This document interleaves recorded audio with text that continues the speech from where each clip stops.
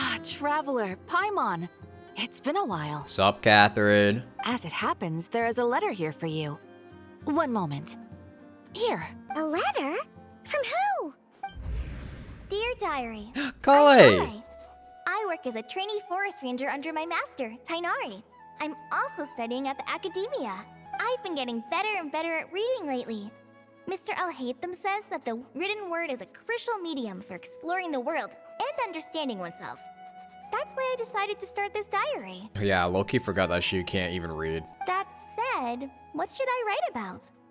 Things are pretty quiet in Sumeru these days. Life is good. Every day is a fulfilling and happy one. Life is good. When I think back to the days when I suffered from Elazar, or way back to when I was injected with God remains, I am in a much better place now. I hope it stays that way forever. That damn Dottore. I'll leave it there for now. Master said he'll take me shopping in Sumeru City today, which is great because I've been meaning to visit the toy seller at the Grand Bazaar for a while now. Ooh. Kale, time to go. Yes, Master!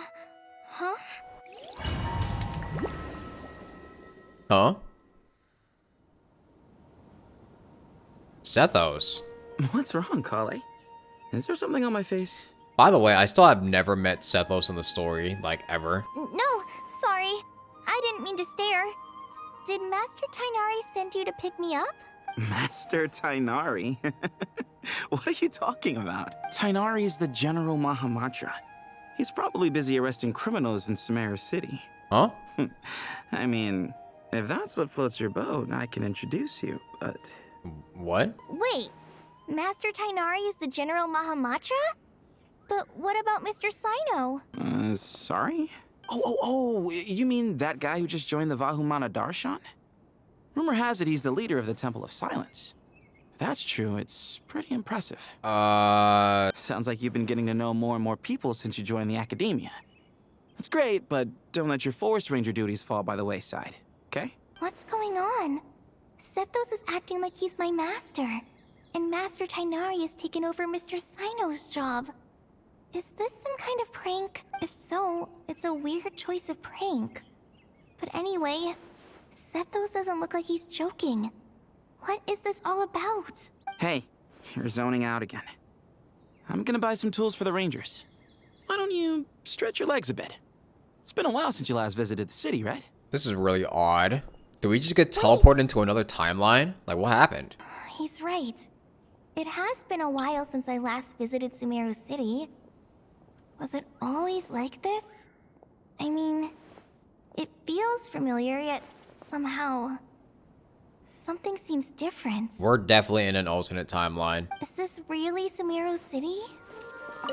How will I ever save enough money to buy that custom-made axe with floral carvings from the blacksmith? What do you need that for? To use as a weapon, of course. As Hussein's secretary, I must ensure his safety. Don't underestimate me just because I'm a homemaker. I used to be a mercenary in the Corps of 30. Really? Peace is precious, but you must always be prepared for the worst. It takes courage to maintain a peaceful life, too. Hello, my name is Hussein. I'm responsible for managing administrative affairs in the Grand Bazaar and Treasure Street. On behalf of the Academia, it's always one thing after another. If only everyone was as good-natured as the great merchant Kaveh Bey. Great merchant Kaveh Bey? What? Kave's a merchant now? When I grow up, I'm gonna join the Eremites and protect Sumeru City. What? I heard that the sage disappears without a trace as soon as he gets off work. It's a little mysterious if you ask me. Bro, what kind of timeline is this? And why did only Kale get teleported into it? Lord Kaveh Bey, did you get a chance to review this month's accounts? Any feedback? You mean the version you sent over a few days ago? Yeah, I took a look when I received it. Kaveh, super wealthy merchant who has it all. Well, he really did take Dory's identity. I was thinking that maybe our profit margin is a little excessive. I visited some of our commercial partners last month. Their earnings are very slim. Are you suggesting that we give up some of our profits for them? Well, since we have more than we need, yes. Making money for its own sake is pointless. Don't worry, I've already planned for it and the numbers look fine. We can adjust the rates starting from next month. Also, about that designer you hired, I've had to revise his proposal 3 times now, but he just doesn't seem to... Let's cut our losses. Pay him his fee and send him on his way. Damn. I'd like you to get Layla on this instead. Layla? She was Cyrus's student, and she designed the Palace of Alcazarzaray. Oh, Seems really? like a much safer choice. Wow. Hmm? Who's sneaking around over there? Mr. Kave? Do you recognize this person, sir? Yes, it's all right. We've met. This is Kale, Sethos' trainee. He brought her along the last time I went for drinks with him. What brings you to the city, Kale? Is your master here too? No, this is all wrong! Why is Mr. Kave saying that too? Tainari is my master, not Sethos. This can't be real. I have to ask someone else. There's gotta be someone else out there who still remembers the truth. Hey, wait! Don't run off! How strange. What's gotten into her today? But wait, is this timeline? It's like everyone switched places.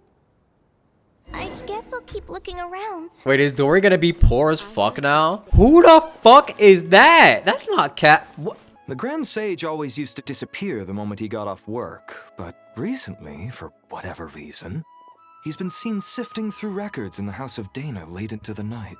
We asked him if there was anything unusual going on, but he answered us with a question of his own. Don't you find it strange that someone with my personality would willingly accept the position of sage? Now this random ass guy is doing the blacksmithing. Hey, bud, can I ask you a favor? Is that alright if I borrow your thesis? Don't worry, I'm not gonna copy your work. I just need it as a reference. I guess that's okay. But if our theses end up sounding too similar, it's gonna be easy for them to spot. Just change around the wording. Make it sound like your own. Yeah, trust me, plagiarism's the last thing on my mind.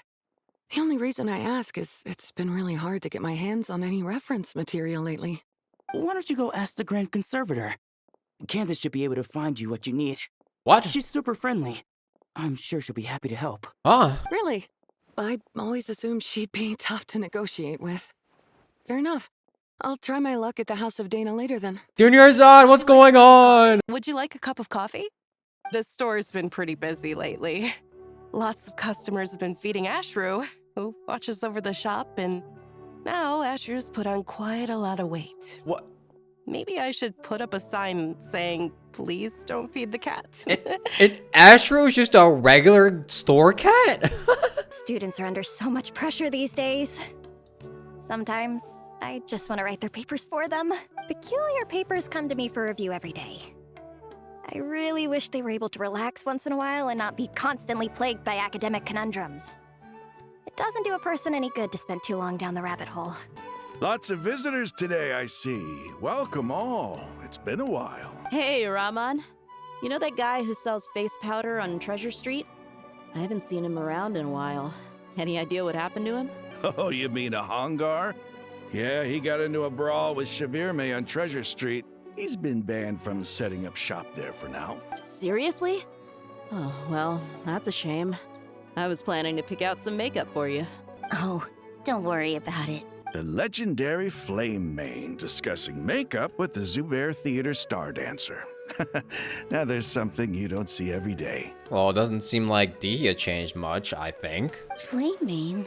You know, I'm not actually sure when people started calling me that. What? Wait, no, what? Maybe the other Eremites thought I needed a fiercer title to scare people off. Dihya, well, Nilu's an Eremite now? What? To be completely honest, I think the title would fit you better than me, Dia. You mean this cinnamon roll is a fucking Eremite now? She's the Flame Mane? You think? Can't say I've never imagined myself as a merc. If I ever give up the dancing, maybe I'll head to the desert and give the Eremite life a try. Oh my god, and Dia's a dancer now. You would? Is that so strange? What kind of timeline is this? Oh, not at all. In fact, I've actually had similar thoughts before. If I ever get tired of sleeping out in the wild, I think I might go look for a job at the Zubair Theater. I've adored the dance of Sub-Zeros ever since the first time I saw you perform it. If the chance ever came up, I'd love to try it out on stage for myself. Really? If our manager Sataria heard you say that, she'd hold you to it. probably grab you by the sleeve and never let you go again. Hey, when that day comes, I'll do your makeup myself. How's that sound? Sure. If the day comes, I'd be honored. I'm what kind of fan fiction am I in right now? Everyone I know, everything I've ever known.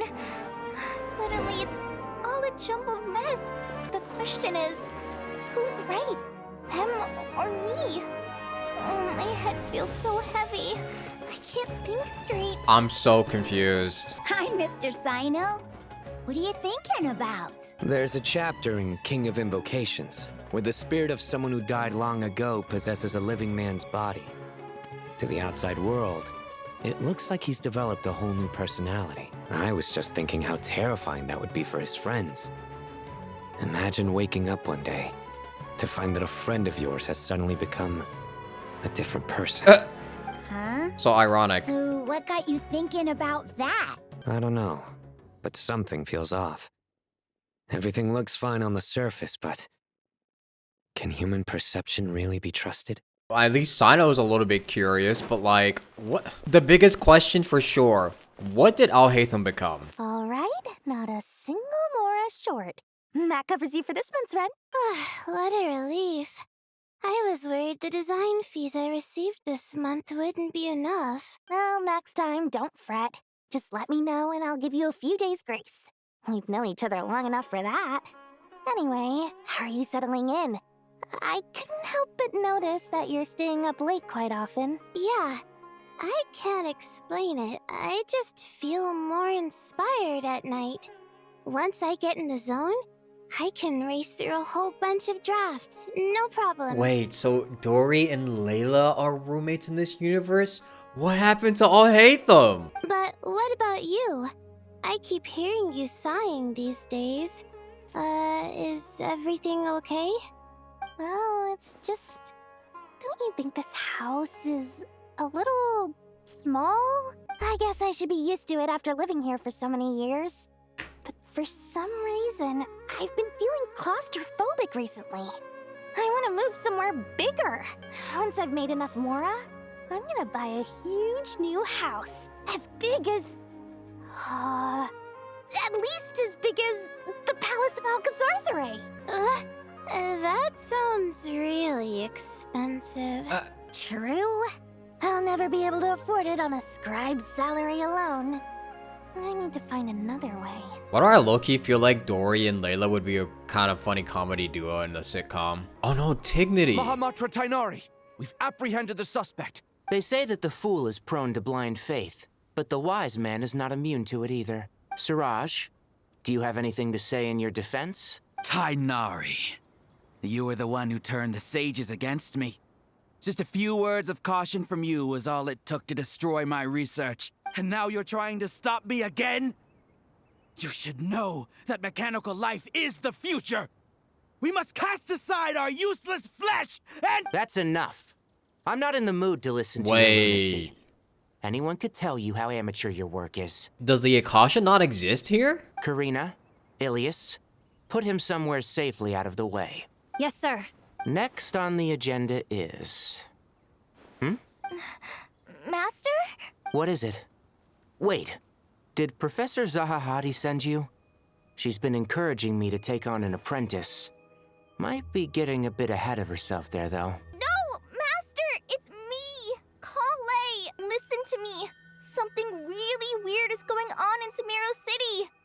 It's like everyone's identities have switched around! You're not the General Mahamatra! You're a Forest Watcher! Just yesterday, we agreed to come to Sumeru City today to go shopping together and— All right, there's no rush. Let's back up a little. Oh my. Your name is Kale, correct?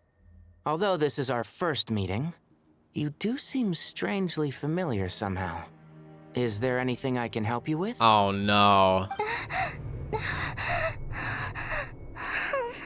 No. Master!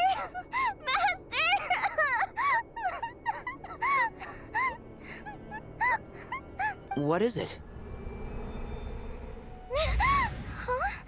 Okay, it was a dream. Oh, thank God. Did you have another nightmare? I've told you before, when you're tired, lay down on your back in bed and get some proper sleep. It's much better for you than napping on your front. Poor posture obstructs your breathing, which can lead to all sorts of weird dreams. Now, we're supposed to go shopping in Sumeru City today, remember? Cheer up. I'll take you to Hushang's. I heard he's got some new toys in stock. Wait, have you guys noticed that there's like a couple new animations they've been using? It's kind of nice. Go wash your face, take some deep breaths, and when you're ready, we'll head out. Okay. Thanks, Master Tainari. So it was just a dream. Thank goodness. And yet, dreams can sometimes be a warning of things that will soon come to pass. Nicole? Who said that? That dream felt unusually real, didn't it? Here's my suggestion. Since you're heading into Sumeru City anyway, you may as well tell Lesser Lord Kusanali about everything that happened. And just to be on the safe side, I think you should also inform your 2 traveler friends who once helped save Sumeru. I'd write them a letter if I were you. Time is short. A storm is coming from beyond the bounds of fate. Good looks, Nicole. Oh no, so that's what that meant? That's what that fucking glitched out screen from the last Archon quest meant? Oh jeez. What a strange situation. No wonder Kale was in such a rush to write us a letter. Imagine waking up one day to find that everything around you has changed. You might not even recognize Paimon anymore. Oh, that's a scary thought. Yeah, what would you even be in another universe? Let's get to Sumeru and find out what the heck is going on. I can't imagine what anything else Paimon would be. As if work and family aren't enough to deal with already. Now they're telling us to move to Caravan Rebot because of renovations? Huh. I bet it's just some vanity project. I don't trust the Dendro Archon, nor any of the sages. Especially not that new Grand Sage, what's his name, Nephis? If you ask me, he's the worst of the bunch. Nephis? Whoa, wait, who the hell is this guy? Daft Punk? Hey, mister. Are you a robot? Shh! Look! He's pretending to be human.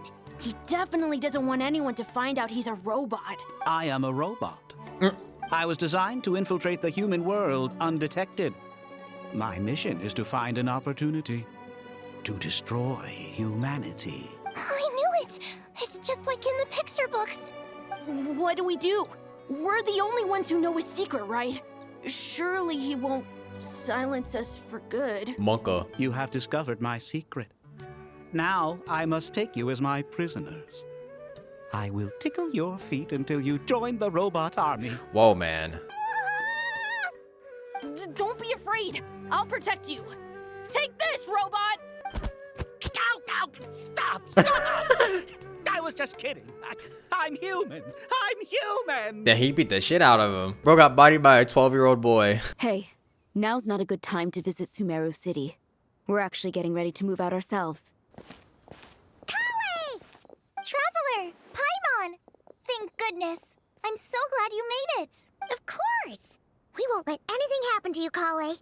So, what's going on in Sumeru City? Looks like lots of people are moving or something. Yeah, I was just gonna say, after I wrote my letter, Master and I went to Sumeru City and told the Dendro Archon everything that I experienced, from start to finish. And what did Nahida say? She was silent at first. It seemed like she was deep in thought.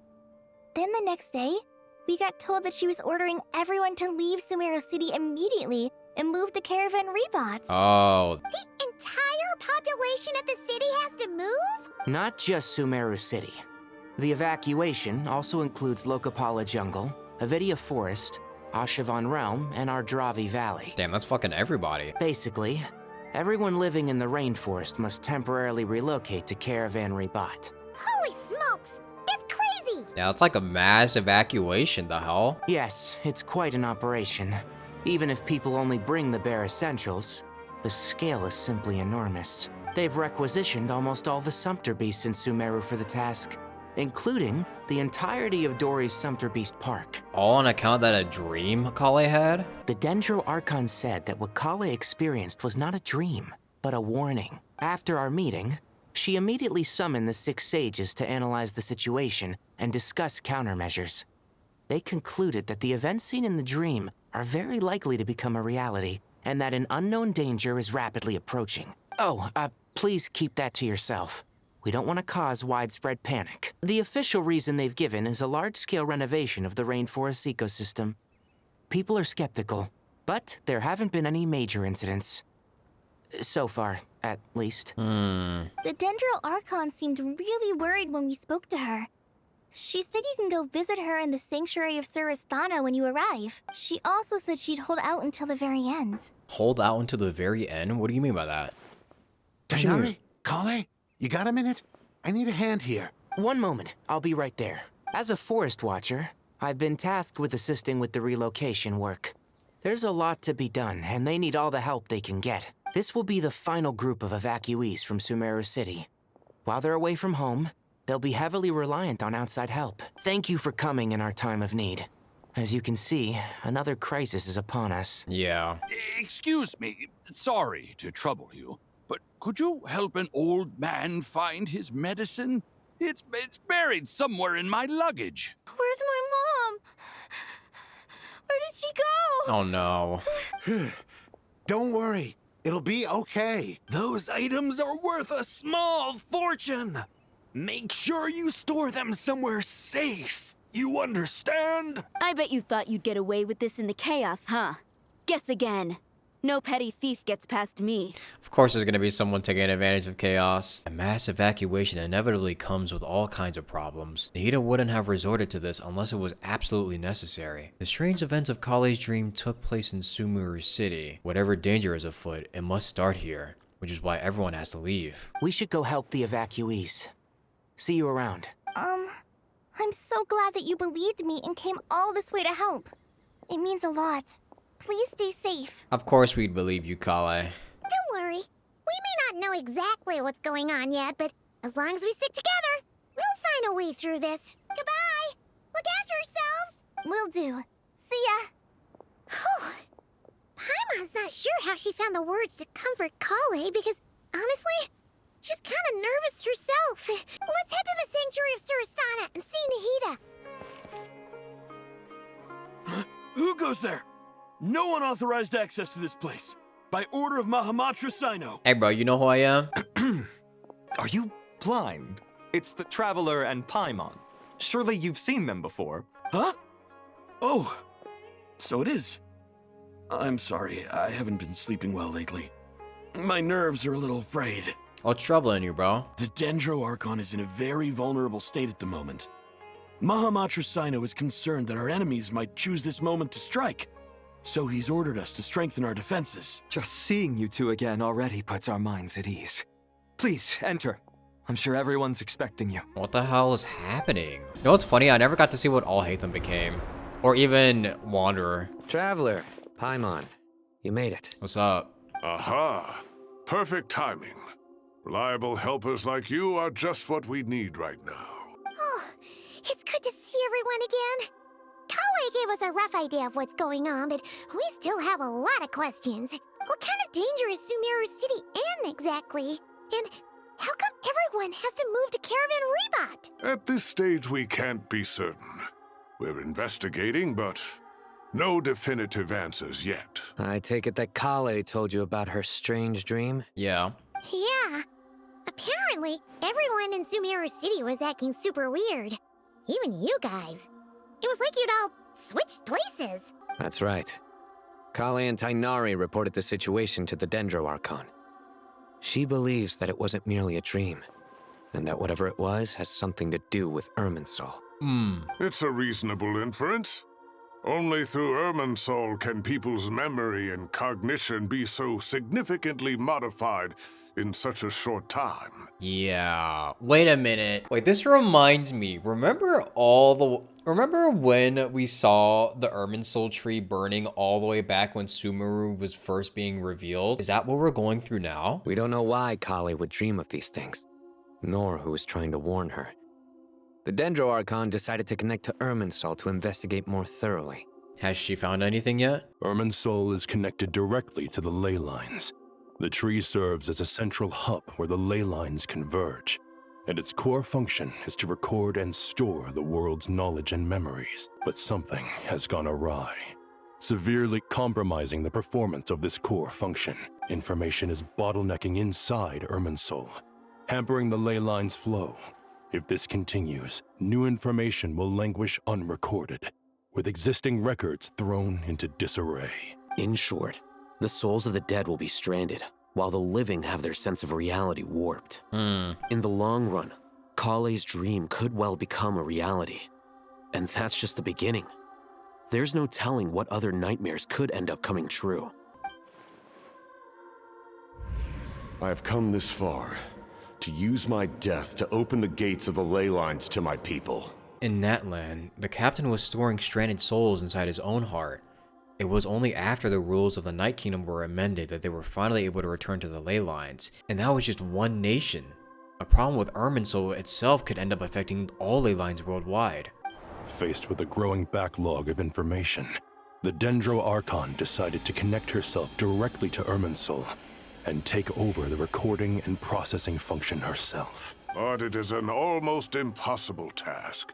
Individual brains aren't equipped to deal with the sheer volume of knowledge and memories involved.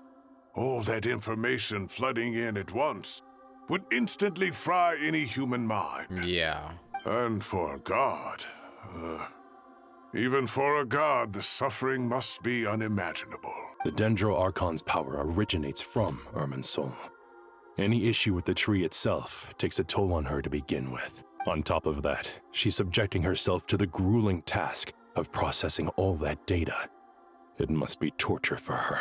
And despite all of this, she is somehow finding the strength to investigate the Irminsul situation from within and send us her findings. I finished analyzing the latest data. Looks like our working theory was wrong. There's no signs of Irminsul having been attacked from the outside. So it's internal then? Some sort of disease, perhaps? No. I've spent half my life studying the ley lines. If Irminsul malfunctioned this easily, the world would have met its end long ago. Yeah. Sino? What is it? Not long ago, I got a tip from the Core of 30 that a large number of unidentified merchant caravans had recently been spotted entering Sumeru through Beta Harbor. At first, I suspected that they might have something to do with all this, so I sent some people to investigate. But if Irminsul wasn't attacked from the outside... Don't you think there are more important things to worry about right now than guessing who's behind all this? I mean, we could do both at the same time. It's been over 12 hours with no new intel. If even the Keeper of Irminsul is this badly affected, you can imagine how bad things are in there. Yeah, not wrong. Oh, shit. Dendro Archon. Nahida! What's wrong? Her breathing is weak, and her elemental energy levels are dangerously low. Looks like it's time to move to the backup plan. What's the backup plan? Get out of the city and take the Dendro Archon with us. Oh, jeez. The entrance to Irminsul is directly beneath the sanctuary of Surasthana. That means this is ground zero if anything goes wrong. Yeah. The Dendro Archon has a very strong connection to Irminsul. But theoretically, this connection should grow weaker with distance. Under normal circumstances, she can unleash her full power here. But with Irminsul out of control, our first priority is to get her away from here. Yeah. The situation is critical. There's no time to deliberate. Everyone in agreement? I'll deal with it. I'll also let the Matra and the Core of 30 know to start evacuating. Dang, everything went bad really quick. What the fuck? Let's go. No sense grieving when there's nothing more we can do. Agreed.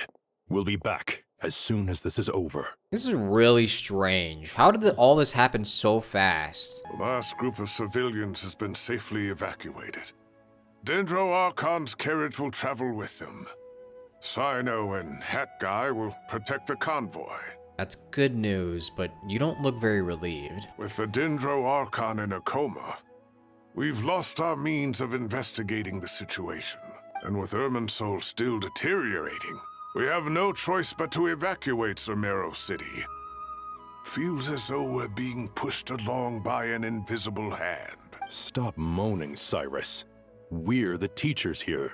We should be showing a little more confidence, don't you think? I mean, I don't fucking blame him, because, like, what the hell are we supposed to do? A wise judgment. Let's move out to Caravan Rebot. If Nahida's already passed out and in a coma? Sir, all units are in position. It's a little troubling. Good. Everything is going to plan. Interfering with Sumeru City is a necessary step, so do not hesitate. The Irminsul situation will not harm you. Oh my god, it's another Fatui member. We need to speed things up here, too. We don't want to keep our client waiting, do we? Wait, this voice is very familiar. Is this who I think it is? No, sir. You have my word. Everything will be completed on schedule. Oh, this definitely... Okay, yeah, I see the hair. It definitely is him. I see the jewelry from the glasses and the hair. Yeah, it's definitely him. They say that fervent ambition attracts the favor of the gods, and with it, a vision. But we appear to be the exception. So, is our ambition not strong enough? Or does it threaten the very foundations of this world? That guy! What? Nothing. You just looked like you were lost in thought there. Do you have any ideas about what's going on? From what I know about Irminsul, the system doesn't break down that easily. I don't have the faintest idea who could have done this. Actually, one name did cross my mind. But, he's already dead. Are we sure about that? So, can I assume that this period of time away won't count as part of the rental period? Maybe we should deduct it from next month's payment. Sure. Oh. Great! Wait, why are you suddenly being so reasonable? What's the catch? I'm always reasonable with rental payments. Like the time I refused to let you use that wine you brought home as collateral. That was a perfectly fair request, and you know it! Everyone runs low on funds now and then, don't they? And that bottle of wine wasn't cheap. You ought to be thanking me. Anyway, Sumeru City should be empty by now, right? With no one at home, I've been worried about security. I'm worried about burglars. What would they steal? That new scroll you bought? Hey, what about his, like, blueprints? Ah! I'd almost forgotten about that. Oh, I only went and hung it up in the most conspicuous spot in the house. If anyone breaks in, it'll be the first thing they see. Well, no one but you gave it a second look while it was on display in the shop. Damn. I doubt anyone would go out of their way to steal it. You say that, but what if there's a thief out there who shares my aesthetic taste? Exactly. Then you can only hope he shares your taste in expensive wine as well. Always worth having some collateral. Alright, dude. You! These two are the same as ever. Keep your eyes peeled. It's down to us to maintain order at this time. This is a direct command from the Mahamata. Everyone stay vigilant. We cannot allow bad actors to take advantage of the chaos. Take this medicine and get some rest. Long journeys are fatiguing at the best of times, and it's taken a toll on your health. Please focus on recovering for the next couple of days. Got it. Thank you. The hell is that? The hell is this thing? How is the Dendro Archon? Her breathing is steady. I prepared some therapeutic incense for her, but it hasn't had much effect. Her vitals are still very weak.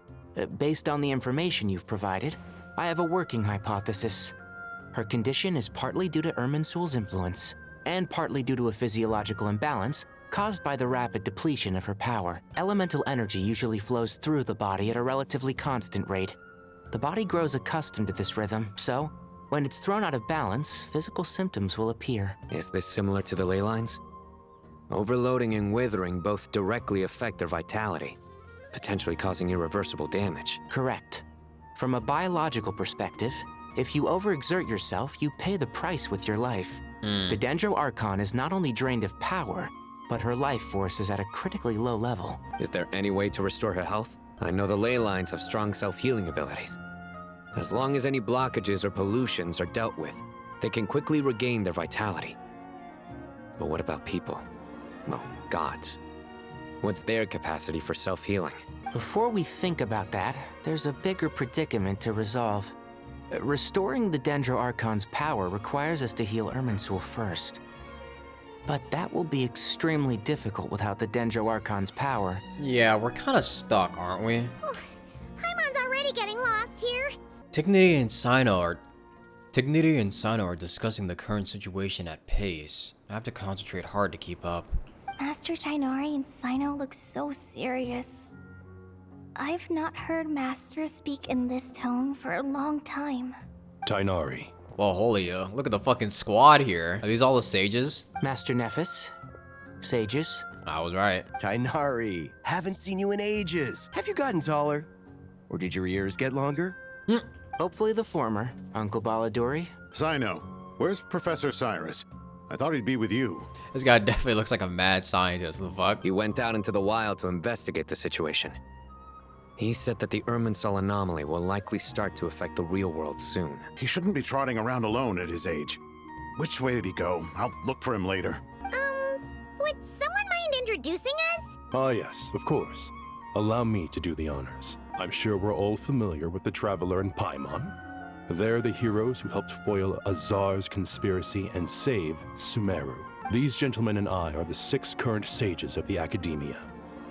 Balduri and I are part of the Old Guard, while the other 4 took office after Azar and his clique fell from power. Oh. We have Sage Alkindi of the Spantamad Darshan, Sage Farnas of Kasharawar, Rataoist Sage Shakir, and finally Harabatot Sage Rusht.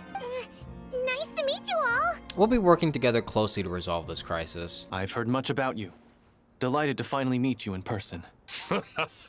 You're younger than I imagined for someone with the power to stand up to fate itself. Thank you for lending your aid to Sumeru once more. I only look young, bro. Once we're on the other side of this, could we get a photo together? My daughter has a friend named Isak. He's always talking about you two. Yeah, no problem, bro. Of course! No true hero would deny a child their wish. Back to business. So with the Dendro Archon currently in a coma, the people have taken temporary refuge at Caravan Rebot. But they cannot stay here forever. We need to come up with a plan as soon as possible. Fernas, any thoughts? Well, firstly, having reviewed the data, I'm inclined to agree with your assessment. This doesn't look like an attack on Irminsul from the outside. Rather, it resembles a malfunctioning machine. Calculations going haywire and sparks flying. That being said, before we consider how to fix it, we need to understand precisely what has gone wrong. Furthermore, we somehow need to ascertain this without relying on the Dendro Archon's power. How do we do that? We have no direct access to Irminsul.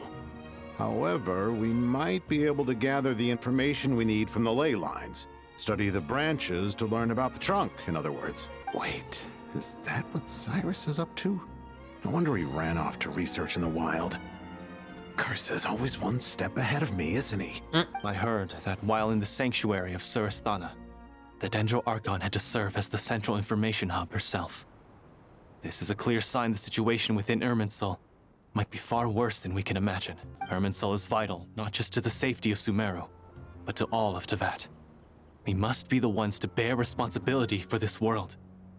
To be on the safe side, I think we need to consider some backup plans. Are you saying we should consider a scenario in which Irminsul is completely destroyed? How do you even prepare for something like that? I'm merely pointing out that the possibility exists. If that actually happens, like genuinely, how do you even deal with the fallout from that? You have a valid point. But until worst comes to worst, I believe we should focus our efforts on resolving the Irminsul anomaly and helping it recover. Kale, I understand that you were the first to foresee this crisis. If it's all right, I'd like to talk with you about it in more detail. Of course. But even I don't know how I came to have that dream. If there are no signs of external damage, could it be a stress fracture? Metals tend to suffer from this issue with long-term use. And Irminsul has existed for centuries, after all. It's possible, but surely a stress fracture would be more likely to cause a complete shutdown rather than chaos. Sages, General Mahamatra, sorry to interrupt, but something has come up. What happened? I'm scared. Some citizens didn't believe that Sumeru City was really in any danger. They slipped away and hid during the relocation, intending to return home. Oh my god, bruh. How many people are we talking? About a dozen. Sakura found them while on patrol, but they appeared to be suffering from psychosis. For whatever reason, they were trying to kill each other. Huh? By the time we arrived, there were only 2 survivors. One was unconscious from their injuries. The other tried to attack us, but was subdued. Where did this happen? Near Yasna Monument. That's not far from Caravan Rebot. Oh, shit. Master. I know. The Irminsul anomaly is beginning to have effects in the world. I didn't expect it to spread to Yasna Monument so soon. It almost feels like we're being chased relentlessly, with no time to catch our breath. Sir Cyrus said the same thing. He sent me back to report in, while he continues investigating. I'll go join him. We'll come with you. Count me in too. Don't let my age fool you, I can still fend for myself. Very well. Meanwhile, the rest of us will continue discussing our next steps. Get back soon. Take care of yourselves. It's getting dangerous out there. I thought we'd be safer once we got to Caravan Rebot. If the Irminsul anomaly's sphere of influence continues to expand, our only option will be to move into the desert, to Aru village. We should check if they can accommodate so many people. I don't think they could accommodate that many people. Essential supplies will also become an issue. We were only able to relocate here so quickly because Caravan Rebot is well stocked. If we move to the desert, we'll need to carefully calculate how much food and water to bring. Don't be nervous, Kale. I just wanted to ask, have you ever had similar dreams to this one before? Similar how? Dreams so vivid, they seem real. Filled with strange or dangerous things that you cannot explain. Let me think. There was one time, I don't remember it very clearly, but I saw fire. Fire? Yup. Yeah. I wish I could give you more details, but all I remember is fire everywhere. From the sky to the ground, everything was burning. The heat was unbearable, and ashes were blowing in the wind. Yup, that's what we saw. I doubt this dream was a mere coincidence. Perhaps it was some kind of prophecy? And yet, you've never studied astrology. I'm at a loss to explain it. Thank you for everything, Tainari. Don't worry about me. I'm fine.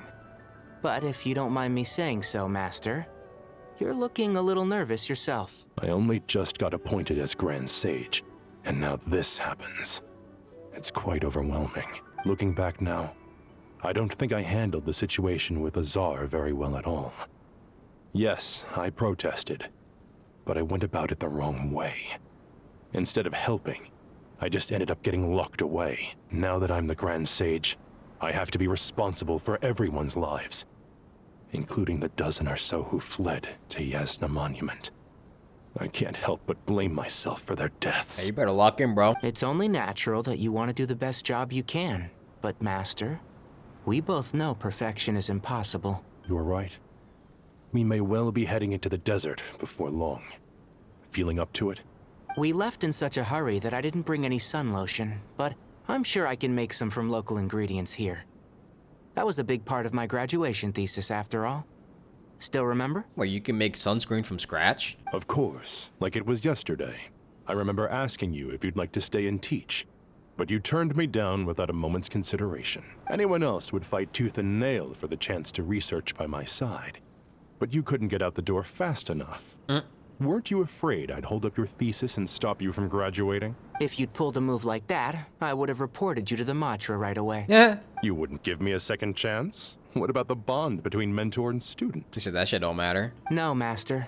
I would not sit by and watch you go astray. Very good. Then I taught you well. What about Nilu and Doria? Have they already relocated? I didn't get to see them. Please, don't go any further. As you get closer to Sumeru City, there's no knowing what dangers you might encounter. So this is our mentally disturbed man? I'm going to gut you all!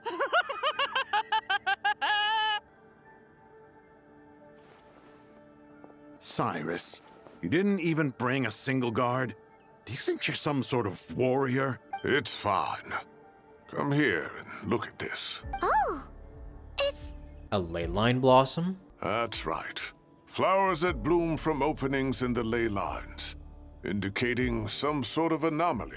I don't believe I've ever seen a color like this before. And why the fuck is it blue? Did you discover it nearby? Not just here. Way over there, too. They're everywhere.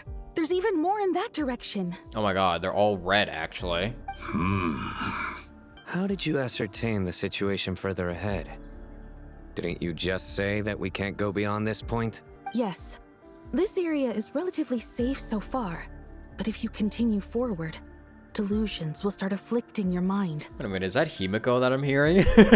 However, some vision-bearing mercenaries were able to maintain their sanity a little better. They're the ones who brought back news from further afield. Sino, do you remember the class I taught on dissecting ley line blossoms? I do, Professor. I received full marks in that course. Good. After all these years, it's time to put that knowledge into practice.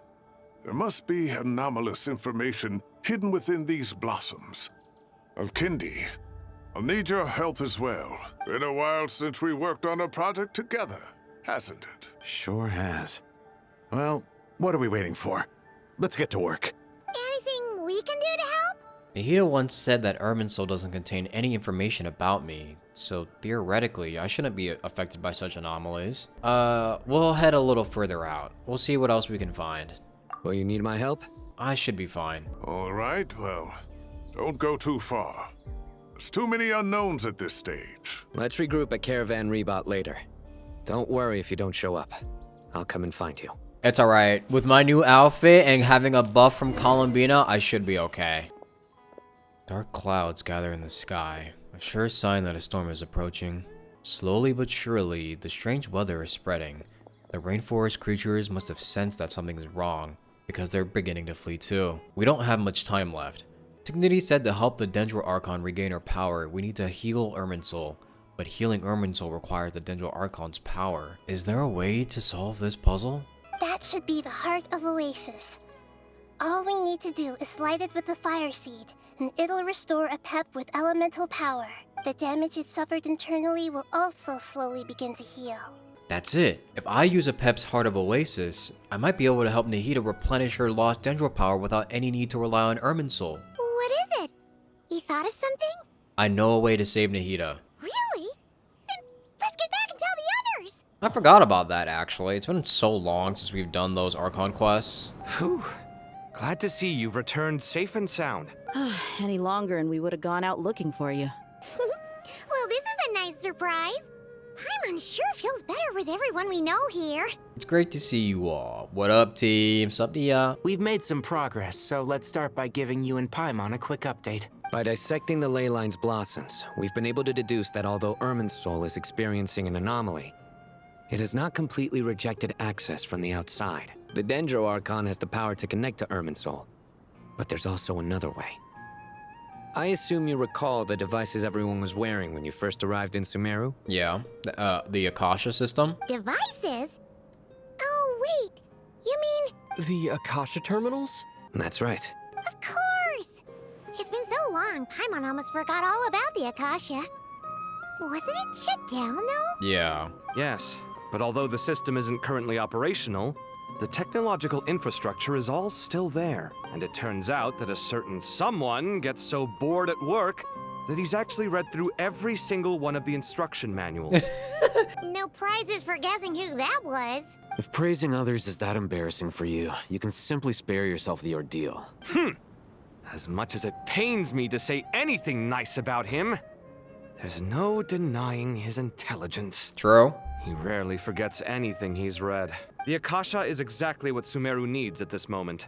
Between us, we should have all the knowledge and expertise we need to get it up and running again. But if I recall correctly, doesn't the Akasha need a Gnosis to function? That's exactly right. The Akasha relies on the Gnosis as a power source, and in its absence, we'll need to find an alternative. To tackle this problem, it looks like we'll be relocating once again. Now where the fuck are we gonna get a fucking another Dendronosis, bruh? Namely, to the Temple of Silence. Ring any bells?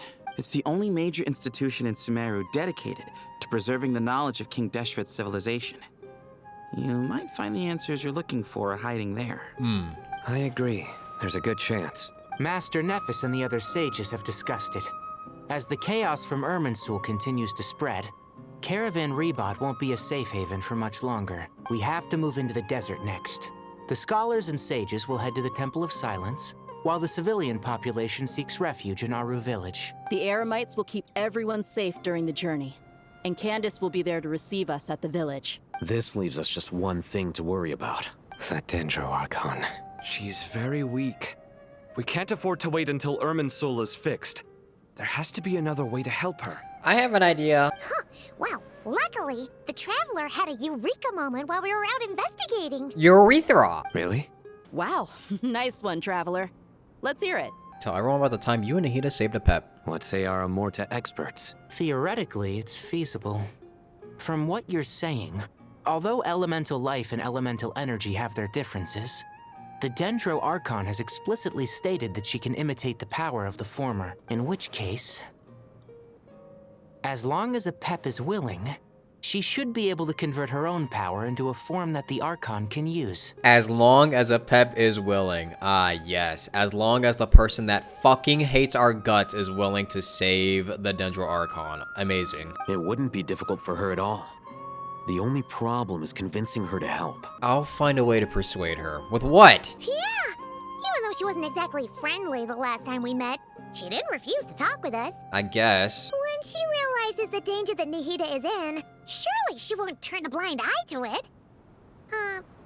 Well, hopefully not. Well, we're really gonna have to bet on a Pep not wanting us to get annihilated. I feel like a Pep would be fine with that. Either way, we're not exactly spoiled for choice here. Hey, it's better than having no options at all. True. I agree. Without Irminsul's aid, the legendary Dendro Dragon Apep may well be the only living thing in Sumeru who can help our Archon recover her power. There's no time to lose. I'll bring this proposal to Master right away. If he and the other sages agree, we'll split into 3 teams. The academics will go to the Temple of Silence to look for a solution to the Akasha problem. The Eremites will escort the civilians safely to Aru village, and the Traveler and Paimon will take the Dendro Archon to see Apep. There's still a long road ahead, and no knowing if we'll make it. But at least we have a direction now. I'll take it over floundering around in confusion. If there are no objections, then let's proceed. But before we adjourn, I would like to leave you all with some parting words. No matter the distance between us, there will always be an invisible force tying us together. May the bonds forged in the past shine bright like stars and open a new path before our feet. Huh. Is that from King of Invocations? No. This one's from King of Invocations, the sequel. What's the difference? The sequel's much cooler. Couldn't agree more. Nerd alert. Well, it was very apropos. Once this is all over, I'll give everyone a copy of King of Invocations and the sequel to show my gratitude. Come on, let's get moving. Tighnari has brought me up to speed. I approve of your plan of action, but we can't proceed with everything right away. The people need to rest. For many of them, this will be their first time in the desert, so we'll need to find additional personnel to help escort them. Dude, how do you live in Sumeru for so long and just never visit the desert? Is it? Well, actually, I know the reason for that, but... You two, please go on ahead with the Dendro Archon. Let's rendezvous at the Temple of Silence later. No problem. We got this. Words can't express my gratitude. So let me just say, I hope everything goes smoothly for all of us. Goodbye for now. All right, let's get going. If Paimon remembers correctly, the last time we saw a Pep was in... Traveler, Paimon. Could I borrow you guys for a moment? It'll only take a second. Sure. Kale, what's the matter? Well, the thing is, Master Tighnari once told me, after you raise a problem, you should think about how to resolve it. But ever since I had that dream, I feel like I haven't been of any help at all. I tried my best to keep up with the conversation, but there was so much new information, I couldn't take it all in. So, I just wanted to ask, do you have any tips for me there? Honestly, I can't give you any tips because I'll be completely real with you. I get lost all the time when I listen to these conversations. Sometimes when I hear dialogue, I just kind of like zone out and pretend I actually listen to something. But I promise it's not on purpose. Sometimes it just happens. Paimon knows exactly how you feel, but fear not, everything you need to know is right here in Paimon's notes. Sumeru chapter. It's got tons of info about all the things we've seen and heard on our adventures. Some parts are a little simplified, but hopefully it all makes sense. You sure kept that one quiet. You see? Being the greatest guide in Tibet isn't just a fancy title. It takes a lot of hard work. Paimon doesn't always understand the things you're talking about with other people. Whenever that happens, she notes down the confusing parts and goes over them in her own time. Sometimes I do that too, but only recently. This is perfect. Could I borrow it? Sure. Matter of fact, you can keep it if you want. Paimon has another copy. The spare copy was originally meant for the traveler. Paimon used to worry that one day he might not need a guide anymore, so she wanted to have a gift for him, in case we ever parted ways. Oh, don't say that. But it doesn't seem so necessary nowadays. We have so many more places to see together. One copy will be enough for both of us. Thank you so much. But still, these are your treasured memories. I think I'll make my own copy and then return the original to you. Anyway, that was all. I won't keep you any longer. Have a safe trip. See you again soon. See ya! Alright, time to bring the Hida to see a Pep. Let's hope that old grouch is in a negotiating mood. Our chances are very low. Actually, never mind. In a Pep size, Nervalet's probably one of those dragons who's grown too close to humankind.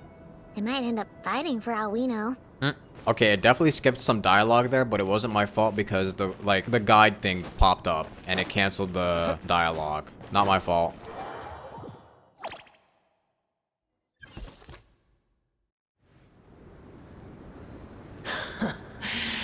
I had a feeling your kind might come calling. What, did you know? The ley lines are in disarray. Something has gone wrong with Irminsul, yes. Yeah. So in case you guys have forgotten, a Pep is a Dendro Dragon Sovereign, a ruler of elemental creatures who stand at the apex of Dendro itself. She is Jane Dendro Dragon, and she hates everybody. I guess we can skip the explanation then. Even from a great distance away, I can sense that Sumeru is headed for destruction. You who took our home from us, prepare to watch as your own world is plunged into oblivion. Oh, how the cycle of history comes to a poetic conclusion. Okay, but think about this. If Irminsul burns and the world goes into chaos, you also die. Thoughts on that? This isn't a joke, Apep. Nahida's in grave danger. Can you please help her? Is she now? Then do explain. For what reason should I lend Boor my assistance? The safety of Sumeru depends on it. The very survival of the world could be at stake, or because you owed a debt of gratitude, and this way you can repay it. She did save your life, basically. Apep, if you truly despise gods and humans so much, well, after the great humiliation of being helped by a god in the past, shouldn't you be jumping at this chance to balance the scales? Now that is a compelling reason. When El Ahmar plotted against me and I was tortured by forbidden knowledge, it was Boor who saved me from agony. And though I regard with shame the pity of my enemies, to receive aid without repaying it would likewise tarnish a dragon's dignity. Right? Oh, tiny Boor, puny humans. Just this once I shall deign to show you the true power of dragonkind. Thank you. Whoa, it's happening again! We're gonna get sucked in! Hold on to me.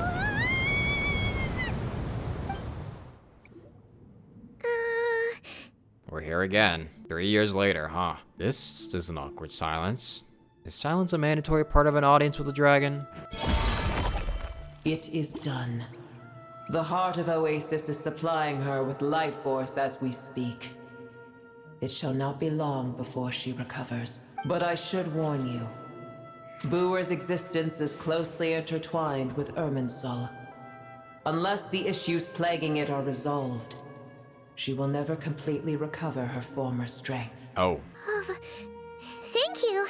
Spare me your words of gratitude. Will giving your power to Nahida affect you in any way? You may also spare me your feigned concern. Oh, I kind of do care. Also, like, we kind of need to know this, you know? Just like last time. It's impossible to have a normal conversation with this dragon. A dragon's sovereign's power is far greater than you can imagine. While I was indeed weakened when the heart of Oasis ran dry, Providing tiny Boer with a morsel of my life force shall have little consequence for me. Okay, good. Oh, good to hear. Look at all the bongo heads. Just like a Pep once said, the elemental life forms who merged with her have now been reborn. The knowledge, memories, and emotions they once had are gone. They're brand new individuals now. And yet, for some reason, they seem drawn to Paimon and me. Ever held in high favor, I see. Oh, well, you know. The compliment was sincere. Simply accept it. Thanks. Come to think of it, I'm curious how a Pep sensed the ley line anomaly from so far away, and immediately guessed that something was wrong with Irminsul. Could she know something that we don't? Do you know much about Irminsul? I did once. That tree was not planted by the heavenly principles. Irminsul existed before they ever arrived in Teyvat. I guess I figured that. What? There was a time when it belonged to Teyvat, to dragonkind. Its appearance and function then differed greatly from today. The ley lines flowed with an abundance of a familiar, primitive form of elemental energy. You may know it as the power of the Light Realm. The heavenly principles usurped and refashioned Irminsul, made it serve humanity, and used it to anchor the fate of the world. Yet in the end, humanity has failed to protect it. Well, heavenly principles, God of gods. It makes me sick. The enmity between your kind and mine can never be bridged. Even so, you still agreed to help us. As things stand today, holding a grudge against you would serve no purpose. But there will come a day when we reclaim this world for ourselves. The opportunity will arise no matter how long we must wait. I can already sense that far away from here, the Hydro Dragon has wrested his authority from the hands of the usurpers. Though we have yet to meet, I know that we are both preparing for our revenge day and night. Does she know? They looked at each other like, does she know? It's probably best if we don't tell a Pep that we're on such good terms with the Hydro Dragon. I hear a great disturbance out there. Huh? What is it? Sandstorms come. The Jinn. I see. What happened? Another calamity approaches. You both seem restless. Another? Let us part ways here. Dude, what the fuck is happening? Boer is safe with me. Once she has recovered, I shall return her to your side. Oh, thanks again. Take care, alright? I told you already I have no need of your feigned concern. Oh my god, just accept it, bruh. There she goes again. We've done what we came here for. Time to check out what's going on out there. Nahida? You're awake! Are you okay? Cease your interrogation. Yes, she awoke for a brief moment, but she has now lost consciousness again. Take it. We shall talk more at another time. The statues of the gods hang inverted from the heavens, but one alone is unique among them. The location is... Remember, tell no one. What do those letters spell? Mondstadt? No, it can't be Mondstadt. Leeway is too short for this. Is this Inazuma? Inazuma kind of fits it. I don't know if we're gonna be going all the way over to Inazuma for this. The moment I touched the key Nahida handed over, a mysterious piece of information appeared in my mind. I don't know what it means, nor how to decipher it, but I will firmly commit it to memory. This must be incredibly important information. I don't know why Nahida would keep it a secret from everyone, but it's probably best that I do the same for now. Where the heck are we? Did you just dump us in the middle of nowhere? Wait. No. Paimon remembers now. The Temple of Silence is over that way. Come on, let's go find the others.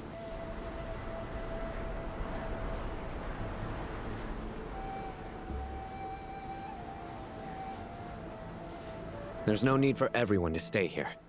I'll protect the sages. The rest of you, return to Aru village. Yes, Mahamatra Sino. Sino! What's going on? You're back.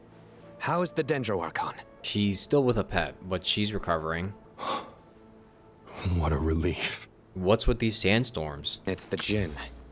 Countless Jinn have stirred up violent sandstorms across the desert, blocking our path to the Temple of Silence. Oh, awesome. The Jinn were familiars created by the goddess of flowers, Nabu Malikata, for herself. After her passing, they pledged their loyalty to King Deshret, until his civilization too was swept away by the storms. As a legendary race, they live on in the tales and songs of the desert people. And even now, their kin may still be encountered amid the sands. Tainari and Kale have returned to Aru village to help. The Jinn are being highly aggressive, so both the village and the merchant caravans require protection. It's just one thing after another. Where did all of them come from anyway? In all my trips to the desert, I've never seen anything like this before. As I see it, the only possible candidate is Gurabad. Gurabad? The city of Gurabad is the royal captain of a mortal kingdom that once stood above the Great Red Sand. Under the rule of successive gilded dynasties, it was destroyed and rebuilt time and time again, bearing witness to the rise and fall of King Deshret's civilization, until it was finally swallowed by the sands along with Aramite leaders. To this day, many fables and legends about it still circulate throughout Sumeru, the most famous being the tale of Shuruye and Shirin. Baladuri could explain in more detail if he were here. All I know is a rumor I've heard about from previous trips to the desert. Supposedly, a great number of dormant Jinn lie sealed beneath that city. Jinn from Gurabad, huh? A familiar figure comes to my eye. Yeah, I knew they were gonna bring up this motherfucker. Gurabad is, for me, a fated land.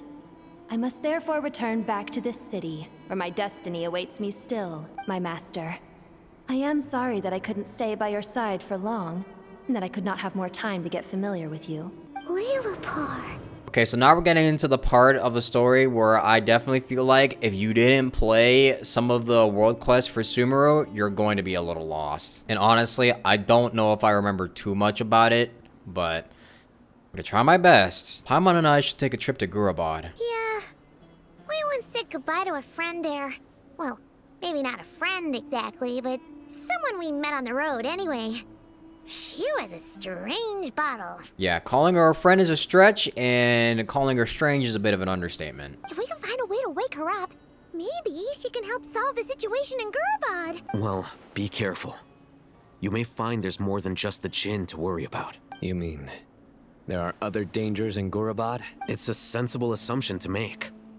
The moment we arrived in Caravan Rebad, the Irminsul anomaly started spreading in that direction. Now we've moved to the desert, and suddenly we're plagued by Jinn and sandstorms. So they basically know that we're moving around, and they're trying to catch us. To call it a coincidence would be a stretch. Don't worry, we've gotten a lot stronger since our last stint in Sumeru. Ah! When did they show up? It appears the monsters native to the desert have been stirred by the Jinn's activity.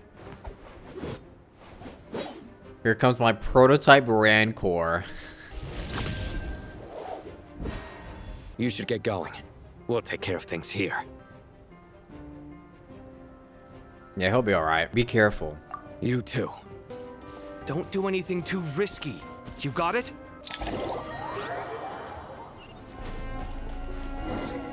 The Jinn are swarming out of Gurabad. Looks like Alabama was right. Let's get inside and see what's going on. This is one of the only few times that Sino will actually be useful for me. Better use them wisely here. They just keep coming. How many of these things are there? Oh, what? Never keep them around. Let's just head further inside for now. Target spotted! All units at the ready. Why are there so many people? Fatui? What are the Fatui doing here? This place is a stronghold. Are they the ones behind all this? Oh my goodness! Fighting Jinn with one hand and Fatui with the other? This is pure chaos. Bro, what the fuck? We're just gonna move. We gotta move, dude. Dude, there was so much happening there. That was a bit crazy. See that strange machine? Paimon has a sneaking suspicion that that's the thing wrecking Gurabad and setting all those dangerous Jinn free. The target has reached the core zone. Requesting backup. Repeat, requesting backup. Backup en route. Stop him at all costs. This hunk of Jinn's gone kaput. Now we can finally... It seems my subordinates failed to stop you in your tracks. Oh, jeez. Apologies, sir. Oh, no. There is no need to apologize. You did well to hold your ground against such a powerful adversary for as long as you did. I must commend your courage and perseverance. So, you're in charge here, huh? First the problems with Irminsul, now this mess in Gurabad? Are you the ones responsible for all this? I'm afraid I cannot answer that. I assume you aren't naive enough to expect answers from an enemy. This guy is so snooty! Paimon, I think we might be in a little bit of trouble here. However you want to spin it, you're clearly involved in this somehow. So you can either start talking, or we'll have to make you talk. Choose your words wisely, Paimon. Traveler? What's wrong? Something seems unusual about him. Is he trying to provoke us? This feels like a trap. Judging by the tents and the supplies, there must be many more Fatui stationed here than the few we saw on the way in. Where are the rest? You're remarkably calm. Some would act more rashly upon finding the ringleader all alone. But you keep your cool.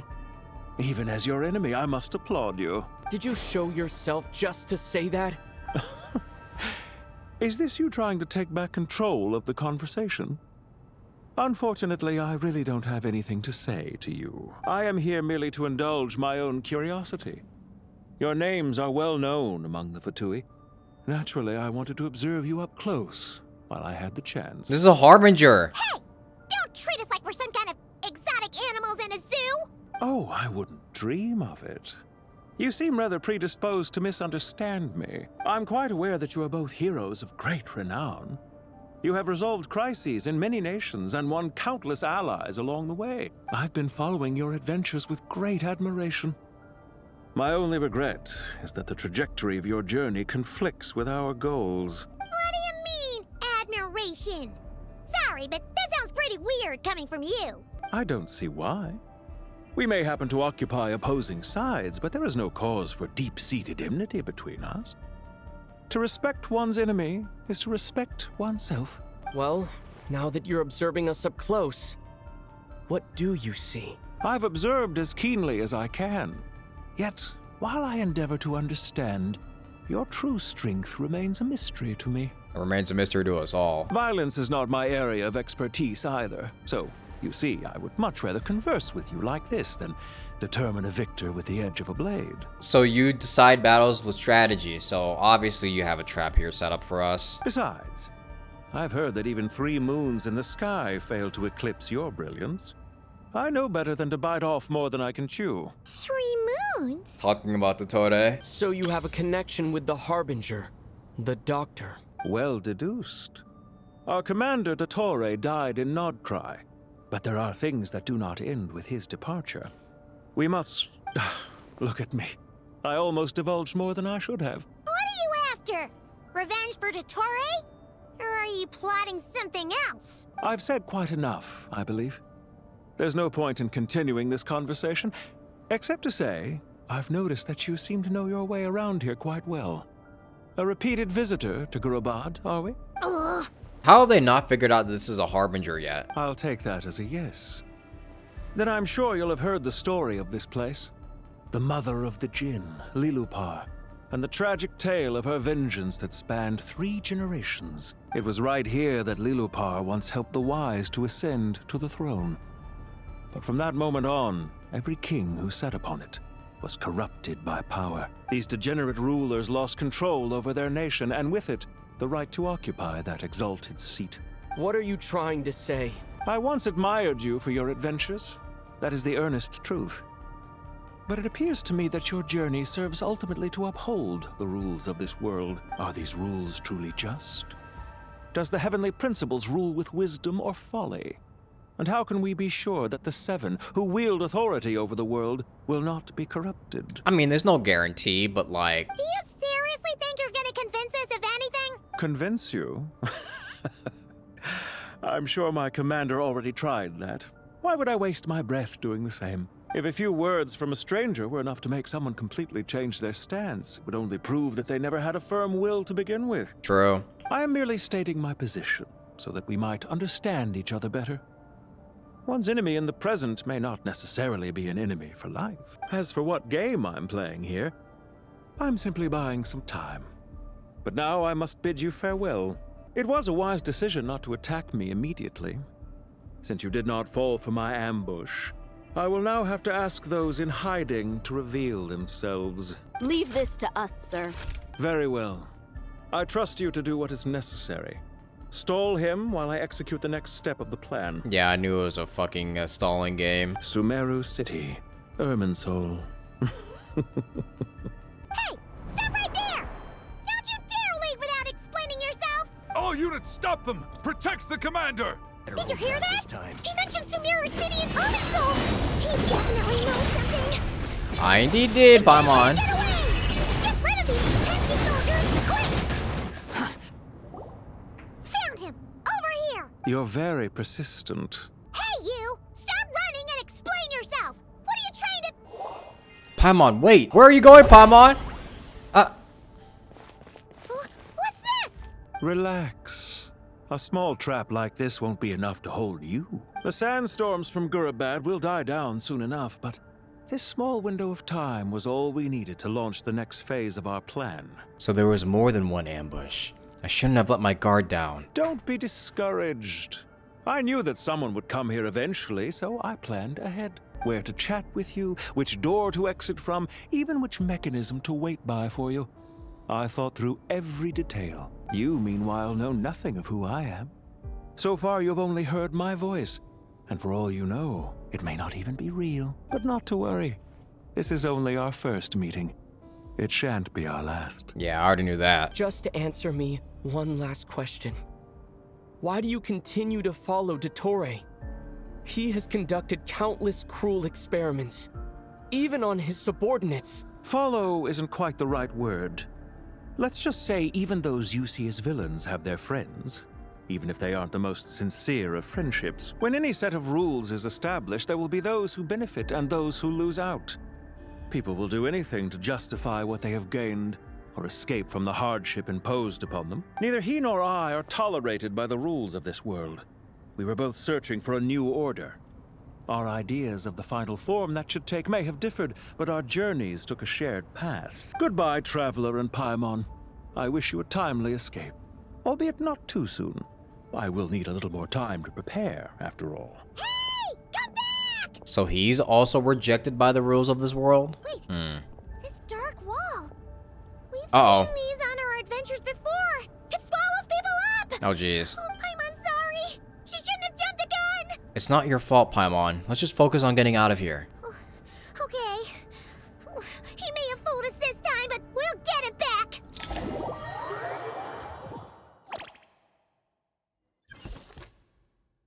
Sino and his team are guarding the north. We'll take this side. There's so many Jin. We can't let them get into Aru Village. Don't fret. I am well prepared for this situation. What do you got up your sleeve, Dory? Huh. So you have a solution? Perhaps you're unaware that I have a trusty genie partner of my own, Plumpy. If I send her to negotiate with the others, this whole thing will be resolved before you can say Mora. Off you go, Plumpy.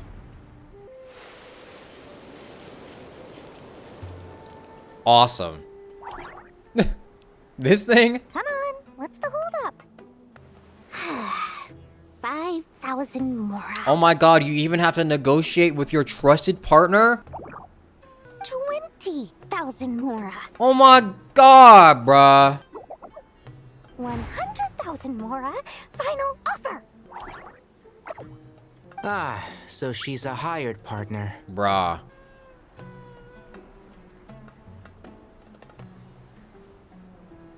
Hired partners are reliable too. Plumpy here is a highly skilled negotiator. You'll see. Just a few words from her and... A few words?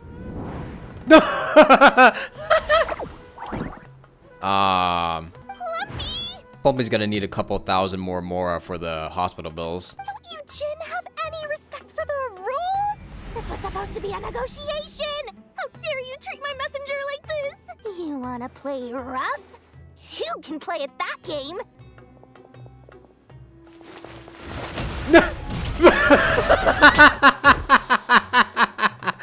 Why'd they wobble cobble her ass?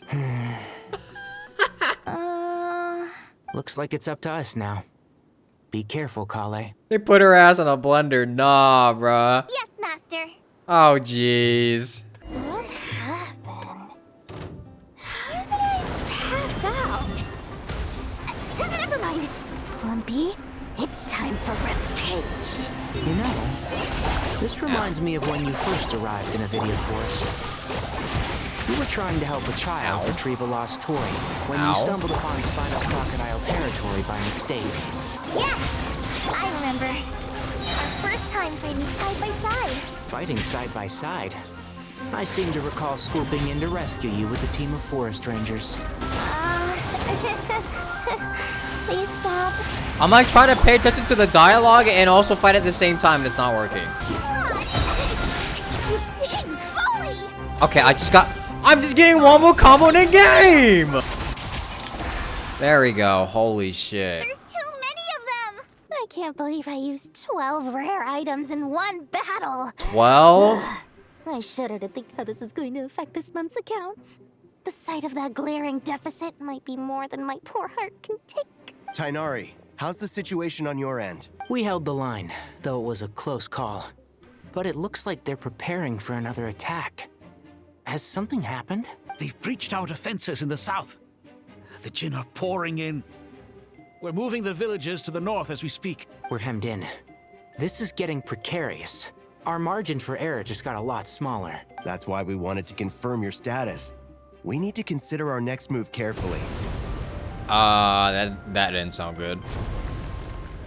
Bad news! Another line of defense has been breached. Kale, go with them and assess the situation.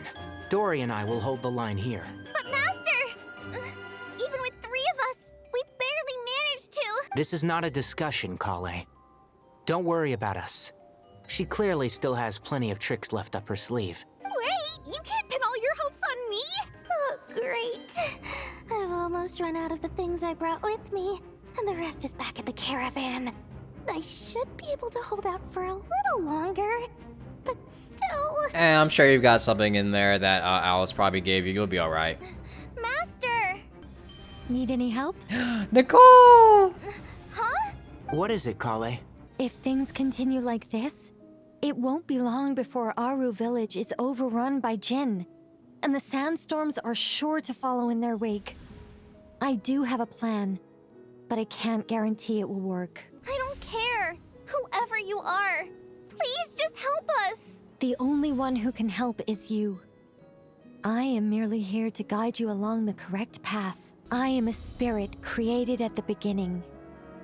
I am a flickering illusion. I am the shimmering light that flows from the eyes of the Creator. What do you mean? It doesn't matter. You don't need to understand it. Just repeat after me, one line at a time. Watch out! Jinn incoming! I am a spirit created at the beginning. Here goes nothing. I am a spirit created at the beginning. I am a flickering illusion. I am a flickering illusion. What's wrong, Plumpy? I've never seen you so agitated before. But how do you... Do you know what Kale is reciting? I am the shimmering light that flows from the eyes of the Creator.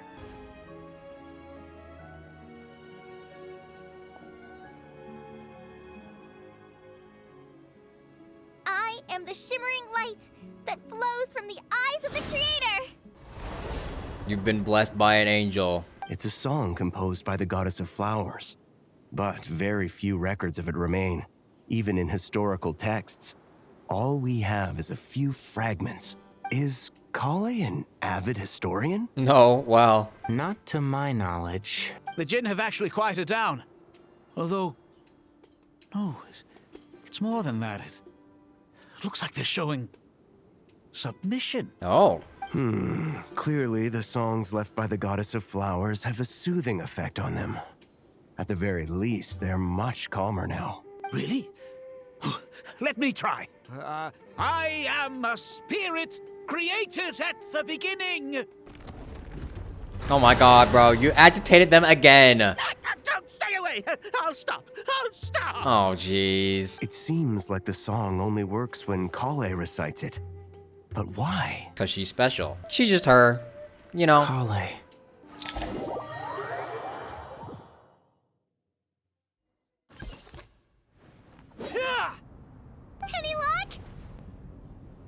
The only way out of here is by brute force. But too much force and the entire ruins might collapse. The mechanism is right outside. Maybe there's a way to... When I heard that loud rumbling in the distance, I thought the shifting sands had bust open the gates to some ancient treasure vault. Turns out it was just you guys. Ooh? Huh? Wait, that sounds like... It's been a long while. Did you miss me? It's Yet! And Ben! Let's save the catching up for later. First, I gotta get you guys out of there. This should be the right mechanism. Ben, can you handle it?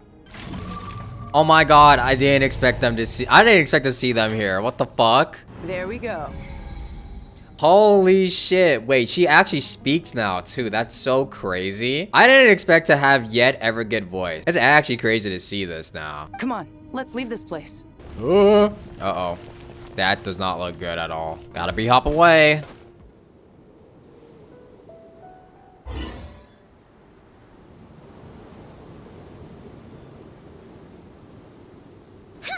Those Fatui sure made themselves scarce. It's like they were never here. The Fatui? They came to the desert again? Yep. No idea what they're planning this time. They were being very coy about it. How have you been, Jet? Well, since we last met, I've started my own band of mercs. We've actually made quite a name for ourselves. Really? Oh, yeah. On a slightly different note, I have some good news. I finally took care of Masaira. Not much to write home about. It was just another day. Found his hideout. Dragged him out of his cozy little bed. And did you kill him? He tried to talk me into seeing his point of view, as usual. But I'm way past that by now. There was nothing he could say to save his life. Yep, I figured so. Remember to wipe the blood off your hands. What about you guys? Bet you'd forgotten all about me and Ben, huh? Of course not! We're super duper best friends! I mean, it's been a while since I've played her World Quest. How long ago was that? Holy shit. Wow. Sounds like I should make time to visit some other nations too. Anyway, what brings you to Gurabad? Oh, right. Paimon almost forgot. We're here to look for Lilupar. Yeah, we're looking for the bottle that was racist towards you. Oh, that bottle? Yeah! We need her power to calm the Jinn and stop the sandstorms. Here's hoping we actually manage to find her, after all the trouble we've been through. Surely, with everything's been going on in Gurabad, she must have woken up, right? Only one way to find out. Let's see. She should be around here somewhere. I think I see her. Look at her pathetic ass singing in a fucking little pond, bruh. Lilupar! What a long dream that was. It's been a while, my master. Oh, and you're here too, little wildcat. The four of us back together again. Imagine that. How have you been? After we last parted ways, I merged with the land beneath Gurabad to suppress the dark calamity stirring in the depths. It rekindled the flame of vengeance within the Jinn, depriving Gurabad of any hope of peace. I fought against it for a long time, until one day, I sensed a change in a foreign land to the west. Suddenly, the pitch-black abyss fell silent. A foreign land to the west. Could she mean Natlan? Gurabad isn't far from there. Did the abyssal presence beneath this city fall silent when we defeated Gasoithoth? Once satisfied that that dark power could no longer bewitch the Jinn, I too fell into a deep slumber, from which I have only now awoken. Why have you returned to Gurabad, my master? And why is my sand-swept homeland in disarray once more? Well, basically, Sumeru's in danger and a lot of our friends are affected. Some bad guys messed around with Irminsul, and now they've released the Jinn in here. We managed to chase off the culprits, but we have no idea how to seal this place back up and stop the sandstorms. Child's play. I shall quell the Jinn and scatter the storms. Thank you, Lilupar. No need to thank me, my master. I have granted many wishes in my time, and this was the most trivial of them all. Oh, thanks, I guess.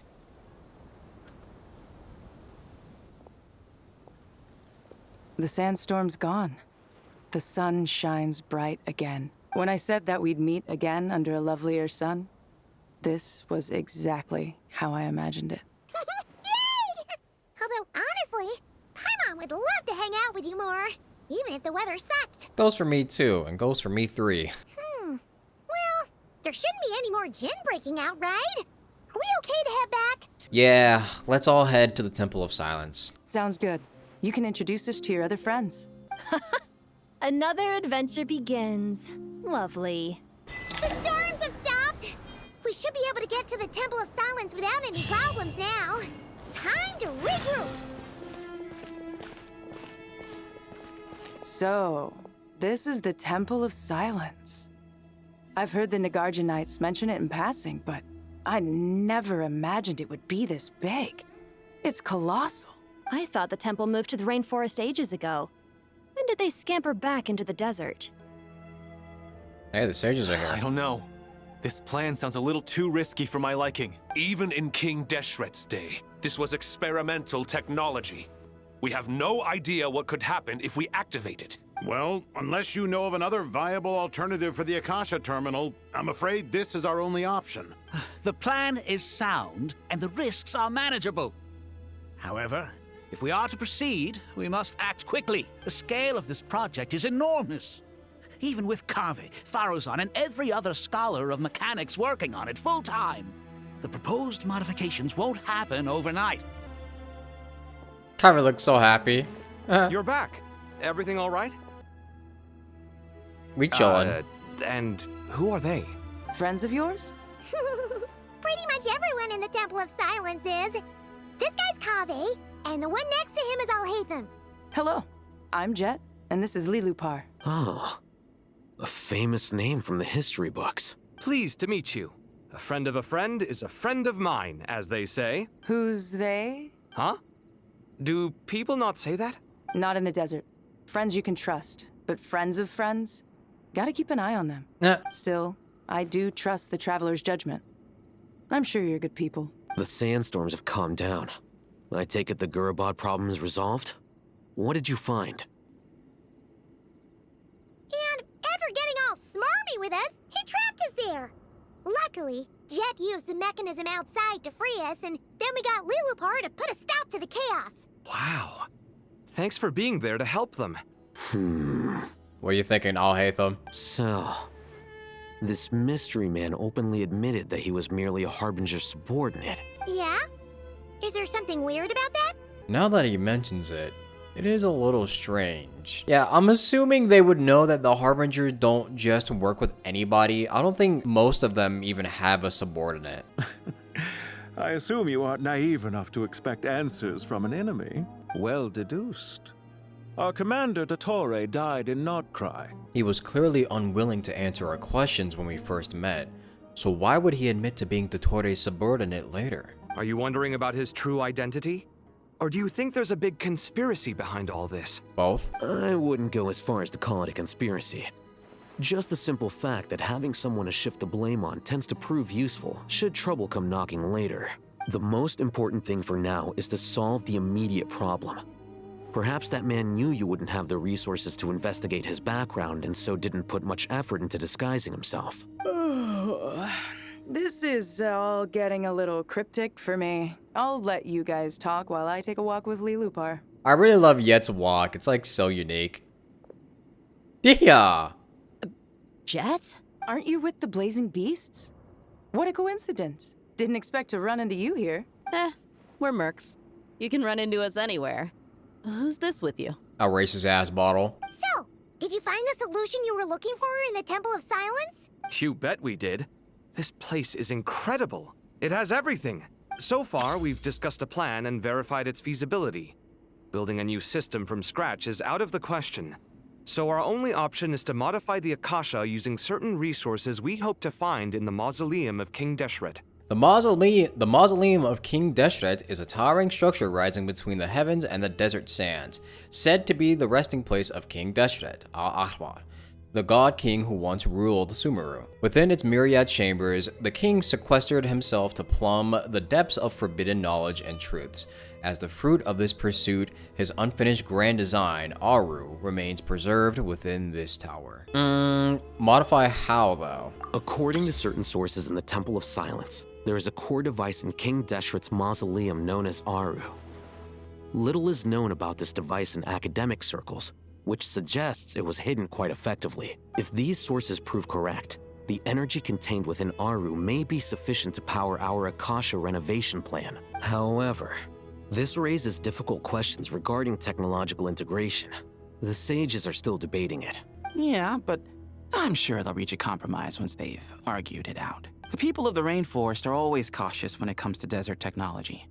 But times of crisis like this leave us with little choice. Wait, Paimon has a question. Is this the same Aru we've heard of before? It's sealed off, right? Some sort of prison where the Goat King, Ibis King, and Crocodile King are locked up. Aru is an ideal realm fashioned in imitation of the heavenly principles' act of creation, using knowledge and techniques the goddess of flowers obtained from Celestia. Through it, King Deshret sought to forge a golden slumber that would unite countless forms of wisdom and dream. Though this vision ultimately failed, many souls of the desert's people are said to still wander within. Well remembered.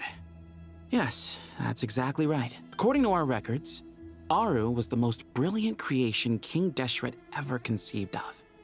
Built by divine and mortal artisans working together. It was a miraculous accomplishment, and it lies hidden deep within the king's mausoleum to this day. That being said, what Aru actually does and why it was built, those are deep secrets we are not privy to.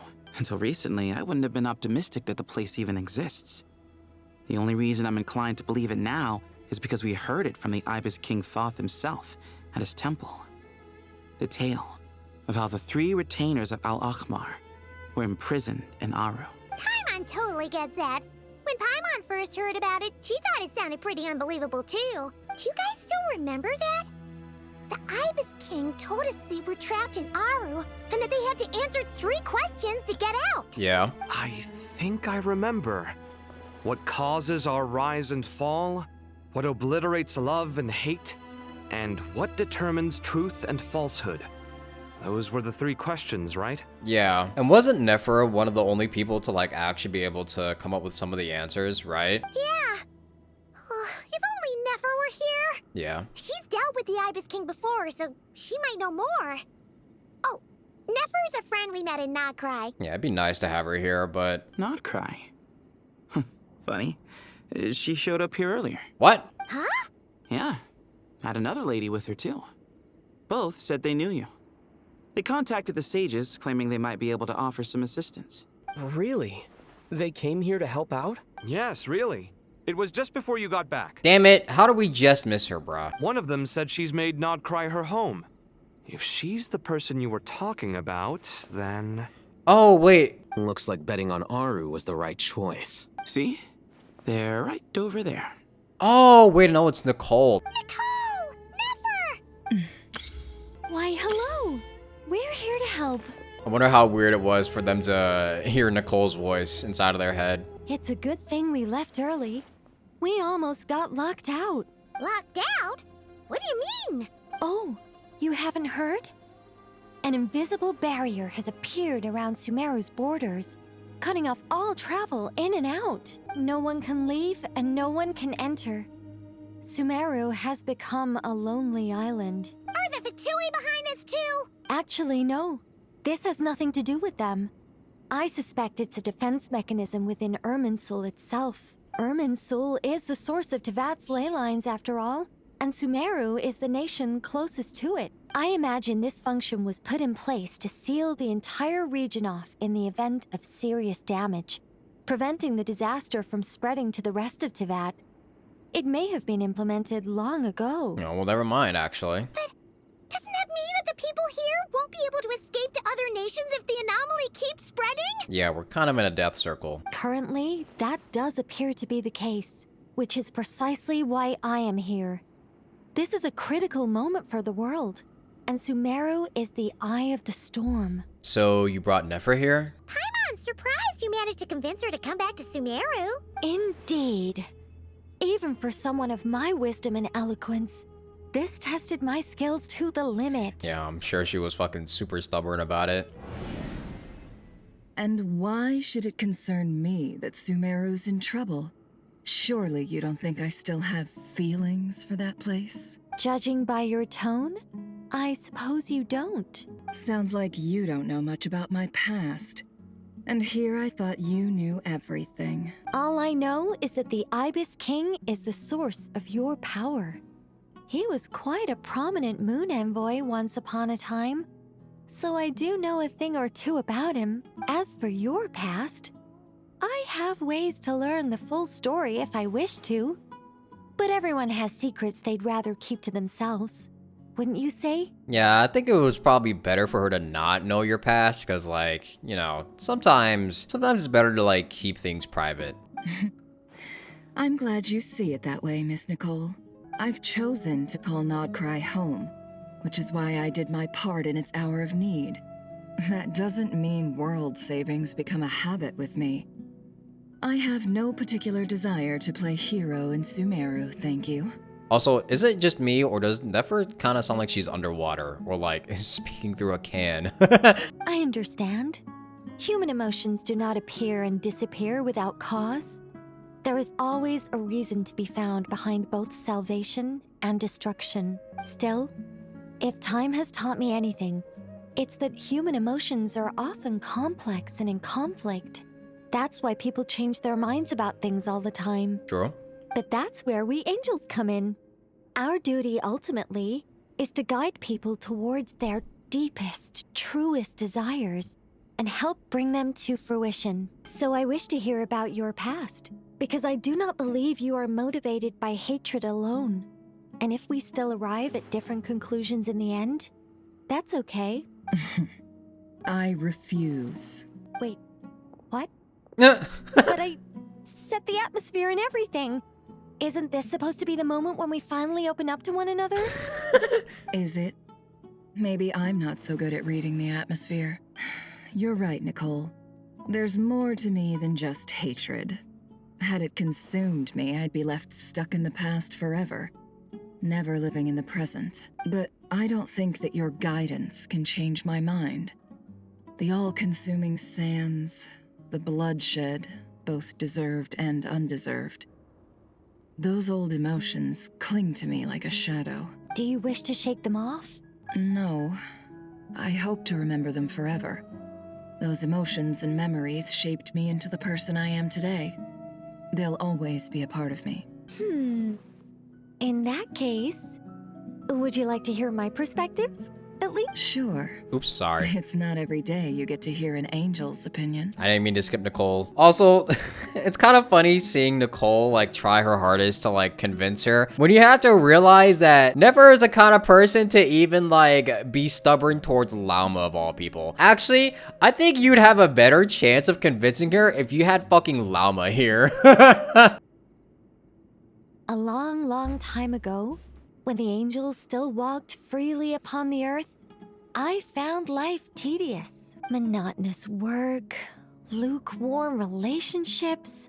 Things weren't nearly as interesting as they are now. And yet, since the angels' demise, I have found myself missing those days on more than one occasion. Yeah, we take things for granted. Human emotions are often attached to a person, a place, or an object. When those things are gone, the memories quickly fade, and the emotions slip away along with them. If Sumeru were destroyed, both rainforest and desert would be no more. With the object of your hatred wiped from existence, it would not take long for the memories buried deep in your heart to slowly fade. Both love and hate are intense emotions, but they are nothing compared to the void left behind when they disappear. Most sophisticated, Miss Nicole. But anyone focused on the future could only ever applaud the destruction of the things they hate.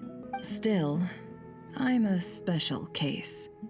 Someone once told me that human memory is more selective than a Mora-hungry merchant choosing between customers. We all need a reality check once in a while, so we don't forget the truth. As much as I dislike Sumeru, this is no way for it to perish. All right, you win. I'll help you out a little, but I won't work for free. How much will you need? You're not gonna milk this for all it's worth, are you? I'm sure you'll be just fine, Nicole. What do you think? What are you kind of broke? I'll be upfront with you. I don't have much more on me. Oh my. If that's what you need, I could borrow some from Alice. Or perhaps I could pay in sculptures. The ones I carve are actually worth quite a lot. Just cover my travel expenses. Huh? Is that all? That's all. Given all the people I owe favors to, I can just about justify a trip to Sumeru. Yehoda! Here, boss! What do you need? Wait, Yehoda came so fast. The fuck? I'm going back to Sumeru for a while. While I'm away, you'll be in charge of the curatorium. Oh, jeez. Me? I'm in charge? Whoa. Don't worry, boss. You can count on me. Yes, ma'am. And that was how the ingenious Angel Nicole brought you the perfect person for the job in your hour of need. Hip hip hooray! Yippee! That was far more detailed than necessary. Not lacking in embellishment either. I never thought I'd return. Especially not the desert. But life doesn't always go as planned, I suppose. Yeah, welcome back. What's Candace up to? I don't think I've seen her yet. We haven't seen her either, actually. She is still taking care of things in Aru Village. Should be joining us before too long. Oh, and sorry, hope we're not interrupting anything. We have some good news, though. We're planning to go to the mausoleum of King Deshret to look for the legendary Aru, then use it to try and restore the Akasha system. According to records in the Temple of Silence, the mausoleum houses something called Aru's Chute, which can be used to establish connection with Aru. We still have some time before we leave, so there's no rush. By the way, who are these two new faces? Well, one's a literal angel and the other one is a really rich business dealer. Just call me Nefer. I'm based in Nodcry. Did I hear you mention Aru? Correct. Well, I happen to have a connection with one of the 3 retainers imprisoned inside, the Ibis King. I'm here to get things done, so if you don't mind, I think I should come with you. That sounds perfect. Miss Nefer, are you from the desert by any chance? Why do you ask? I don't know. There's a familiar air about you. Plus, you mentioned Candace. Sorry, I don't mean to pry. It was just a random thought. I'm Dia, an Eremite mercenary. My work usually keeps me out in the desert. I'm on good terms with Dory, and she's mentioned you all before. It's nice to finally put faces to the names. However, my associate here is probably less well acquainted with you. Why don't you all introduce yourselves? Actually, I'm a little better acquainted than you might think. Huh. Are my eyes playing tricks on me? It looked like you spoke without moving your mouth. Yeah, you're gonna have to get used to that. Ventriloquism. I have heard tell of it before. What is it, Kale? Yeah, she's a very expert ventriloquist, huh? It's you. You're the voice who's been speaking in my head, aren't you? You encouraged me to report my dreams to the Dendro Archon, and got me to recite that magic prayer. Mm-hmm. I have many titles, but let's go with the most pertinent one. I am Nicole Rain, an angel who has lived since ancient times. An angel? Sounds like a big deal, but, what exactly is an angel? Oh, Well, we're a rather long-living race of beings. Not gods, technically, but we can still tell you a lot of stories from ancient history. Yep, and she's also an amazing sculptor. You could say she's a real creative type. Well, ma'am, if both the Traveler and Paimon give you rave reviews, you must be pretty impressive. Oh, please don't call me ma'am. I find it so awkward when people get too formal with me. Just relax and be yourselves. No need to be nervous. Miss Nicole, if it's okay, could I ask you a few questions? Yes, you may. I can see your heart is filled with confusion, and you are desperate for answers. Get ready for her to yap your ears off, Kale. Or really, yap your brain off. I also know which questions you want to ask me. Why did you dream of Sumeru City in disarray? Why did those verses soothe the Jinn only when recited by you? I can guide you to the truth, but it involves a personal secret of yours. I'd prefer to speak with you alone, if possible. I thought we were going to speak alone. This is a lot more people than I was expecting. My fault. What's wrong with it? Even the doctors at Dar al-Shifa allow patients to be accompanied by family members. Well, if Kale doesn't mind her secret being revealed, I have no problem with it. Thanks for being so considerate, Miss Nicole. I don't know what secret you mean, but whatever it is, there's no need for me to hide it from my closest friends. Closest friends? It's so nice to hear that. We're here to support Kale through this. All right. In that case, I'll get right to it. Kale, are you aware that there are god remains inside your body? I am. When I was young, I got sick with Elazar. Nothing could cure it. The Fatui convinced my mom and dad that they could help, and I was sent to an unfamiliar place. There were a lot of other kids just like me there. This creepy guy injected us with some strange medicine, which I heard contained god remains. I can still remember the pain like it was yesterday.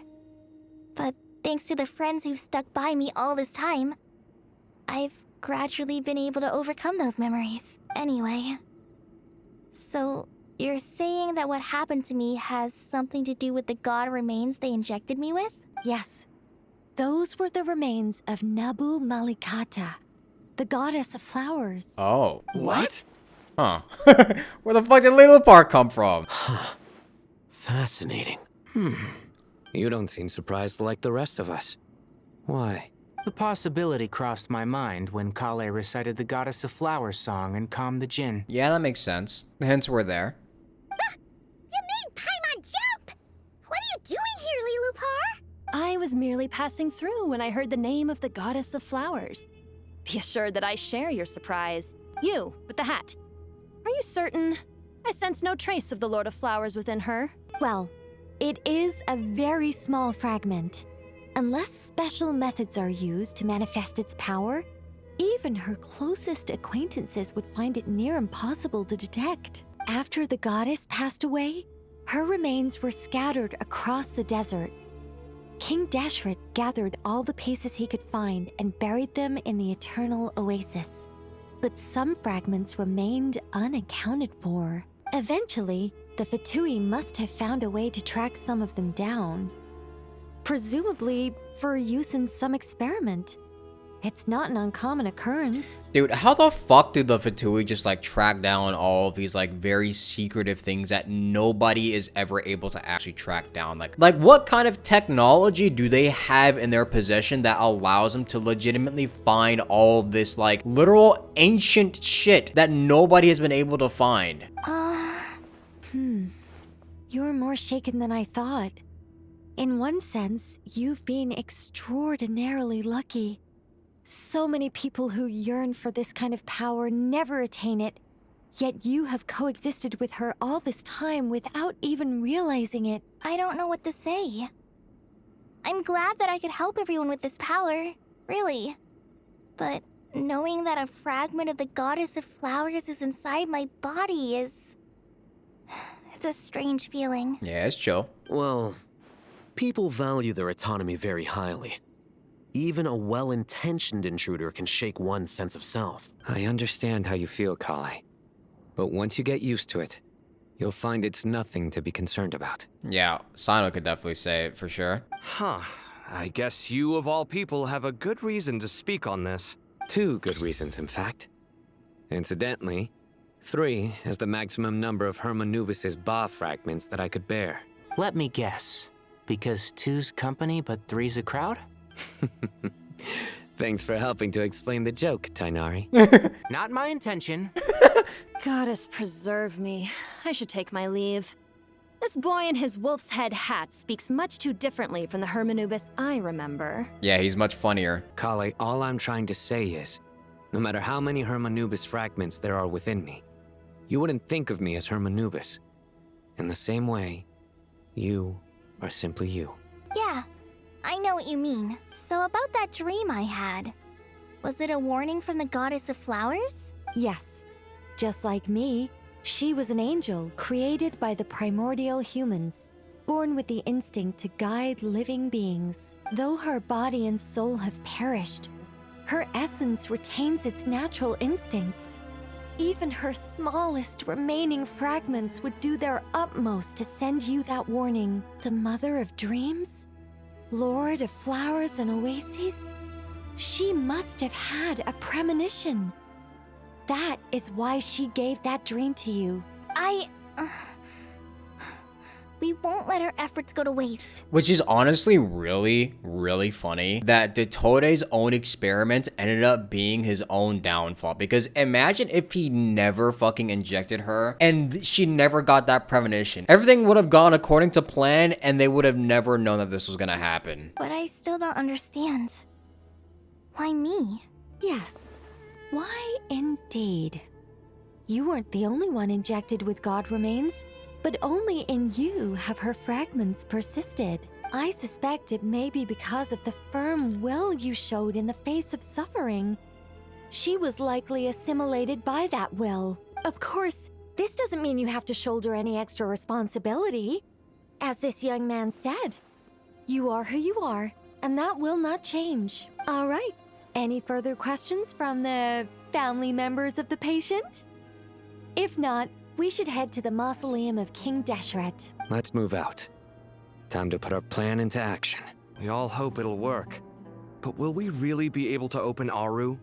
And even if all 7 pillars of King Deshret agree to let us proceed, the scale of the work to follow is daunting to say the least. Haven't you handled other big projects before? I mean, the biggest project I've worked on to date is probably the Palace of Alcazarzaray, I guess? But this is orders of magnitude beyond that. It's a total nightmare. And you'll be alright, bro. Look on the bright side. At least this time you're actually here when Sumeru needs you most. You won't have to come asking me for details after the fact. Wait, that's actually kind of true. Mock me all you want. But now that I'm here, things will be resolved far more quickly and smoothly than last time. Kave's self-doubt disappeared in an instant. Like magic. Yeah, Alhaitham has that magic. He has the ability to rage bait Kave into fucking self-confidence. Well, this confidence is most gladdening. Now, go and pack your things. We'll head to the mausoleum as soon as you're ready. Oh, Miss Nicole. I heard you're a very talented sculptor. Is that true? Oh, I don't know. I wouldn't want to blow my own trumpet. Honestly, even though Kasharawar is best known for its focus on mechanics, plenty of Kasharawar scholars are quite serious about sculpting as a hobby. So if they rate your work, that's enough for us. We just have to take a look. Who's we? Myself and a few other scholars. Kashif, Daneshvar, come take a look. Oh, well, if you insist, I suppose there's no harm in showing you. But they hyping her up. Wow. Whoa. Where did that come from? Look at the level of detail. It's so lifelike. The squirrel descends from the heavens like a champion, and the earth trembles beneath its feet. What do you think? Striking, isn't it? Kave? Kave, come here for a sec. Oh, and Madame Faruzan, didn't you used to study in our darshan? Come take a look. All right, but hang on a moment. I have to finish reviewing this proposal first. You called? What is it, youngster? What's up, Farazan? This squirrel statue. Isn't it cute? Oh, a squirrel. I wouldn't say cute per se. The realism is what stands out to me. Were you trying to carve a statue of a hero, young lady? Oh, a hero? I suppose so. Actually, I didn't really have a specific theme in mind. I just started working on it, and this is how it turned out. I see. Well, do you tend to read novels about heroes in your spare time? Well. As a matter of fact, I do quite enjoy those. Everyone loves a good tale of daring do, right? Then perhaps this statue represents the heroic tale you long to see deep down inside. Also on the subject of heroism, I feel that if the subject posed with a finger raised towards the heavens, it would lend a greater gravitas to the overall image. I'm sure some would call it cliché or old-fashioned, but not me. I think it would be a perfect fit. It has a certain classical beauty about it. Kave! Sorry, Madame Faruzan, I'm a little busy right now. Don't wait up for me. I was locked in. What a pity. That young man has excellent aesthetic tastes. I was hoping to ask him for his opinion. What a genius idea! Why didn't I think of that? Classical beauty is a great direction to explore. That's it. Once I get back, I'm going to sculpt a heroic squirrel pointing its finger towards the sky. Wow. Precisely. A declaration of victory. You understand my vision. Then place the two statues face to face. Yes! That's exactly what I was thinking. It'll be a masterpiece. Miss... I'm sorry. I didn't catch your name. Just call me Nicole. Madam Faruzan? Was it? What? Oh, no. That wouldn't be right. Why ever not? Madam is a state of mind cultivated from within. Anyone may call me Madam if they so desire. My dear Miss Nicole, once we make it through these trying times, should we have the pleasure of meeting again, I shall look forward to seeing your new work. Oh, I'm sure that's gonna be fun. In this day of age, it's rare to find people with an appreciation for classical aesthetics. Meeting you was truly a pleasant surprise. What an appreciation of the fine arts, if I do say so myself. Honestly, I feel the same way. It's been a long time since I met anyone interested in this style of statue. Clearly, they don't call you Madam for nothing. Also, I have to say, you're a very good judge of character. Because when I think about it, I really am someone who likes stories about heroes. That must be why I've quietly kept watch over generation after generation of them. Sorry, keeping watch over heroes? What exactly do you do for a living? Well... Oh, never mind that. Let's not tell Madame Faruzan about Miss Nicole's true identity for now. Yeah, Faruzan definitely, she definitely still thinks she's oldest in the room. What's wrong? You look a little depressed. Kale got a fragment of the Goddess of Flowers, and all I got was one of the 7 pillars who served under King Deshret. I lost out, didn't I? No, I think you're, well, considering your meta status, maybe. That's what you're upset about? You're such a child. Oh, so many books. More than I could ever read in my life. But I've learned a lot that the textbooks could never teach me. I never realized that people in the distant past thought about some of the same questions we ponder today. Paimon, thanks again for your notes. I'm done copying them, so here you go. You're welcome. Just let Paimon know if you ever need help again. Still working over here, man? Oh, he is locked in. Good to finally meet you in the flesh. It's a little surreal seeing you here after exchanging letters for so long. In my head, the boss of the Curatorium of Secrets didn't look so young. Sounds like you have some history then? Any budding mercenary group needs a steady supply of intel. They, in turn, can prove an exceptional source of the same. The Curatorium of Secrets is happy to cooperate with friends from all over the world. If you're interested, you'd be very welcome to join our network too, Miss Dia. Ooh. Can't say no to a solid partnership, especially out here in the desert. Having intel can mean the difference between life and death. But cooperation's built on mutual trust, and there isn't much contact between the desert and Nodcry. So I'm guessing you reached out to Jet first, Miss Nefer? What's behind your interest in the desert? Nostalgia? Or is there someone you're looking to take care of? Let's put all our cards on the table first. Things will go more smoothly that way. I like your style, Flame Mane. Actually, I had this same discussion with Jet before we started working together. To be clear, I have no intention of using you for any ulterior motives. And I have no enemies in the desert as things stand now. Were that to change, I wouldn't drag outsiders into a conflict that doesn't concern them. There's no point in doing certain things if you don't do them yourself. Wouldn't you agree? Well said. Taking responsibility for one's own affairs is the way of the desert folk. Huh.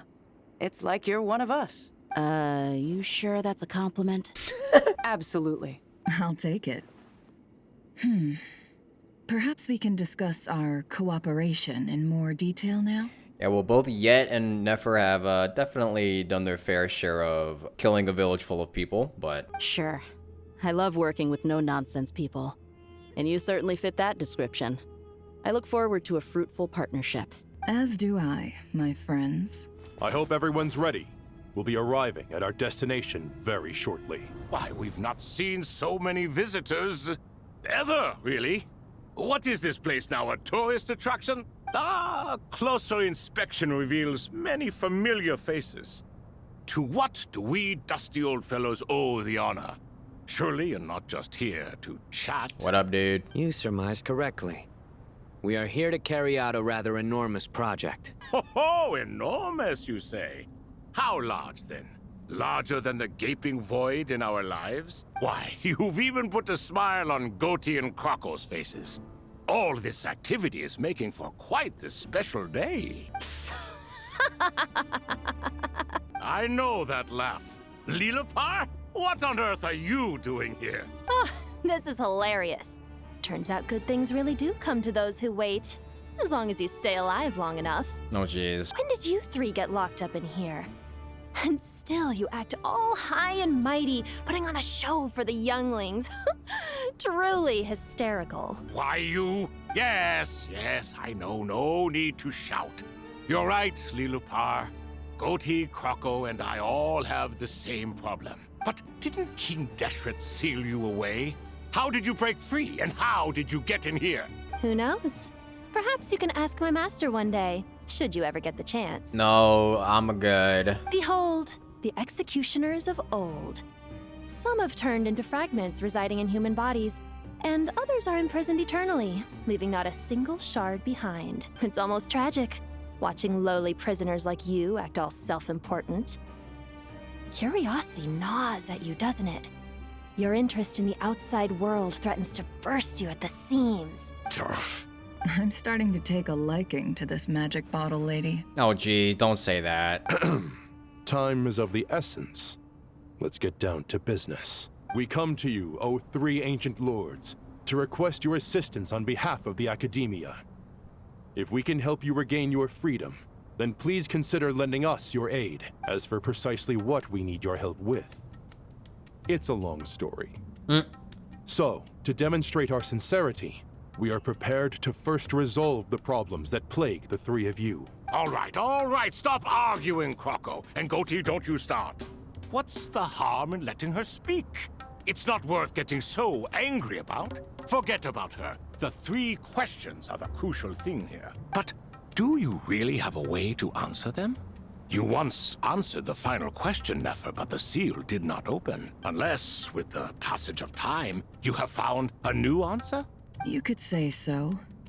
When you first asked me what determines truth and falsehood, my answer was a liar's soul. Liars are the best at seeing through the falsehoods of the world. But if you want them to tell you the truth, you have to reach their soul. I think that makes sense. I found it quite compelling myself, and I told Nefer so. Unfortunately, it brought us no closer to liberation. Well, that's simply because it was my answer, not the one King Deshret was looking for. Can you guess which answer Al-Ahmar wanted then? Time. And that's not only the answer to the final question. It's the answer to all three of them. All things wax and wane with the passage of time. Love and hate eventually fade into nothing. Current affairs are always fraught with conflict and controversy. Only time can distinguish between right and wrong. You once described King Deshret as a proud man. I'd say that the prouder someone is, the more inclined they are to believe that only time is qualified to be their judge. Time. Well. Indeed. Perhaps in building Aru, our king was in fact attempting to reverse time, to bring love and hate, right and wrong, the rise and fall of all things back to their point of origin. Oh, what? Oh shit, did it work? Oh, it worked. Wait, who the fuck? Whoa! Yo, what the fuck? This is the most eventful day I have experienced in a long time. You have my sincere gratitude. Are those 3 of the 7 pillars? Turns out the statues were quite faithful to the source. You three seem to be in good spirits. Prison can help a person grow and learn to cherish what they have. Nevertheless, after everything you've done for me, I sincerely hope you never have to experience it for yourself. Jesus Christ, why are they so ripped? Hello, Nefer. It's good to see you, Thoth, the Ibis King. Nice. Definitely puts my mind at ease, seeing you two getting along so well. Should we maybe introduce ourselves, or... Sure. I'm Sethos, the current leader of the Temple of Silence. This is General Mahamatra Sino. And this is the former Spantamot sage, Cyrus. But I'm guessing none of that means a whole lot to you. Everything is equally new to us, in truth. We've been gone from this mortal world for longer than you can imagine. Yeah, we already know you guys are old as fuck, man. Let's hold off on the introductions for now. We can always ask Nefer about you later. It'll give me something to talk about with my chosen disciple. You're like a helpless parrot. Gods and people of yore are not necessarily welcome in today's world. Self-awareness is one of my finest qualities.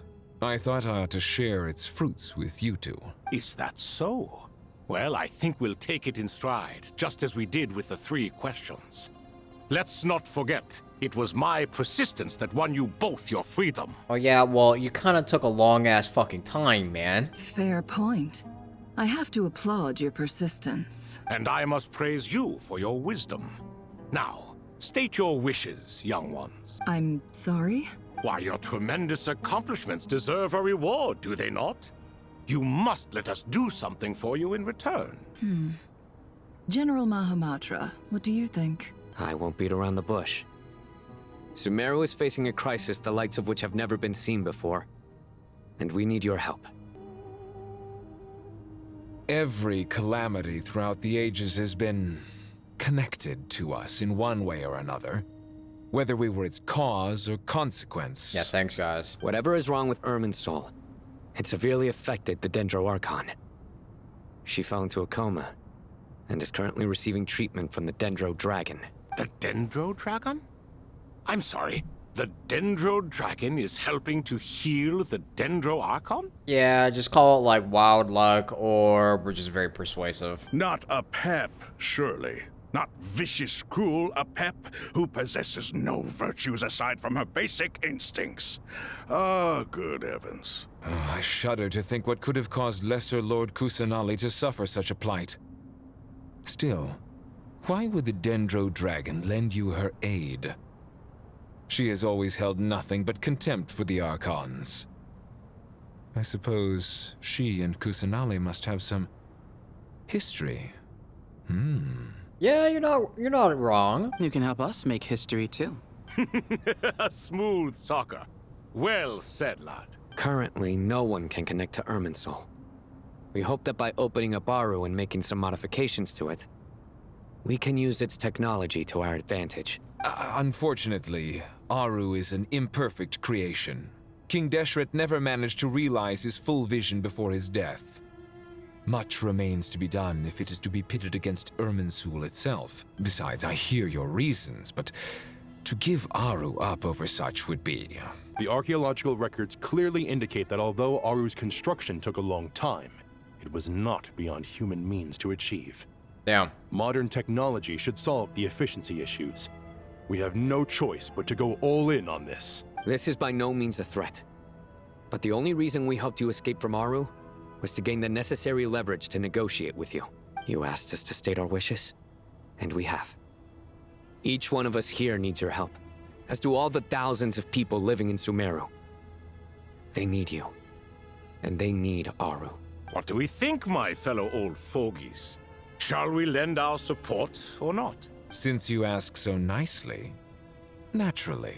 I mean, like, do you guys even have any much of a choice either? Because, like, if Sumeru dies, then what the fuck happens to you? Naturally what? Are you for or against? I simply mean we shall do what comes naturally. You claim that you wish to open Aru.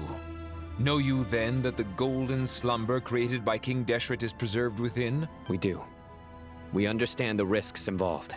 In all likelihood, the mortal world will never again be able to replicate King Deshret's work. Never will there be another chance to come so close to creating a utopia. Knowing this, are you sure of your decision? Yeah, I think I would rather choose to save ourselves from destruction rather than place our bets on a utopia that might never come. We are sure. Before people can dream, they must first live. Wait, fire? If your minds are made up, very well. We shall summon our erstwhile colleagues to discuss this further. Saint Chesapank, Saint Bennu. Once you surrendered to silence and were buried with King Deshret. But now, we invoke the right to awaken you with our voices. I can feel this strange sensation. The ground is trembling, as if answering the call of the Goat King. Saint Bennu, responding to your call. 3 kings detected. Initiating autonomous will. Saint Shesbank, responding to your call. 3 kings detected. Initiating autonomous will. Oh, so they're not even allowed to appear. Ah, Lord Herreshoff. What a long time it has been. I trust you are keeping well. Then your trust in my well-being has long outlived your physical body. You have always opened with that same phrase. In life, death, and now even beyond. Al-Akmar is long gone. What is the reason for this meeting? You're awake? Good. We are voting on whether to give the people of present-day Sumeru access to Aru and permit them to perform technological renovations. You have the right to support or oppose the motion. Aru is the pride of Al-Akmar. Opening Aru requires the unanimous consent of the 7 pillars.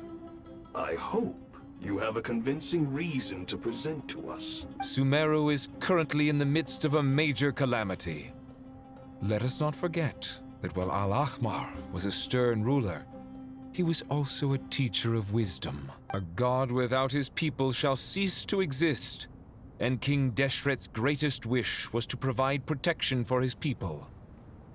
Let us then honor our God King's wishes as we consider our decision. I do not mean to mock these proceedings, but what is the point of a unanimous vote when we know that the last of the 7 pillars, the Dendro Dragon Apep, will never communicate with us? I mean... This will no doubt surprise your mechanical mind, and I have no intention of trying to persuade you it is true. But Apep is, in fact, healing the Dendro Archon as we speak. Yeah. Huh? Can someone attest to this? Do we have any proof? Well, we can't exactly FaceTime her, but like, you're just gonna have to trust our word on this. I ask the 3 kings, can any of you vouch for the truth of this claim? Naturally, the Ibis King, Thoth. What? It was Thoth's disciples who revealed the truth to us. We need not debate its veracity. Simply let Thoth bear accountability. That way the rest of us may have a clear conscience. Harishef, you diabolical fiend. I awakened our former colleagues for you, supported your opinion, and backed your decision. What sort of fiend would do that? I miss the days when Hermanubis was still around. At times like this, he would offer to take accountability. What are you trying to say? Is my word worth less to you than Hermanubis's? Hypocrite though you are, Lord Thoth, you are humorous in equal measure. How could we bear not to associate with a character such as you? I, Saint Shespank, approve the Goat King's proposal. Nice, dub. Since King Deshret is no more, we shall receive no reprimand for acting beyond our remit. Nevertheless, I sincerely hope that those before us understand the significance of what they intend to do. I mean, that is kind of true. Like, what would even be the problem with doing this anyway, since King Deshret is already fucking dead? I guess it's more of a thing about pride and, like, sticking to their principles. Remember, the moment that Aru is liberated, the myriad souls residing within the Golden Slumber will return to the ley lines. And once the ley lines flow again, these souls shall in turn be received by Irminsul. To take this step is to bring the perfect afterlife created by our king to a permanent end. We understand that well, and we have decided to proceed regardless. Furthermore, the contemporary human perspective would contend that confining souls in this way is no act of benevolence. The deceased have a right to rest in peace. King Deshret's creation is clearly a place of rest and peace. It is just that many do not see it this way. But no matter. Saint Binu approves. Hermanubis' representative and the Dendro Dragon Apep made their choice ahead of time, while the Goat King, Ibis King, and Crocodile King have also granted permission to liberate Aru. By the grace of His Majesty, guided by his wisdom and will, let the gates of Aru be reopened.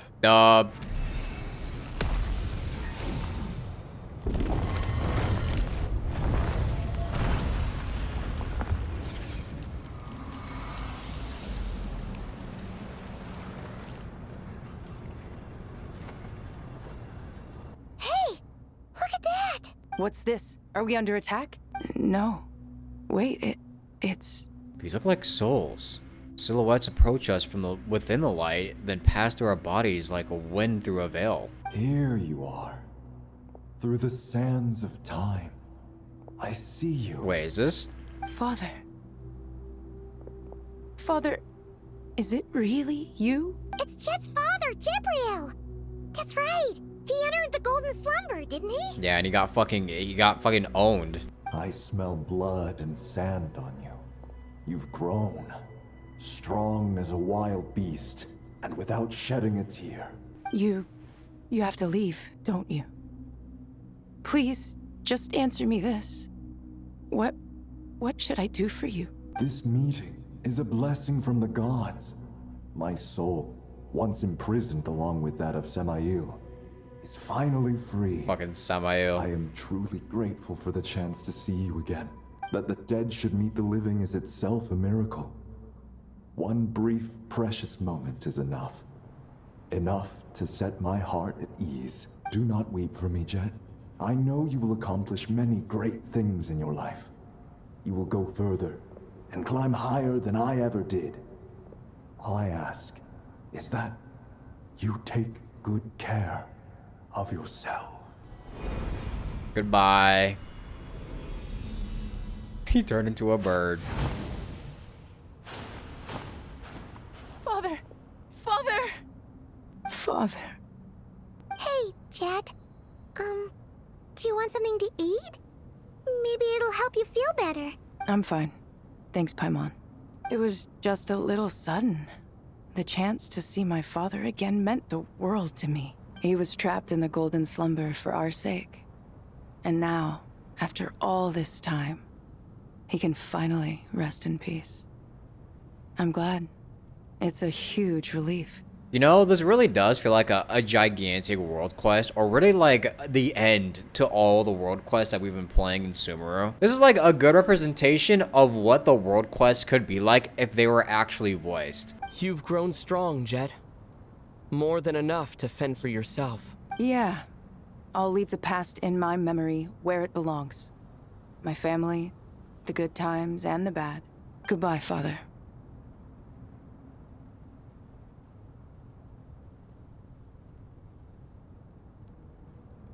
Goodbye.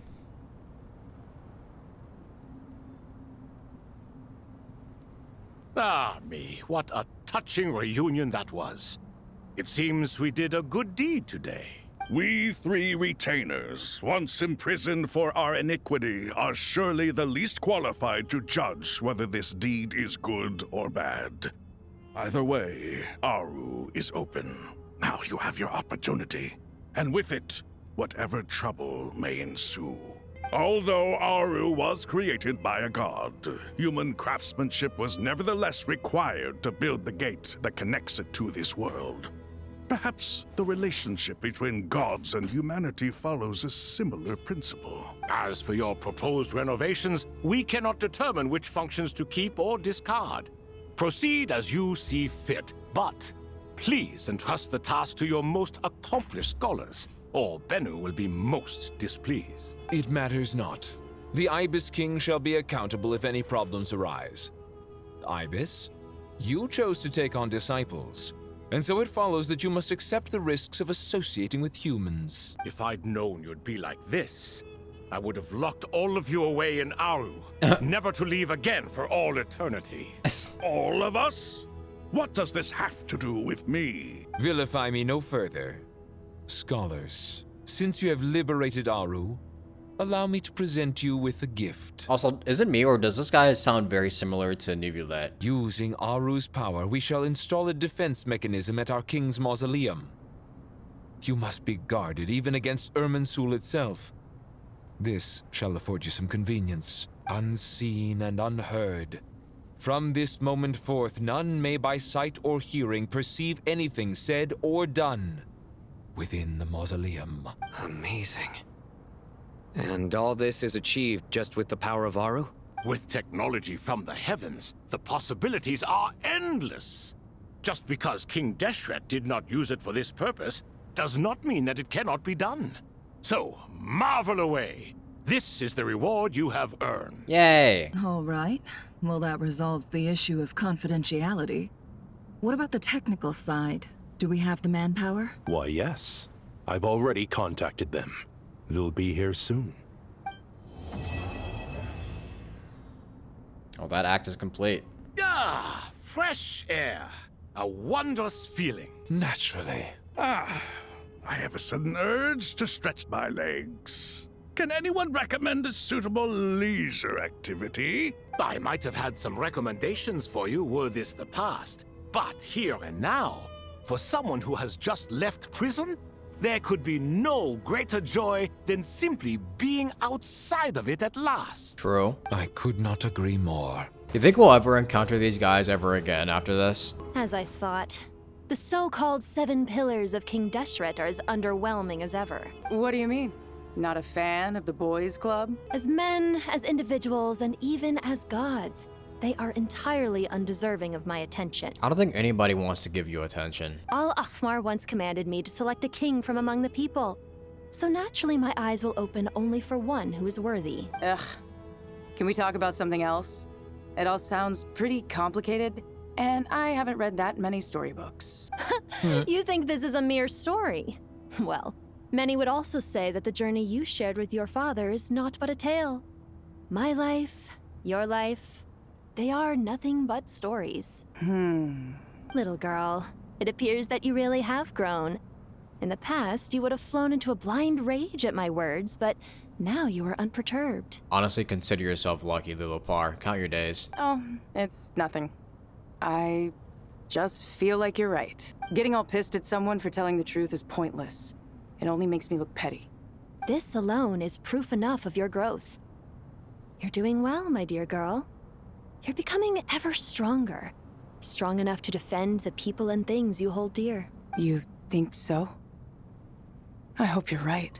You must be Sethos, the successor to the Temple of Silence. Hello. Yup. That's me. Nefer, right? That's what I heard the others calling you. Judging by your outfit, I'm guessing you come from the desert too? That's right. Started off in the desert, went to the rainforest, then went from there to Nodcry, where I work as an intel broker. Huh. Well, this is interesting. You don't seem to talk about yourself all that much.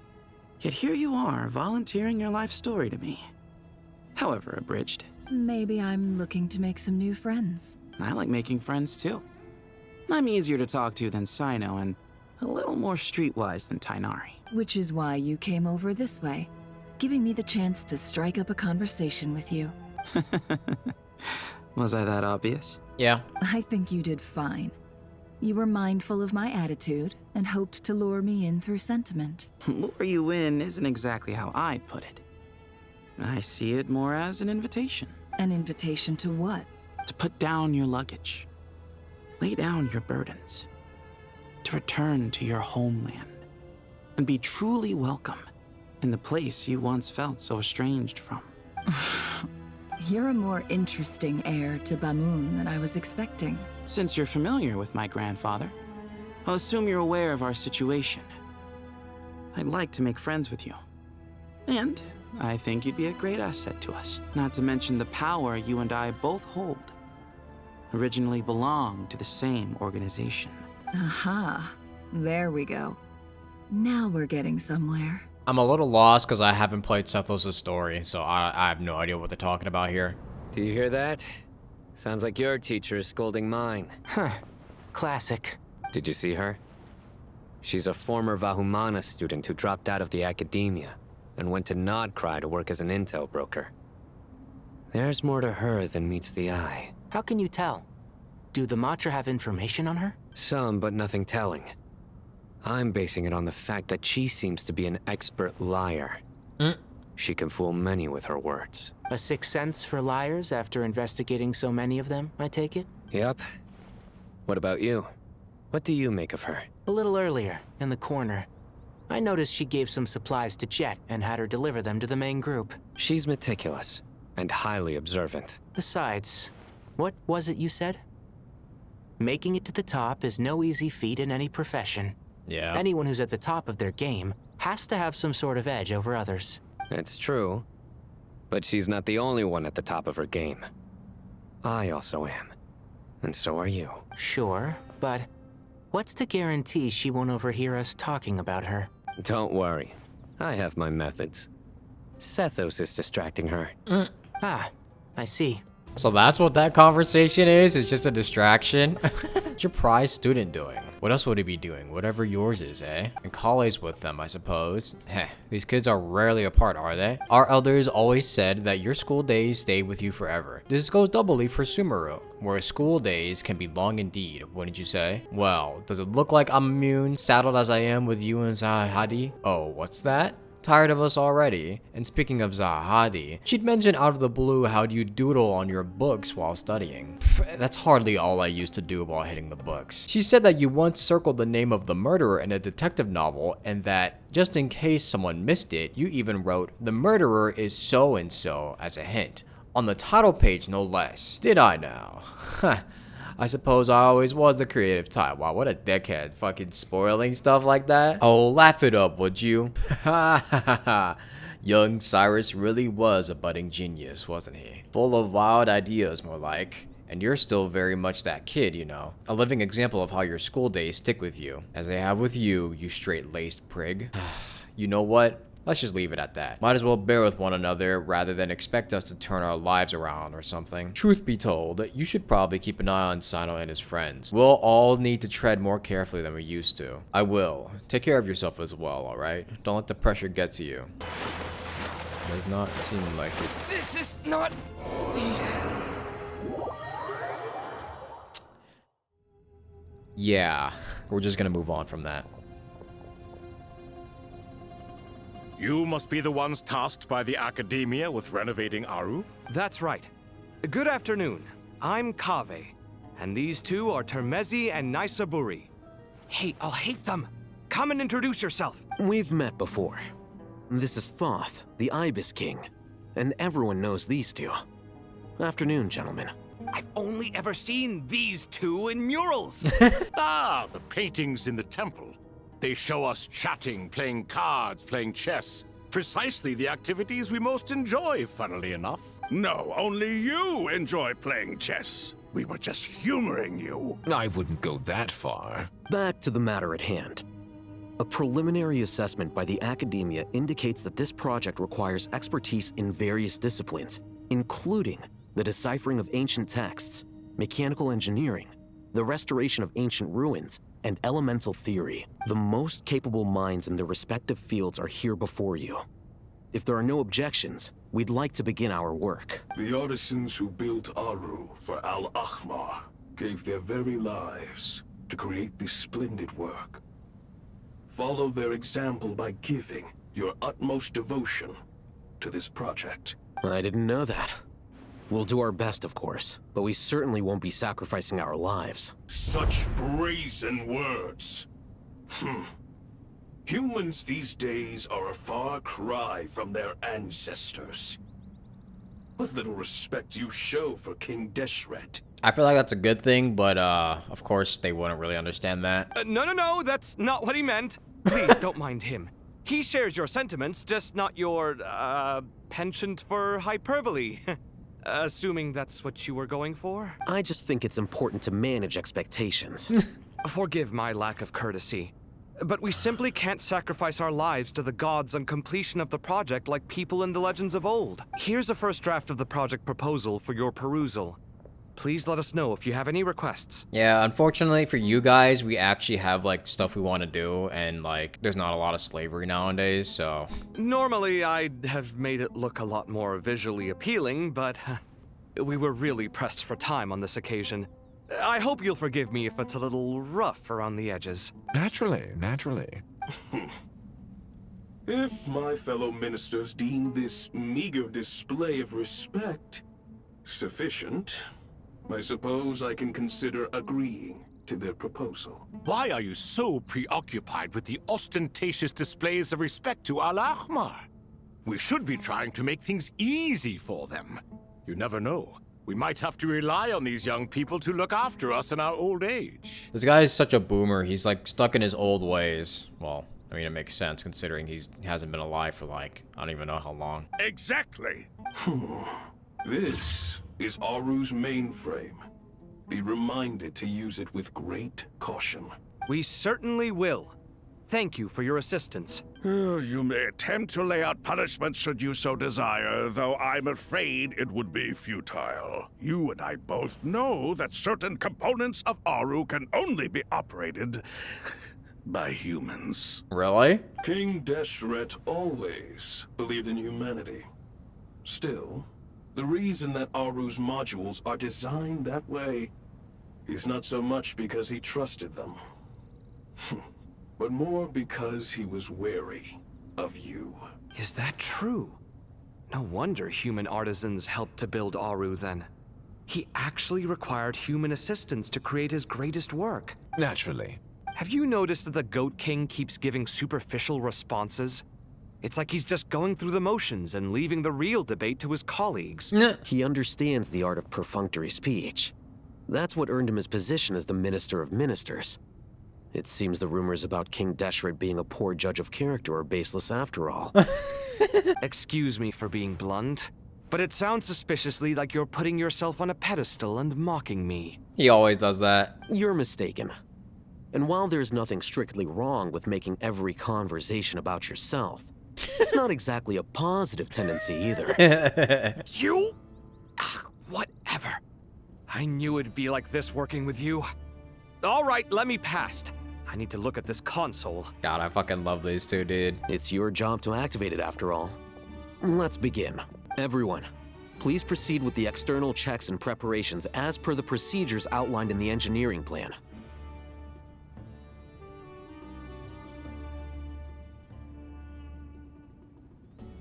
Hello there, youngsters. What's up? Whoa, the Ibis King came to life. What do you mean, came to life? I've been alive the whole time. You did say we could start our research, right? Are you having second thoughts now? I've reviewed the proposal. The work you're planning to carry out on this grand device is ambitious in its scope. You have ample confidence in your abilities, I take it? I wouldn't say I'm feeling hugely confident, but given how bad things are, I'd rather at least try something than sit around waiting to die. You are the top scholars of your day. I trust you are aware that there are countless links between Aru and the Akasha?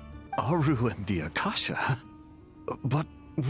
I mean... I thought the Akasha was the Academia's greatest technological accomplishment, created years ago by the Dendro Archon to help her people access knowledge. And you too? Do you not know either? Where the hell did that lizard come from on the side of the screen? You've read the instruction manual, right? You tell them. An instruction manual? The Akasha has an instruction manual? The Dendro Archon is a kind and thoughtful god indeed. What, did you think they were gonna put it inside their ear and let them figure it out? It used to sit on a shelf in the corner at the House of Dana. Not the most popular read. If the manual is to be believed, Aru was in fact the original inspiration for the Akasha system. What? But there are so few records about Aru anywhere.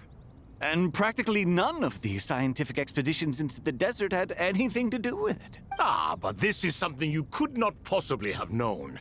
You may have heard many stories about the desert, but what is the most important aspect of history? Consider this a quiz. Anyone from Vahumana present? I'm from Vahumana.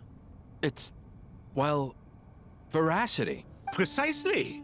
And a large part of veracity is the chronological order in which events occur. I may as well tell you. In the beginning, Nabu Malikata, the goddess of flowers, descended upon Sumeru. The glory of the heaven was within her. She brought life, oases, and knowledge to this land. Then she created the Jinn, enlightened them, and ordered them to serve her. 2 other gods also walked upon this land where wisdom flowed in abundance, and the 3 met beneath the great green trees. It was the first and greatest alliance. We should speak with reverence of this covenant between the 3, which transcended both time and life.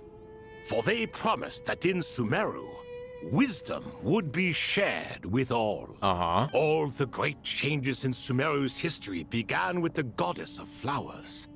For King Deshret's sake, she pried into the secrets of Celestia, and for this was burned to ashes by the flames of wrath. Yeah. So grieved was King Deshret by her passing that he lost all interest in state affairs and devoted himself instead to the knowledge that she had brought back. It was after learning of the technology from that floating island in the sky that he first conceived of Aru. And so, the Akasha was inspired by Aru, while the basis for Aru itself came from Celestia's technology. So wait, this is basically fucking celestial god technology we're messing with right now. Well, if the 2 share a common technological origin, then connecting one system to the other is an entirely feasible idea. Unbelievable. Have you no reverence at all for celestial technology? No, I do, but there's no time for that. The schedule is too tight. Blame it on the deadline. Perhaps you could try coming up with our cutoff dates. Do you know what it's like having to turn around 5 different drafts in one day? I wouldn't wish it on my worst enemy. Yeah, also, Sir Ibis King, you don't plan on getting directly involved at all, do you? Yes, well, you strike us more as having come to give a popular science lecture. Or, wait, does this count as more of a first-hand witness statement? Neither. Anyway, this sounds like far too much work for me. Even he admits it's too much. Still, if Aru is so powerful, why didn't King Deshret use it for more ambitious ends? Because it was never fully completed. King Deshret had grand plans, but he perished before they could come to fruition. In the beginning, his wish was to create something that could rival the very world itself. The Lord of Flowers sacrificed everything for that ambition. What he desired, she bestowed. And thus was knowledge brought into the world. Her courage and sacrifice had to be honored with the most splendid of monuments, or King Deshret would surely have deemed it a grave injustice. And that monument, built from knowledge and technology, etched with a sacrificial and courageous love, even in its unfinished form, it deserves to be treasured. At that time, King Deshret said the following to the Lord of Dendro: "Since we share an eternal covenant, I shall never be your enemy. Hence, the fruit of wisdom from the heavens is not to be devoured. Remember, it is not that I lack the power to become the enemy of wisdom. Yet you and she have taught me much and shown me kindness. For this, I cherish you both." In the end, Aru was only used to store a portion of the souls. It was but a primitive form of the masterwork the king had envisaged. His final hope for Aru was to return to the past, when she yet lived. So the point you're making is, King Deshret was both powerful and ambitious, and he only ceased his imperious ways out of affection for the goddess of flowers and the Dendro Archon. Yep, the crazy things that love will make you do. You could see this as an act of mercy, but you could also see it as the sentiments that lay between these three gods placing constraints on him. This was, after all, the foundation of the alliance between them. This explains why Aru was both a prison and a monument, and why the answer to the three questions was time. You have to be careful who you get involved with, or you invite all manner of misfortune. This is as true for gods as it is for humans. Fucking Celestia. Love is the same. It is both a prison and a monument. All right, let us pause the story here for now. Seeing as you've been so diligent, I'll offer a little help. Who's in charge again? Is it you two? Ah, yes, me and him. Now then, close your eyes. Is he about to bestow a power upon them? Uh-oh. Wisdom hides in the space between the tangible and the intangible. It is to convey the incommunicable through the simplest of mediums. By the power of King Deshret, I shall grant you a glimpse into the unseen secrets that lie at the threshold of existence. Where did this come from? Is it a new mechanism? It looks more like some form of externalized information. You've rendered it visible? Just as the Akasha allows you to access a greater range of knowledge, the power of our king permits one to perceive ingenuities that do not belong to this world. This is no ordinary mechanism. It reflects the internal structure of Aru. Huh. Whether you choose to increase or decrease, keep or discard. Come, use these to achieve the outcome you desire. Damn, he basically just gave them free reign. Looks mechanical to me. Better let me handle it, just in case. But wait, how do I get up there? Turn around. So that's where the elevator is. Oh. God, that scene is so creepy. Alright, guys. Puzzle time.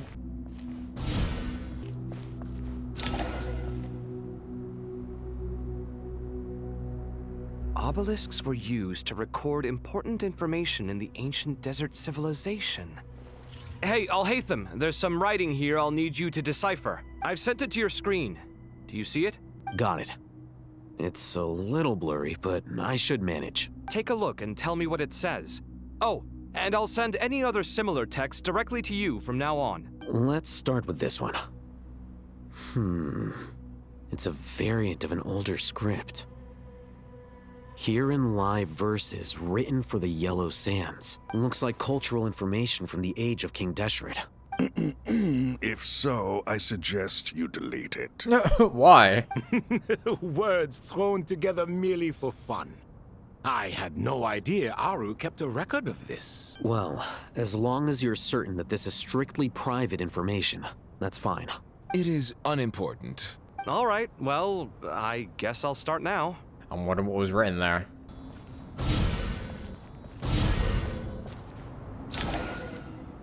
That was easy enough.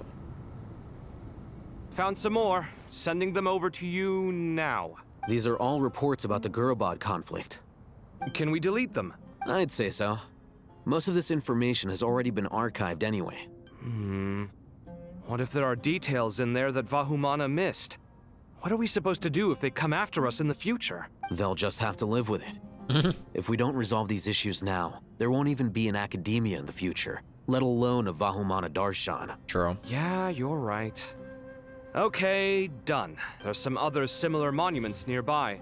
I'll check them out. Whatever else was in there is now lost media.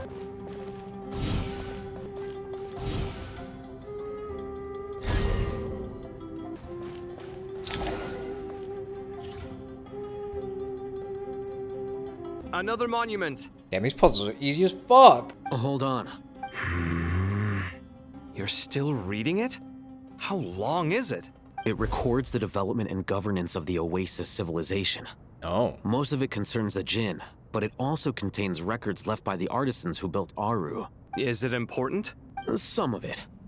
There was no way for me to read the whole thing in its entirety, so I had to rely on my intuition to pick the parts worth keeping. So you scanned through it? What about the artisans' records?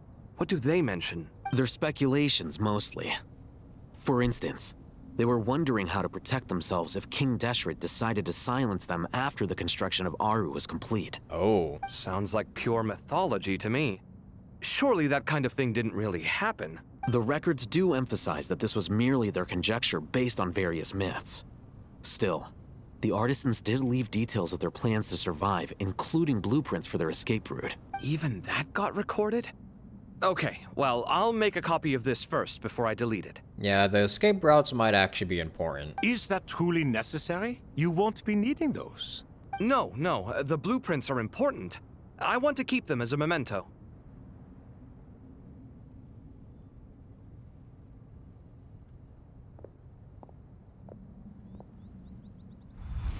I think that should just about do it. Do you think if Paimon ever tried to do any of this, her brain would explode? It meets the requirements of the contingency plans, so we should be good. I gotta say, it's the strangest feeling. This cross between reality and the intangible. It's like drifting between life and death. Or in and out of a dream. Using my own hands to manipulate illusions that are forever out of reach. Chasing dreams in the most literal sense. Definitely a novel experience. What happens if my spirit just floats away? That won't happen. Anyway, I wouldn't celebrate just yet if I were you. There's likely to be a phase 2 of this project. All right. I'd better keep my wits about me then. Yeah, Kaveh, please don't float away like a balloon just yet. We're gonna need you a little longer. I expected that the outside world no longer respected the ancient gods, but even so, I do find the tone of these youngsters to be dreadfully impolite. It should hardly come as a surprise to you. I remember you saying the same thing last time. I assumed that was just a one-off. I did not realize it was the norm. Don't you think that young lad's matter-of-fact tone sounds familiar? It bears a rather uncanny resemblance to you, Goatee. Surely a sign that he is a man of rare intelligence. True. The rest of them, though, much better. The blonde-haired one, for instance. So sincere. That's the kind of kid I can respect. Oh, really? Well, what about your disciple, Nefer? She's about the furthest from sincerity that a person can get. Ah, and now you hit the crux of the issue. Thoth is spouting lies again. He cares nothing for sincerity. He likes Nefer simply because her personality is just like his. Thus, in giving his approval to Nefer, Thoth is simply validating himself. The rest is but smoke and mirrors. Wow, it's almost as if liking people who act just like you is a very common occurrence amongst all, like, teachers and students and disciples. You have some nerve saying that. There really is no helping you two. Shut up, chess rookie. Damn. What nonsense is this? How dare you tell me to shut up? How can you engage in such banal chitter-chatter at a time like this? Aru has been opened. The glory and splendor of a bygone age is about to sweep over the earth like a flood. And you're here squabbling like petulant children. All three of you are insufferable. King Deshret was merciful, indeed, giving you a chance to be released from prison. I say, you should have been locked up for good. Says you, man. Ah, but Bennu, look on the bright side. Had they not been released, we would not have been awoken. Oh. You've been here this whole time. You should be scolding them along with me. I miss Hermanubis. It's not a real reunion without him here. And now you're avoiding the topic and talking to yourself. Why King Deshret designed your personality like this, I will never understand. Isn't this simply proof that our king supports my free will? Oh, look at those two rust buckets. Suddenly, you two do not seem so bad after all. Jesus, man. Here. If being stuck together for thousands of years fosters no friendship, I cannot say what would. Naturally. How's it going? Are things progressing smoothly? Well enough, I suppose. You know how it is. The work itself is only half the problem. The other half is having to work with Al-Haytham. I'm sure the feeling is mutual. Honestly, though, I thought you two had already worked things out. As if. Turns out working closely together is the best way to expose any tensions lurking beneath the surface. Besides, I just think that some people never change. Aw. Agreed. Case in point, you didn't make sure I was out of earshot before you started complaining about me. I think that was on purpose. Old habits die hard. Actually, this is for your own good. Yep. Maybe if you spend a little more time listening to what other people have to say, you might actually realize that you're the problem. Naivete is another old habit of yours. I had assumed that you both volunteered for this project, like us forest rangers. But now I'm getting the sense that wasn't the case. Definitely not. We were assigned to it by Lesser Lord Kusanali and Nephis. As much as I'd love to be doing normal work for normal clients, these Titan projects are all that's on offer right now. Though I'm sure they wouldn't be roping us in if they had any better options. Just goes to show how short-staffed the academia really is. I'm sure you've prepared yourself mentally, but I still feel the need to advise you to lower your expectations. It might make the process of working together a little less intolerable. I know! Same to you!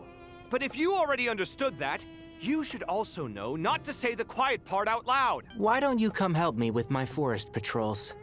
Might help you avoid any further disagreements. Good suggestion, but unfortunately, differences of opinion will always exist. Oh my god, Changing bro. the nature of the work won't get rid of them. For once, I actually agree. There is zero chance of us ever resolving our differences. Zero! But even so, the work must be done. Care for some coffee? I'm glad to see you making progress. These two really are just like a fucking married couple, just bickering and arguing all day. These two are fucking ridiculous, man. Don't act so smug. It'd be nice if you made some too. I feel like even I've made some progress today. In the past, I never would have dared to try and mediate a conflict between you two while you're both right there in front of me. Apologizing probably makes it sound like I'm in the wrong, but I'm sorry. I was just kidding. Truth be told, I don't have any work to do at the moment, so I'm just here to kill some time. How's Kale? She's studying with Nicole. I'm not sure how she's getting along, but she seems to be in good spirits at least. I wouldn't worry. Angelic affairs are probably above your pay grade anyway. Damn. I know what you mean, but Sino and I are still a little concerned for her. He said he'd go keep Kale company after he's finished training the mercenaries. I'm planning to join them myself shortly. Kale will be okay.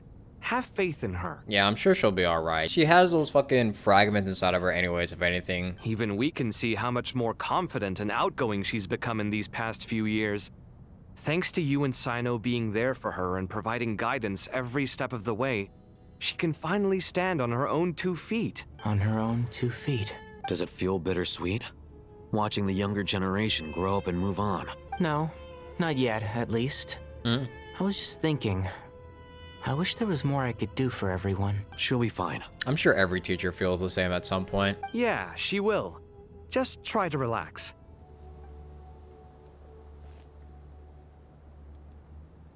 Traveler from afar, do you worry for the fate of Sumeru as well? Whoa!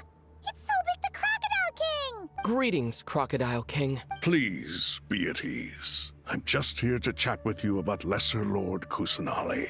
Sounds like you really care about her. Yes, although to be exact, it is a mixture of both concern and curiosity that I feel. Speaking of Nahida, Paimon was wondering how she's doing. Wait a moment. What, are you speaking with a pep right now? What is it? I tried calling out to a pep, but there was no response. Damn. This can only mean that she is focusing all her energy on taking care of Lesser Lord Kusanali. All the gods who served King Deshret seemed super surprised to hear that a pep agreed to help Nahida. Guessing she made a bad impression on you or something. Are you aware of the history between her and our king? Gonna be honest, I don't exactly remember. The story begins a long time ago. Al-Ahmar was always a wishful thinker where the Dendro dragon was concerned. Without consulting her, he decided to list her among the 7 pillars, and declared his own power to be far superior to hers. That was when our king was at the height of his power. Ibis Goti and I were no match for him. And so we chose to submit and serve as his ministers. But not Apep. No, she never thought much of him. To Apep, Al-Ahmar's pride and sense of superiority were nothing but ignorance and hubris.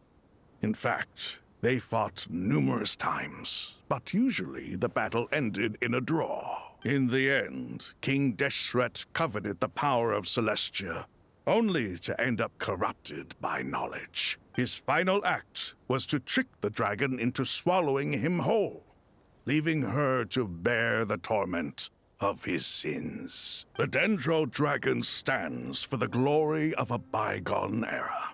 She hated Al-Ahmar and what he represented. All the gods, all the power they wielded. And so, her willingness to help the Dendro Archon through this crisis comes as a great surprise indeed.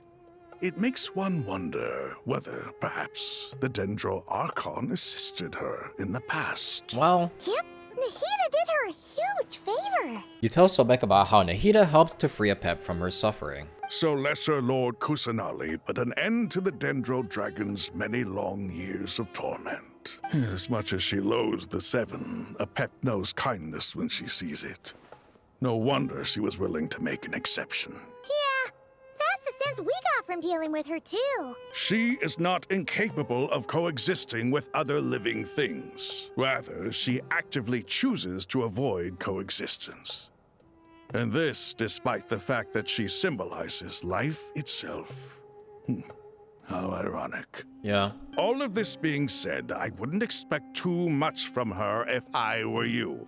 Nothing will change her hatred towards humanity and gods. Yeah, I'm aware. We'll keep that in mind. Anyway, how much longer do you think Nahida needs to stay with Apep? Maybe we should go and pick her up? For all we know, the Fatui might still be in the desert. Just to be on the safe side, why don't we grab anyone who isn't busy right now and go look for her? Dignity. I'm alright, Paimon. Huh? Huh? Was that Nahida's voice? It seems the treatment was effective. Since when do my deeds require your evaluation? Yo, what's up? Here will do just fine. I had no intention of taking you any further. One ought not expect greater generosity than they have earned. You always hide your kindness away like an oasis within a sandstorm. Only those who make it through the swirling winds can know just how beautiful that oasis is, and how much hope it brings. You dare appraise my being? No, I'm expressing my gratitude. I want to thank you for sharing your precious life force with me. Awake already? You are more resilient than I thought.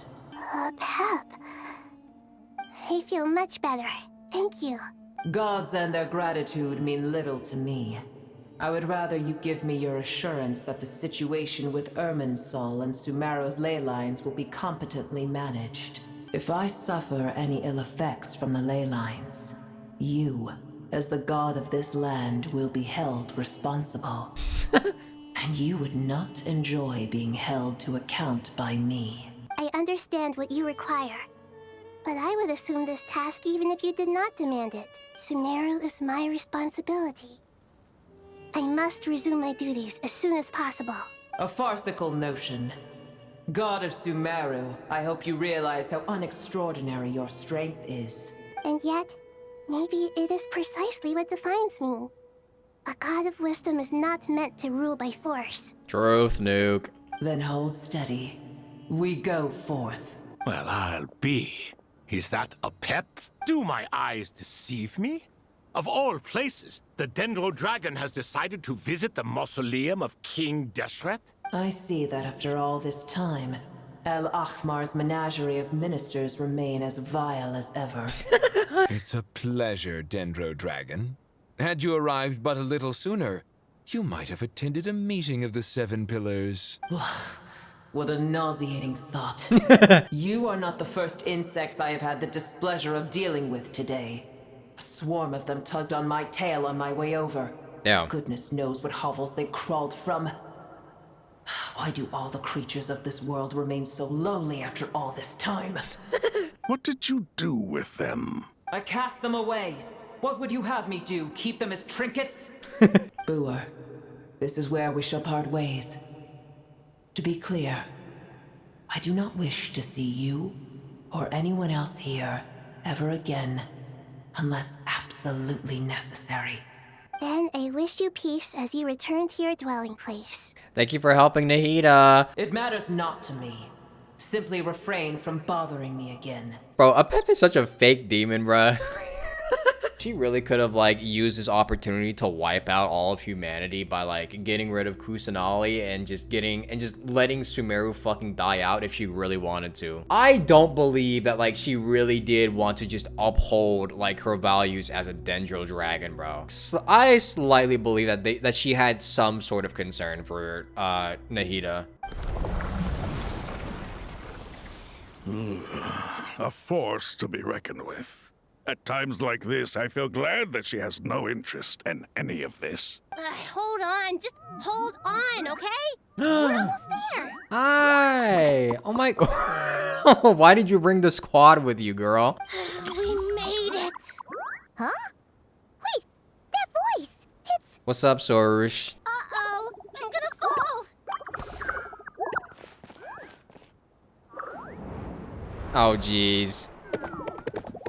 And there goes the traveler. I've got you. Well, that's a relief. A pair of safe hands indeed. The Dendro Archon's familiars. They are the last thing I expected to see here. Huh? Wait, what are the Aranara doing here? Don't you guys hate the desert? True. Obviously, I was worried about the Dendro Archon. I've been supporting them with my Pari powers the whole way here. Oh, you seem pretty nervous. Is it because there are too many people around? Not just people. It's all these non-human beings, too. It's hard on them. I can't believe you made such a long and dangerous journey just for my sake. I appreciate your support so much. Thank you all. Man, this really is like the fucking Avengers Endgame of Sumeru. I'll have to ask everyone to wait while I help our new arrival settle in. Once I'm done, I'll gather everyone to discuss our next steps. Traveler, Paimon, shall we find a place for our friends to stay? Sure. Awesome! Let's go! Well, first I have some questions. You answer Nahida's questions. Bring her up to speed on everything that has happened. Okay, I think that covers everything. Thank you. We can get going now. Hey, it really is everybody here. God, I wish you could have more pets in your slot. This game would feel more like an MMO if you could just have a whole bunch of pets following you.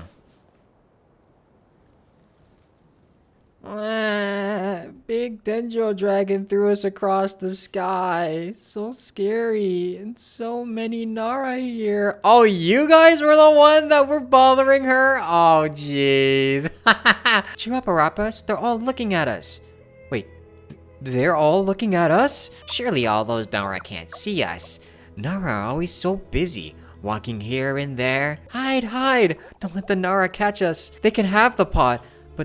Wait, no! The Nara can't take the pot! My sister said I have to look after it. Oh, jeez. The Nara are coming. Hello, everyone. It's only us. Oh, Lord of Dendro, Nara Traveler, and White Floaty. Lord of Dendro, Nara Traveler, and Paimon. It's been a long time. It must be very tough for you coming all the way out here. Especially since you don't like the Veluca. Is everyone back in Vanarana doing well? Araha is a Vasara tree. Vasara trees protect Vanarana, so that means Araja is protecting Vanarana.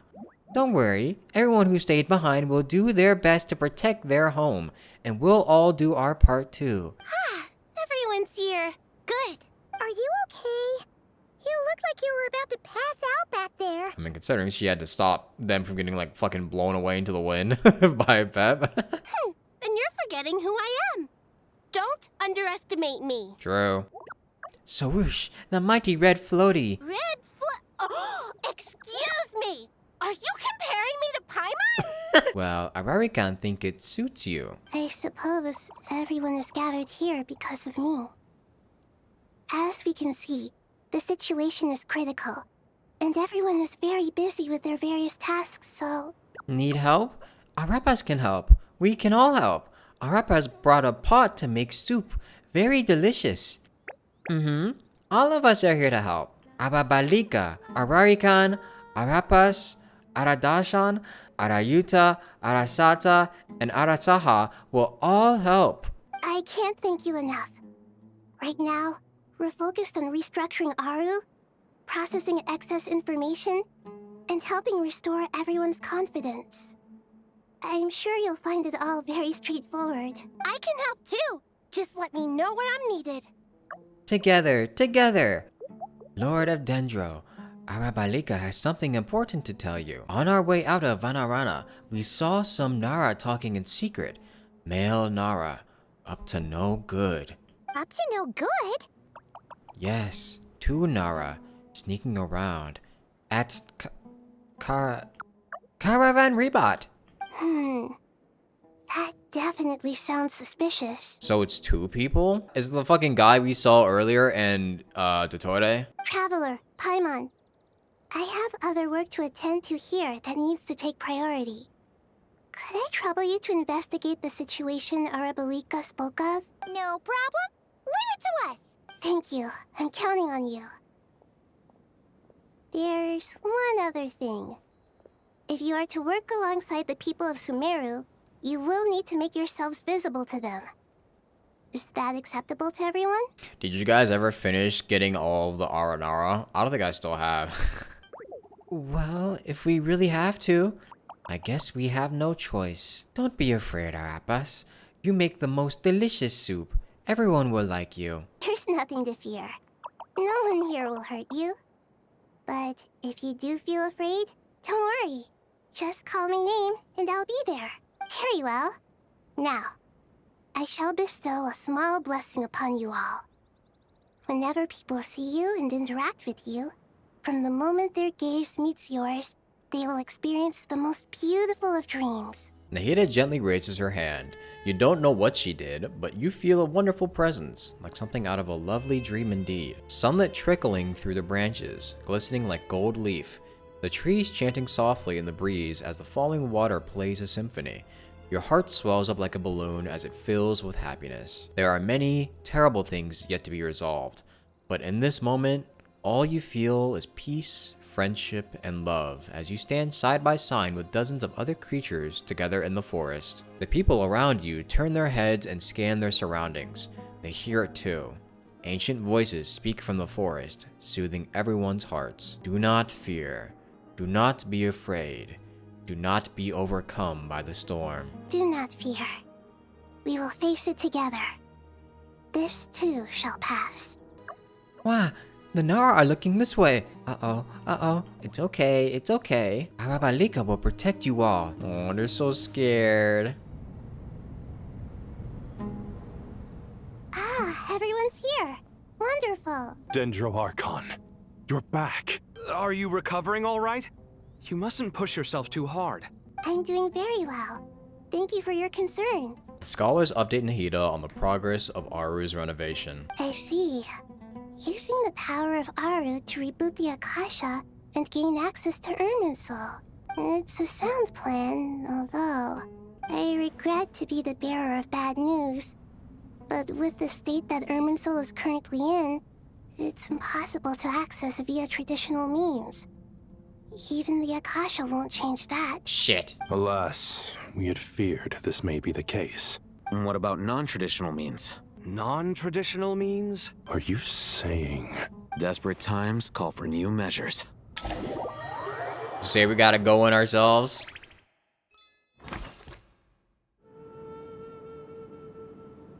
Hey, we're here! Ah, it's you. Is there a situation? The Aranara have good intuition when it comes to people. In other words, there may well be a traitor among us. Among us. Given everything that's going on, I'd be more surprised if there wasn't. Yeah, there's gonna be a bad actor somewhere around here. Miss Nefer, as a professional intelligence broker, I trust you have a solution? Not one that I'm willing to volunteer. What's in it for me? Let's say I'll treat this as a pilot project aimed at expanding your intelligence operations. Whatever business you're in, An avenue to demonstrate your abilities could never hurt. I like the sound of that. Glad we're on the same page. Given that you rarely set foot in Sumeru, practically no one at Caravan Rebot knows who you are. I take it you've read the files on everyone in the area? Yes.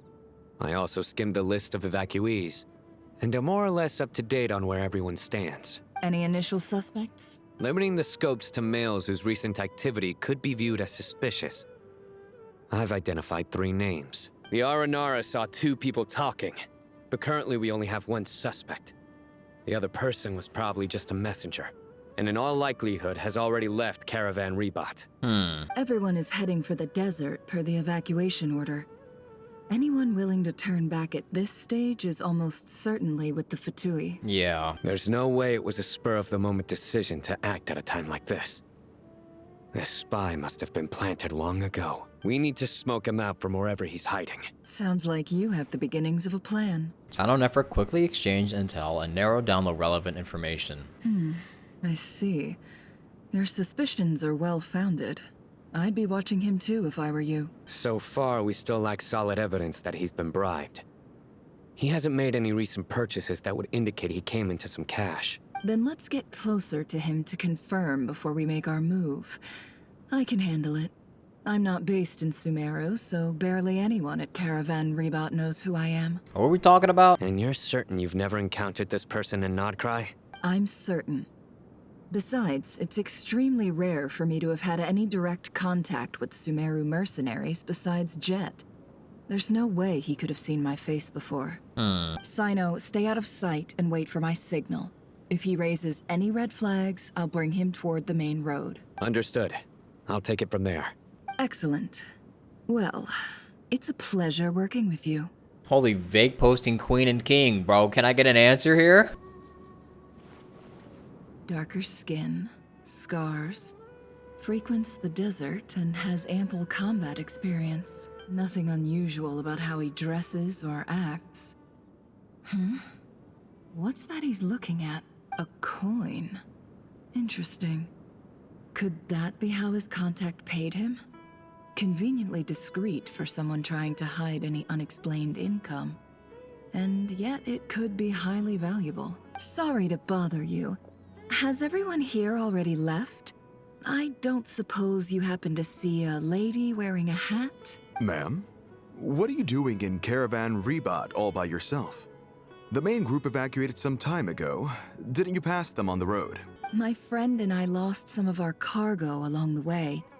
I didn't want to miss out on potential business, so I told her to go on ahead and meet the client while I retraced our steps. I didn't think it would be so late by the time I found it. And then there was a terrible sandstorm. I guess I must have taken a wrong turn, because I didn't see any large groups on my way here. Forgive me for asking, but just to be on the safe side, could you describe this friend of yours? Sure. She has blonde hair, and she was wearing a hat and a white dress. You'd definitely know if you'd seen her. Yes, I think that does ring a bell. Ah, my apologies. During this exceptional time, the Corps of 30 are under orders to be extra cautious when dealing with unknown people, whoever they might be. I understand. Well, sir, is there anything else you need to know? If not, I'd better try and catch up with them. Hey, wait! They left a good while ago now. You'll never catch up with them on your own. Why don't I give you a ride?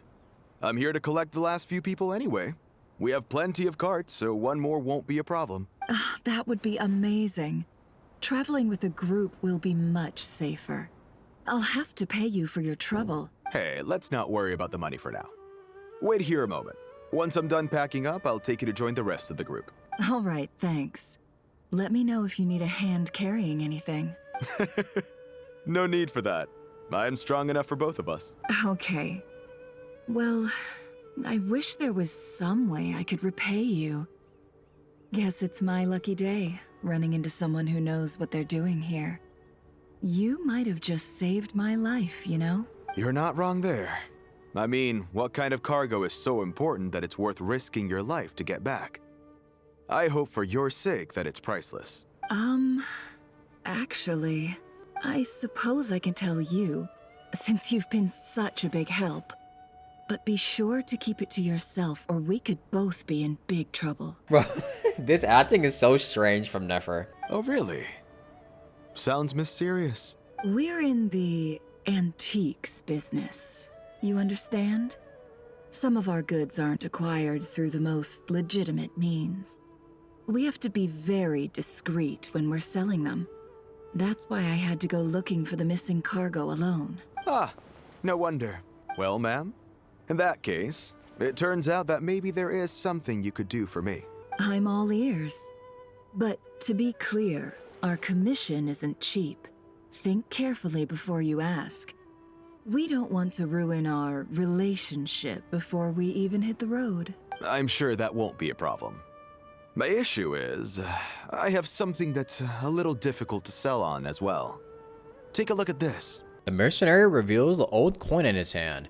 Thanks to her dealings in Nodcry, Nefer has seen plenty of antiques in her time and recognizes it as a very rare, high-value item. The ancient coin used to pay off the mercenary is made of pure gold. At first glance, it's hard to discern its country of origin. If sold to an astute collector, it would fetch a very high price. Pure gold? That's quite something. How'd you come across it? Dig it out of some ancient tomb? True, like where'd you get that from, bro? If you look hard enough, there are many treasures to be found in the mausoleum of King Deshret. It has no distinct Snezhnayan markings. That'll be why he's going with that story. And he clearly doesn't want to arouse suspicion, so he's on the lookout for an opportunity to make a quiet trade. Surely you have an existing business partner. Won't they take it off your hands? I hope I won't be attracting the wrath of my competitors by helping you sell this. The shop I used to work with is having cash flow issues at the moment after losing some money. I'm under enough pressure as it is without having to deal with them. On the off chance anything went wrong, I'd never get my money back. I understand. Gold is the last thing that traders with cash flow problems want to see. Well, in that case, I think we can work something out. Is it just me, or does this guy have a really good alibi? As it happens, I'm just about done packing. Shall we make a move? Sure. Let's walk and talk. This evacuation was a huge operation. They needed a few people to stay behind and tie up loose ends. And I ended up being one of them. You're lucky you ran into us in time. I certainly am. I don't know how this happened. One thing led to another, and look how it ended up. I just hope our client doesn't get spooked and cancel their order. Fingers crossed. But either way, life goes on, and we all have to make a living somehow. Bro, I could never be a detective, man. I'm so ass with, like, being able to tell whether or not people are scammers and shit. Hands where I can see them. So I know. General Mahamatra! No, wait! What are you doing? Did we get the right guy? This is the coin? Good. Sadly, you won't have the chance to spend it. Nicely done. Looks like Sumeru's Matra are a well-oiled machine nowadays. Unmarked gold coins are quite difficult to trace. Thanks to you, we have secured the evidence. Here's what's gonna happen. Sano nods to the group, then turns and leaves with the suspect. Before long, he returned to the intel he got out of the suspect. Southeast from here, leeward side of the hill. That's where he's meeting his contact. Great work. Candace tells me your interrogation skills are highly effective. Hers are quickly catching up. She's improved a lot in recent years. Looks like it's over to you for the next step. Because I'm quickest on my feet? Oh, what's up, Wanderer? Because you know how to trail a target. Plus, it'll be easier to monitor their activity from the air. Fine. I'll be quick. One more thing. The Traveler just brought a message from the Dendro Archon. Once you're done with this, we're to meet up at the mausoleum of King Deshret. Got it. Will do. Are you sure you'll be okay on your own? Gee, I don't know. Maybe you should come with me. Okay. Then Paimon's coming with you. Really? You do know this is a stealth operation, right? Meaning, you have to be quiet? Paimon, are you sure about this? Well, Paimon at least wants to give it a shot. Like everyone says, if you never try, you'll never know. Also, if anything goes wrong, she could just like disappear into thin air, I think. Besides, being the best guide in Tibet has to count for something. This should be a piece of cake. Fine. Join me if you want. But be warned. If anything goes wrong, I'll have to gag you and shove you into a bush. No need! Paimon will be super careful. Promise! Good. Then what are we waiting for? Let's go. Ah! Coming! Coming! I wonder if Paimon could keep up with Wanderer's flying speed. Guy! Wait up! Hey, slow down, will ya? We're here. Now we wait. Okay, yeah, cool. Cool. What's on your mind, Paimon? Huh? Oh, nothing? Yeah, this is a bit strange that she decided to come on her own. She usually doesn't try to separate from the Traveler a lot. I thought all you cared about besides being a guide was food and sleep. Why the sudden urge to go on a dangerous mission? What's that supposed to mean? Paimon's been on plenty of dangerous missions before. But never on your own. You hardly ever leave the Traveler's side. Yeah? Just saying. I'm kind of at loose ends right now. So if you did want to share, I suppose I'd have to listen. If not, suit yourself. Makes no difference to me. Hat guy? Do you think Paimon is useless? Oh no, my child, don't say that. What? Where's that coming from? When we were in Notcry, Paimon suddenly realized something. Even though Paimon's with the Traveler every single day, whenever we face real danger, she can't do anything to help. Paimon doesn't get like this very often. She just got really scared when the Traveler got kidnapped that time. What if he never came back? What would Paimon do then? And the more Paimon thought about it, the more useless she felt. But Paimon doesn't want to be a burden. Paimon wants to be a friend who's actually useful. Aww. Does that make any sense? You know, that feeling of just being completely useless and... Paimon probably sounds so ridiculous right now. I bash on her a lot about being kind of useless in combat and just, you know, not really doing much, but I didn't know they would actually try to acknowledge us in the quest. At least not now, either. You asked the right person. Boy, do I know that feeling. Oh, Hat Guy. I'm not gonna try and encourage you. What I will say is this. When you start doubting yourself, you have two choices. Give up or change. You have to make the decision to move forward. Otherwise, no amount of consultation from other people is gonna help you. So ask yourself, what do you want? To get stronger? To learn more? Whatever it is, go do it. You won't have any regrets if you can at least say that you tried. True. He's not wrong there. Something's not right. Shouldn't they be here by now? Paimon, is it just me? Or is it a little too quiet around here? Should Paimon take a look? We'll give it another hour. If nothing happens, we head back. Okay. Time ticks by, but still, nothing happens. How strange. We've been here for ages. Where the heck are they? Have we been stood up? What is it? Did you think of something? Something feels off about this whole situation. But I can't quite explain why. We know for sure that the guy Sinocot had something set up. Yet somehow his contact is a no-show.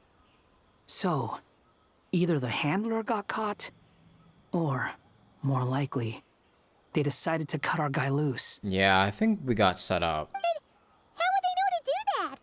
Wouldn't they at least send someone here to check things out? That's the problem. They couldn't possibly know what's happening here. Unless... This feels all too familiar. Come on, let's head back.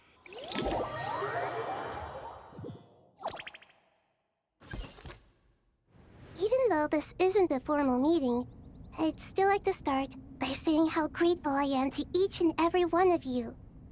Thank you all for coming here and standing by our side. Chesipank and Bennu are currently assisting the scholars with the maintenance of Aru.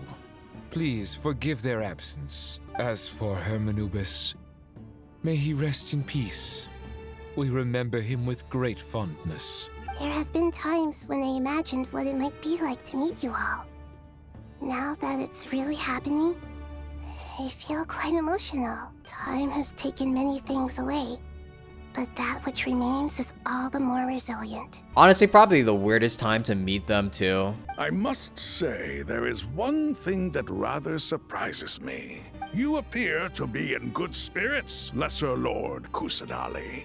But even so, I can sense that the life force given to you by the Dendral Dragon has far from fully resolved the problem of your vitality. Oh no! So even a Pep's power didn't work? Don't worry, Paimon.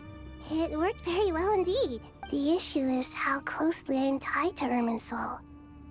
Until the problem with it is resolved, there is no way I can fully recover. Yeah. Sumeru has undergone tremendous changes during your absence. When gods pass away, inevitably, people's faith in them grows weaker. You must have sensed it already. Your power is not what it once was. Regrettably, this is true. I too have grown weaker due to the effects of Irminsul. Right now, we're all in quite a sorry state. Damn, we're all fucking bums here. Then what do you suggest? We take all the help we can get. Sumeru is our shared home. You and I, gods and humans alike.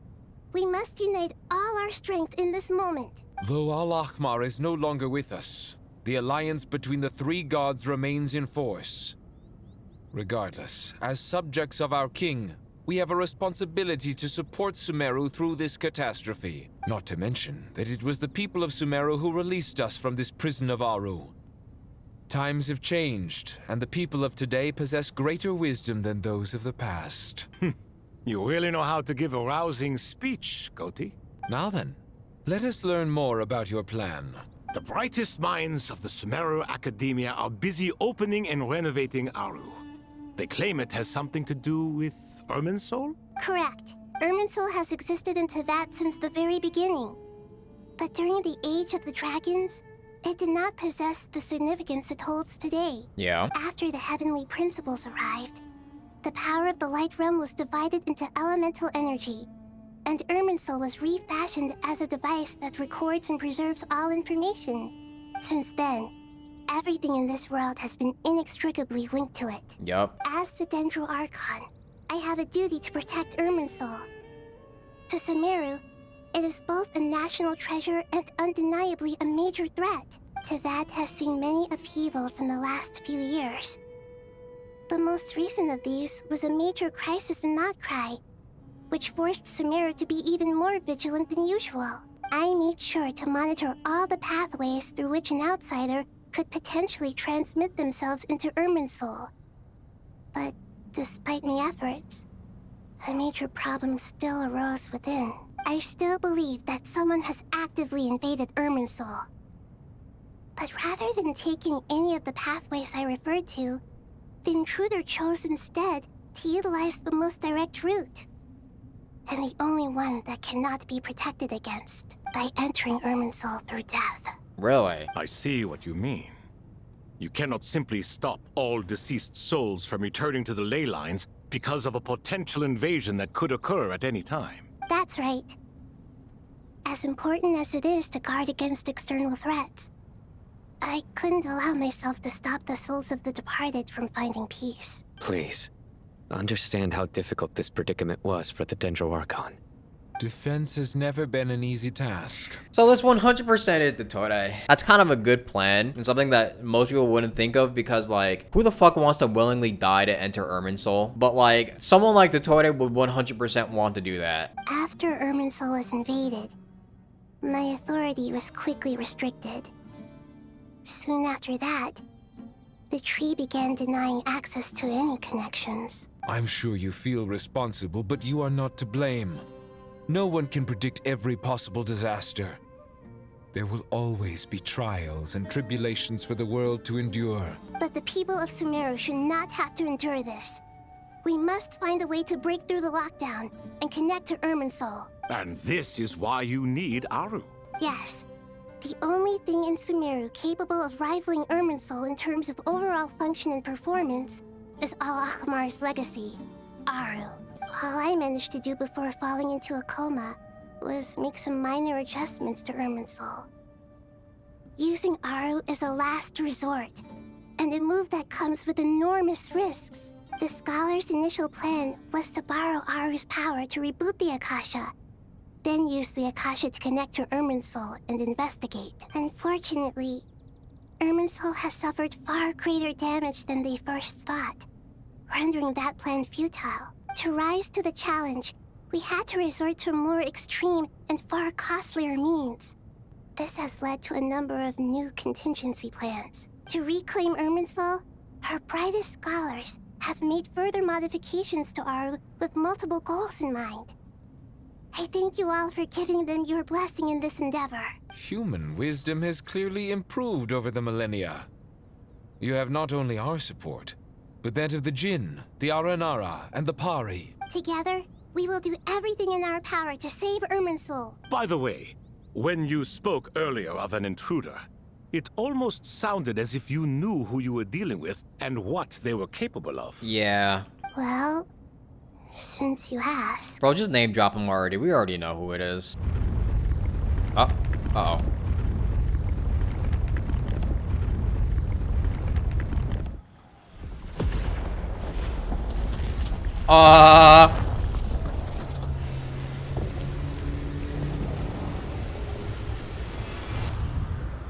Oh, okay, awesome. Whoa, okay, that's kind of sick. Master Tainari! What is that? Is this Irminsul? How did this happen? What's going on inside? Luckily, we managed to evacuate everyone. What in the world was that? That was terrifying! Nahida, so this is the catastrophe she's been fighting against all this time? Oh my. I understand now, Dendro Archon. You make yourself quite clear indeed. Yeah, so now do you guys get it? We're about to get so fucked. Not once over the millennia has Irminsul been so terribly afflicted as this. Please continue, Dendro Archon. Irminsul's root system is what comprises the ley lines. In the past, it has always been hidden away, going unseen by the general populace. But now, an evil intruder is making it reveal itself. It has become a tree of unbridled greed. A clear sign that a deranged experiment has advanced to a new stage. Blasphemy. From where I stand, an experiment in the name of blasphemy sounds rather improper. But if we are to honor Dottoro's will, this is what we must do. It The is birth of indeed this tree Dottore. proves to me beyond doubt that this incident is connected to him. But to explain the situation in full, there is someone I need to tell you about. In the most concise and precise language possible, Nahida explains what she knows about the second of the Fatui Harbingers, the Doctor. His true name is Zandik, and his crimes are beyond all reckoning. Zandik. So it was him. I saw him in the desert once. A man of supreme arrogance. So this is where it has taken him. But didn't Dottore die and not cry? How is he still able to do all this? He must still have loyal followers amongst the Fatui. Even so, I'm still unclear as to how he has been able to wield such a profound influence over Irminsul. Oh, hi, Nicole. I can confirm that Fatui forces have arrived in Sumeru City. Furthermore, Irminsul seems to be undergoing some kind of mutation. Evil branches are beginning to grow. Things that do not belong to this world are slowly but surely materializing. Oh, great. Sorry. Awesome. I couldn't think of any other word to describe it. They don't seem to be fully formed physical entities yet, after all. But they are gradually becoming real. Oh, great. Horrors beyond human comprehension are spawning in Teyvat. That's awesome. A baleful tree climbing up into the heavens. Speaking of Dottore, I have some information on that front as well. Wander recounts how he and Paimon went to the meeting spot, only to find no one waiting for them. I didn't think it was wise to state this out in the open. But my theory is, the mole wasn't cut off after he was caught. They wrote him off from the beginning. Yeah. You mean the Fatui never intended to follow through with him? Then why plant a mole at all? A distraction, I guess? It's hardly a conventional strategy, and the rationale behind it is pretty twisted. But as it happens, I know someone who works exactly this way. And when it comes down to it, his goals are very simple. He just wants to confuse people, so they can't figure out what he's up to. He's been a collaborator of Dottores from the outset. That fact alone confirms that Dottore is involved with this somehow. Some people gasp upon hearing this name, while others fall silent. Clearly, there is more going on here than anyone realized. Nahida proceeds to summon all relevant parties for a lengthy and in-depth meeting. Nahida gives a detailed explanation of the enemy and the potential scale of the crisis. After further intel provided by Nicole and Nefer, a plan is formulated and everyone prepares to get to work. There is still much to be done. Everyone, please remember our core strategy. Guys, we might actually be fucked. Like, this is all going according to their plan. Like, we are falling straight into their trap. As per the discussions, the following groups must act immediately. Mr. Al-Haytham and Mr. Kave, the next phase of the Aru renovation project must begin right away. Godspeed to you both. We'll give it everything we've got. The plan looks feasible, but the implementation will require certain resources. General Mahamatra Sino and his team will help to procure the materials required for modifying the terminal. No problem. I've already spoken with Sethos and Hat Guy, and they've agreed to assist me. This kind of thing is best left to the fleet-footed, right? Hat Guy? If it's efficiency you're after, we're the right people for the job. Following up on the elemental energy amplifier we discussed, Ms. Dory, I assume you're the one most familiar with the status of this project. Aside from the Dendro Archon, of course. Yep, that's right. Leave it to Lord Sangamabe. Got it. Well, I'd like Madame Farazan, Kale, and Nicole to support Dory on the technical side. You can count on us. Will do. Rest assured, I'll take good care of Kale. Dia, Candace, and Nefer, you'll be in charge of negotiating between the various parties. I trust you remember our goal. You bet. We can handle it. Good. I believe that covers everything. Tainari will provide ad hoc support as needed, if that's okay. Poor Tainari. Must be tough being Nephis' student. Getting bossed around all day, every day. Hey, don't try and drive a wedge between us, you old rascal. All it says to me is that Master Nephis has faith in everyone's abilities. While I'm nominally here as backup, I doubt there will be many situations where my help is needed. Exactly. Finally, Traveler, you and I will head to the border between Sumeru and Natlan. Once that task is complete, I'll be asking some of you to accompany me to the Eternal Oasis. Ooh, the Eternal Oasis. I like that place. The Eternal Oasis? I thought that was just a legend. So it does exist after all. No, it does indeed exist, and we've seen it. Well, the Traveler has, at least. Regarding your trip to Natlan, under normal circumstances, a meeting between our two nations would be a far more formal affair. Unfortunately, Sumeru is all but completely cut off from the outside world at present, so regretfully, we won't be able to give the Pyro Archon Mawika the grand reception that she deserves. Damn. My apologies for the inconvenience. Not a problem. We'll do our utmost. No point putting too much pressure on yourselves. That goes for everyone. Right. Especially you, Dendro Archon. I'm sure you're still feeling quite weak. Don't worry about me. The Dendro Dragon's life force will sustain me. Plus, we'll be there every step of the way. Nahida will be just fine. Yes. I believe in myself. And I believe in every one of you. Well, time to get going. Things are becoming quite dire very quickly. To what extent we can implement the final plan depends on how successfully the Akasha can be modified and configured.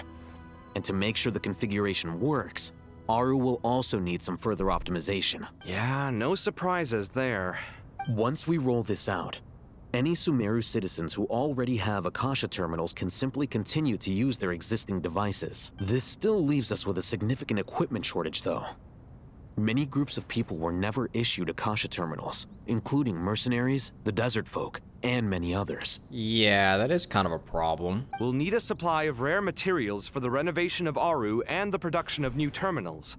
Right now, the best place to source these locally is from the primal constructs within King Deshret's mausoleum. Time is not on our side here. It's gonna be a race against the clock. The Aru merge and renovation project will have to be carried out by you two. Everything's riding on this, so failure is not an option.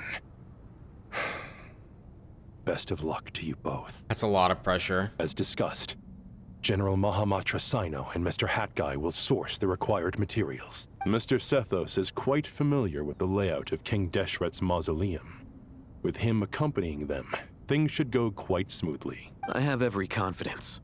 In the meantime, we may as well take a breather. Makes sense.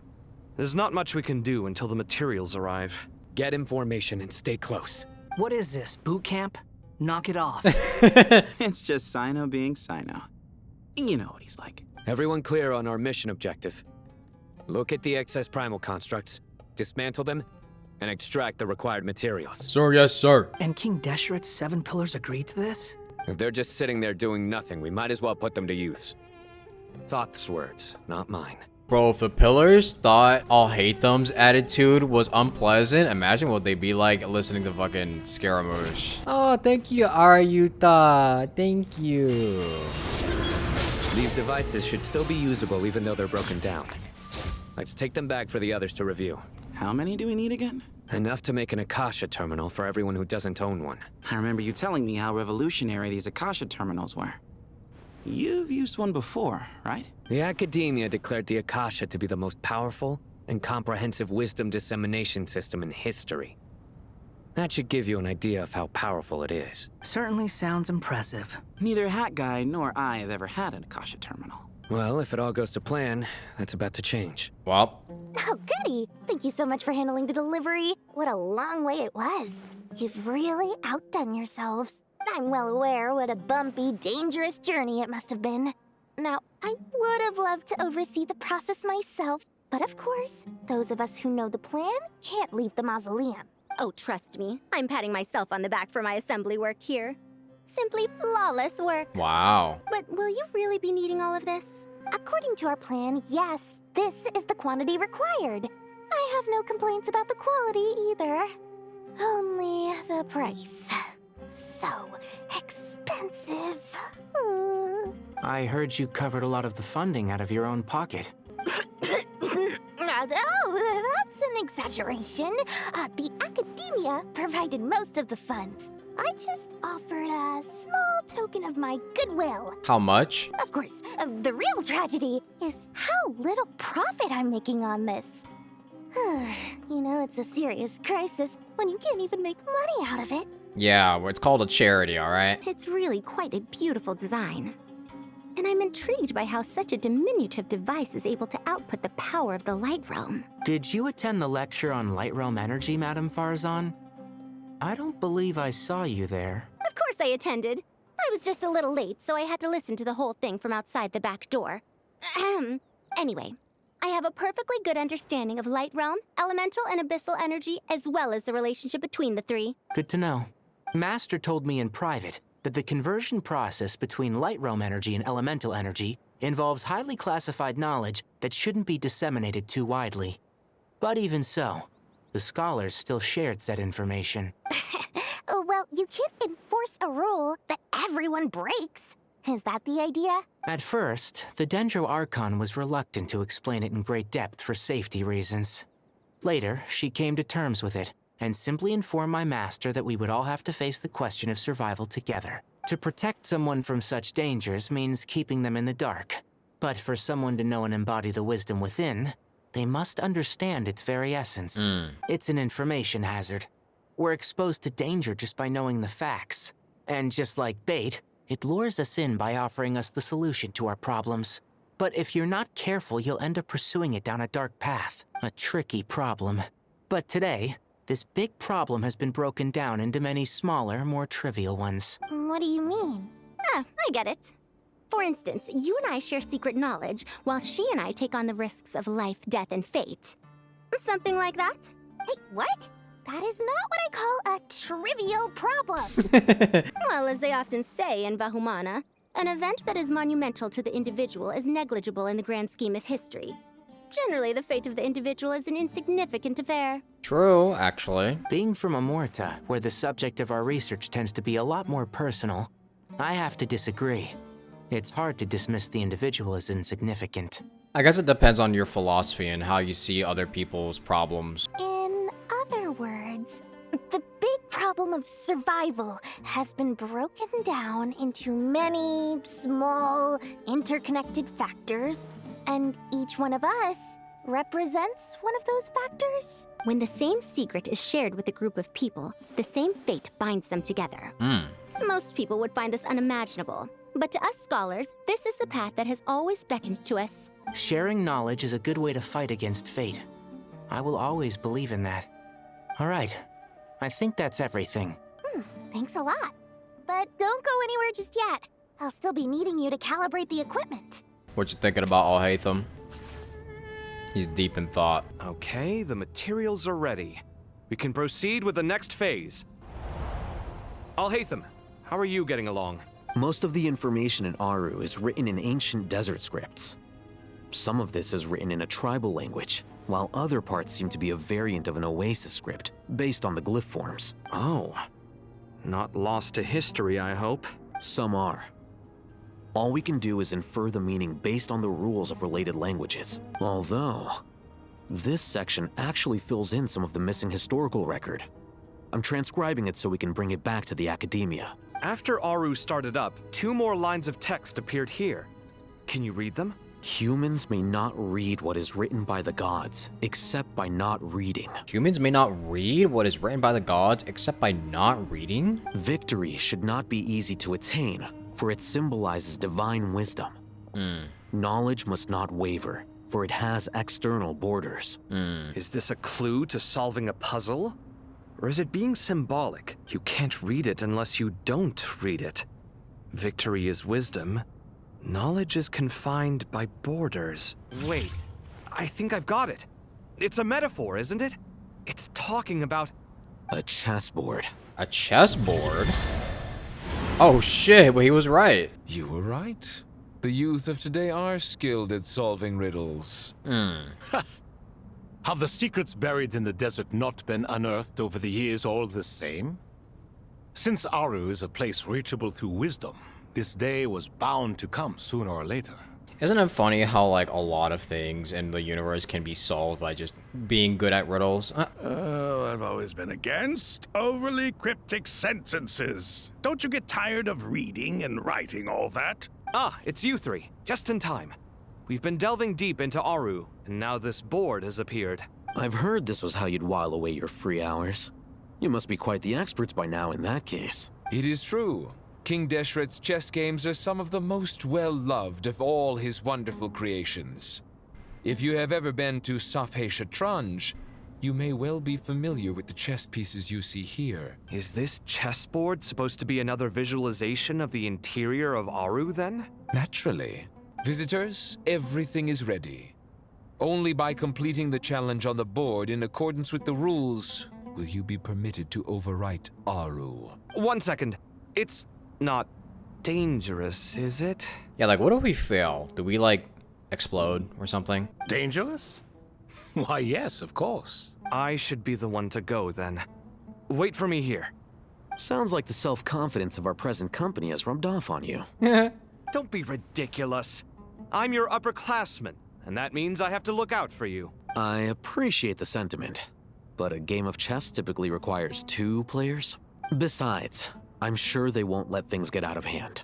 Keeping things relatively safe is in your best interest too, isn't it? Fair enough. I mean, you guys are controlling the difficulty, so please don't go too hard on us, all right? Ah, but Bennu said he wanted to put some respect into these whippersnappers. Oh, jeez. All right, all right.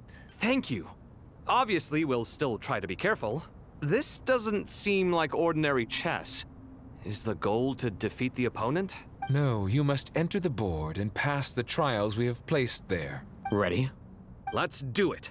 The first trial is posed by me. I don't think this is gonna stop us. Ah, but the key to this game lies in working together. Otherwise, you will be deemed to have broken the rules. Looks like it's up to me. Marak, can you open it? King Deshret's favorite primal construct. Living on in suitcase form, of all things. Amusing. Oh, excellent work.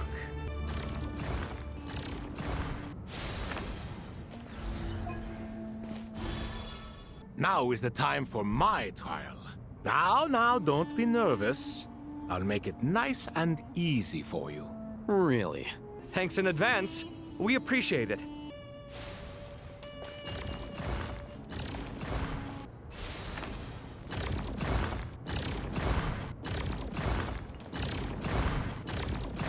There we go. Ibis King, don't you think this all rather inappropriate? You may as well be handing them victory on a silver platter. Do not expect me to follow your lead. Ha! Suit yourself.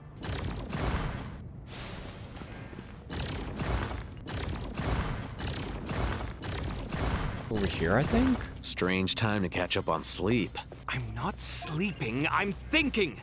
It's not that simple, you know.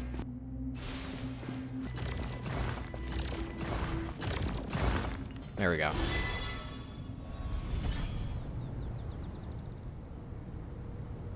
Done. Finally. It's over. But seriously, that was incredible. Standing on the chessboard felt completely different from standing on solid ground. And also... Oh, sorry.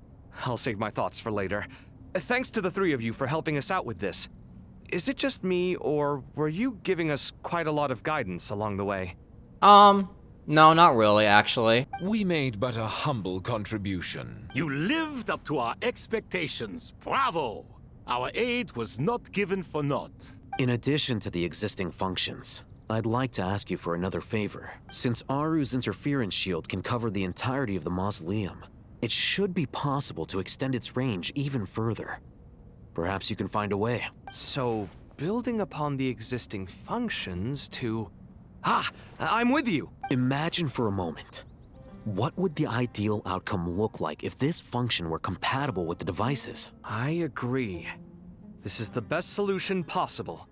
Please, everyone, we beg you to help us. Me, oh my! Well, since you ask so very nicely, I suppose... Goti? Croco? What do you say? Naturally. Time to go! Let's go find Nahida!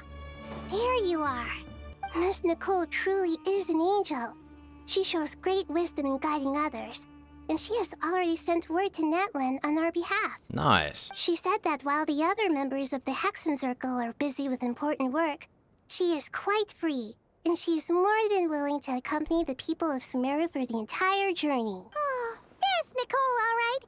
Always super patient and loves to help everyone out. She's the best. But why is Nicole more free compared to the rest of them? She is. So kind and enthusiastic. Well, time for us to get going. Let's head out. Whoa, you can see the wall. What the hell? This should be one of the closest places to Natlan in all of Sumeru. There's the barrier Nicole and Nefer mentioned. It completely cuts this nation off from the others. But why?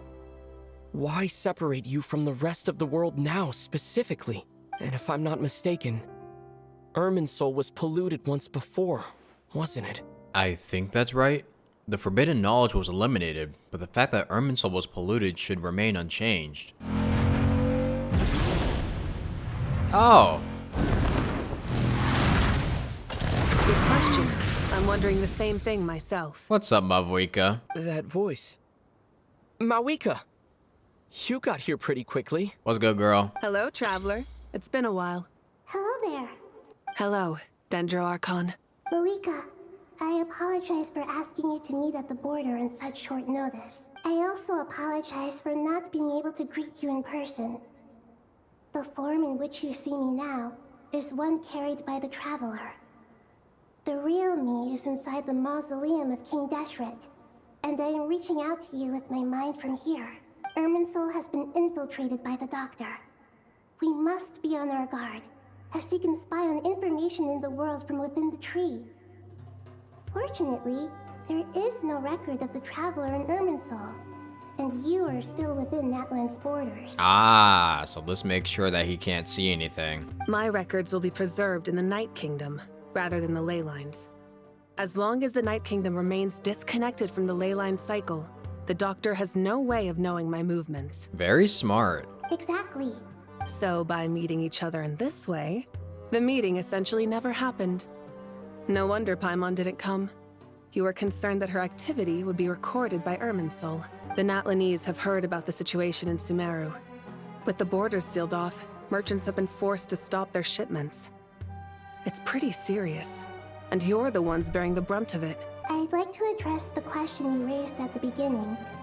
I can offer a brief explanation, although it will sound rather cruel.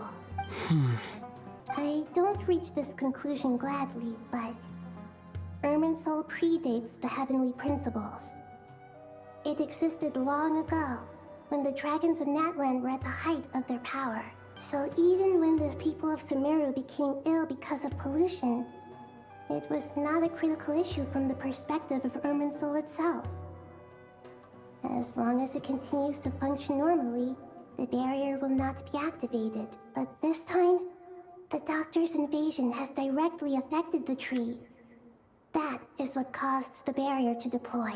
The heavenly principles established a rule that when Irminsul is plunged into grave danger, a portion of power will be reserved to isolate Sumeru.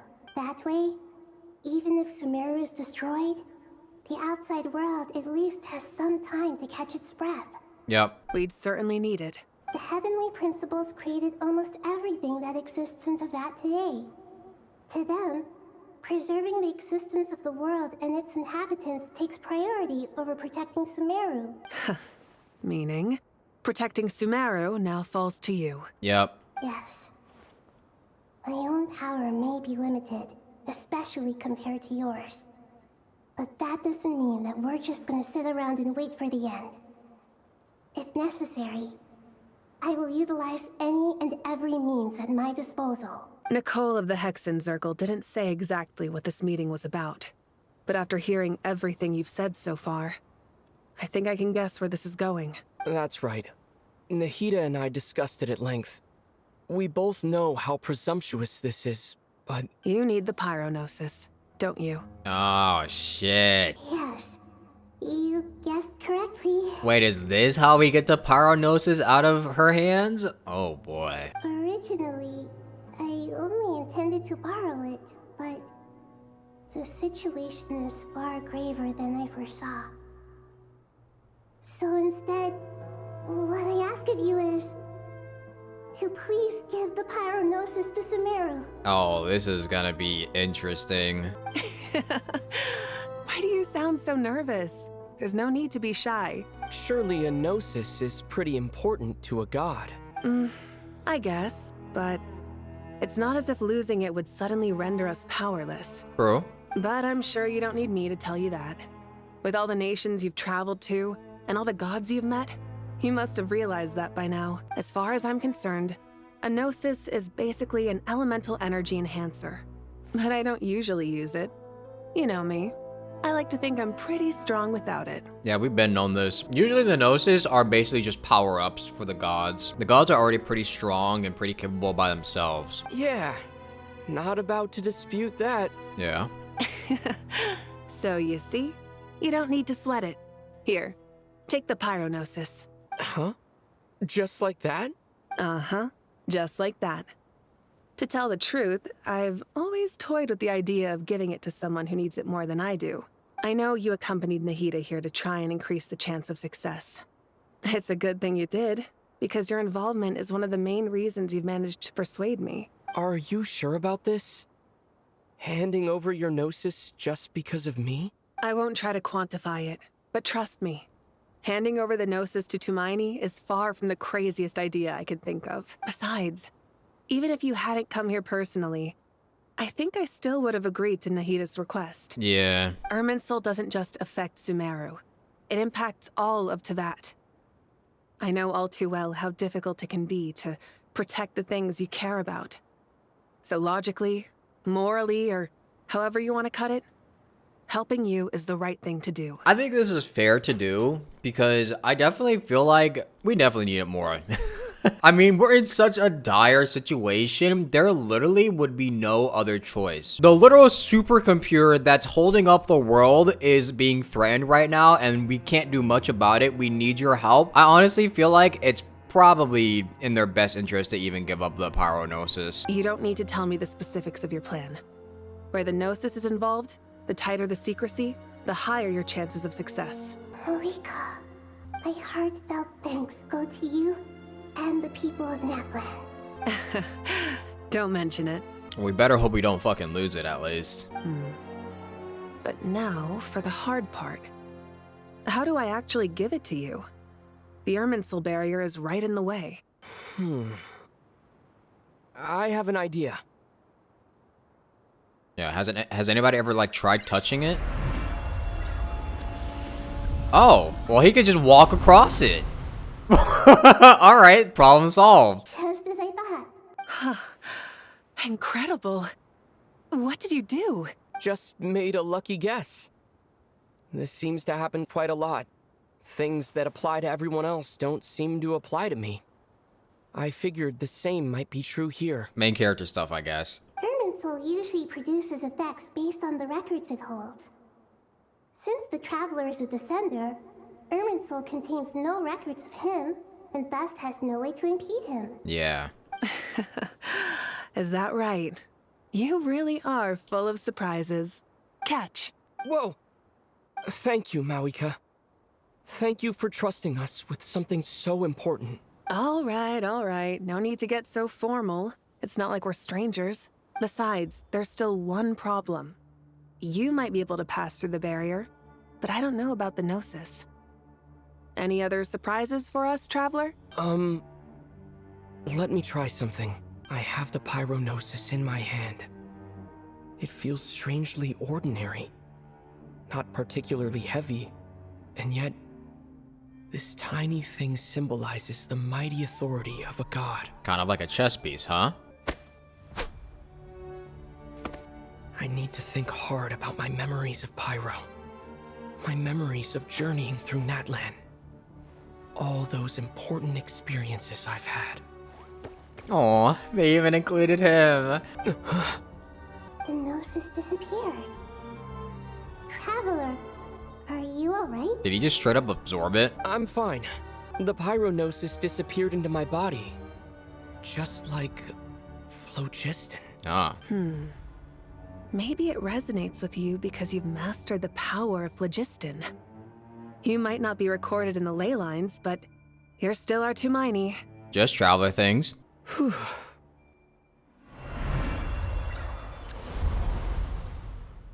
Nice. Amazing. I made it back through with the Gnosis. Please allow me to express my gratitude once again, Malika. Pleasure. Well, I've given you all the help I can. The rest is up to you. Good luck. We won't let you down. Yeah. We aren't about to lose. Boosh. But you know, this kind of makes me wonder, what do all the other nations think about this? This really makes me want more dialogue that gets updated throughout the regions as you play the Archon quest. Because I would love to see what everyone's thoughts are when you're playing through an Archon quest that like threatens Teyvat itself. There's no way people aren't just like looking at this from afar and being like, damn, what the hell going on over there? I mean, for fucking Inazuma, it probably takes like at least 3 business days to even get the news because they're all the way over here, but like I would love to know like what their thoughts are on this, especially the Archons themselves. I would love to see that happen one day, but I don't know. Indie dev company. Traveler, Paimon, how are you feeling? Paimon's a teensy bit nervous, but only a teeny tiny bit. Seems like she's gotten way braver over the last few years, huh? Yeah. Of course. After all the adventures you've had with the Traveler, I'm sure you've gained a lot of experience and grown as a person. I'm doing all right. What about you, Nahida? how are you holding up? With the negative effects of Irminsul, I am a bit like a piece of fruit that's been burrowed into by hungry insects and left to rot. Ow. I'd be lying if I said it was nothing. Yeah, that probably hurts. But please don't worry. We all know what we're getting into, and we've prepared as well as we can. I believe in everyone. I believe in you. And I believe in myself. Stoking the fire inside oneself is certainly one way to live, but knowing when to rely on one's companions is also a form of great wisdom. I've been quietly learning little things from everyone, like plucking tufts of fur from a sumpter beast. Me too. With the constant traveling, I'm always learning and growing. That's the journey of life. I think there's someone else here who would share that sentiment. What's up? Don't worry about what I think. I was just passing by and happened to overhear your conversation. God, I wish I named you something else. I'm so sorry. I sound like a fucking parent that's disappointed in their child, like, constantly, but like, man, why did I name you this? What are you talking about, hat guy? This is the top floor. No one passes by the top floor. Says who? You can fly just like I can. I would have thought it makes sense to you of all people. True. I don't know why, but I feel a little more relaxed now. It shows that you feel comfortable laying down your burdens in our presence. It means that Sumeru is a place you can trust, where you know we have your back. And we feel exactly the same way around you. That's what it means to be friends. Feel free to mingle if you'd like some time to catch up with people. Just remember to get a good night's sleep when you're done. Tomorrow is a very important day. Ah, it's finally done.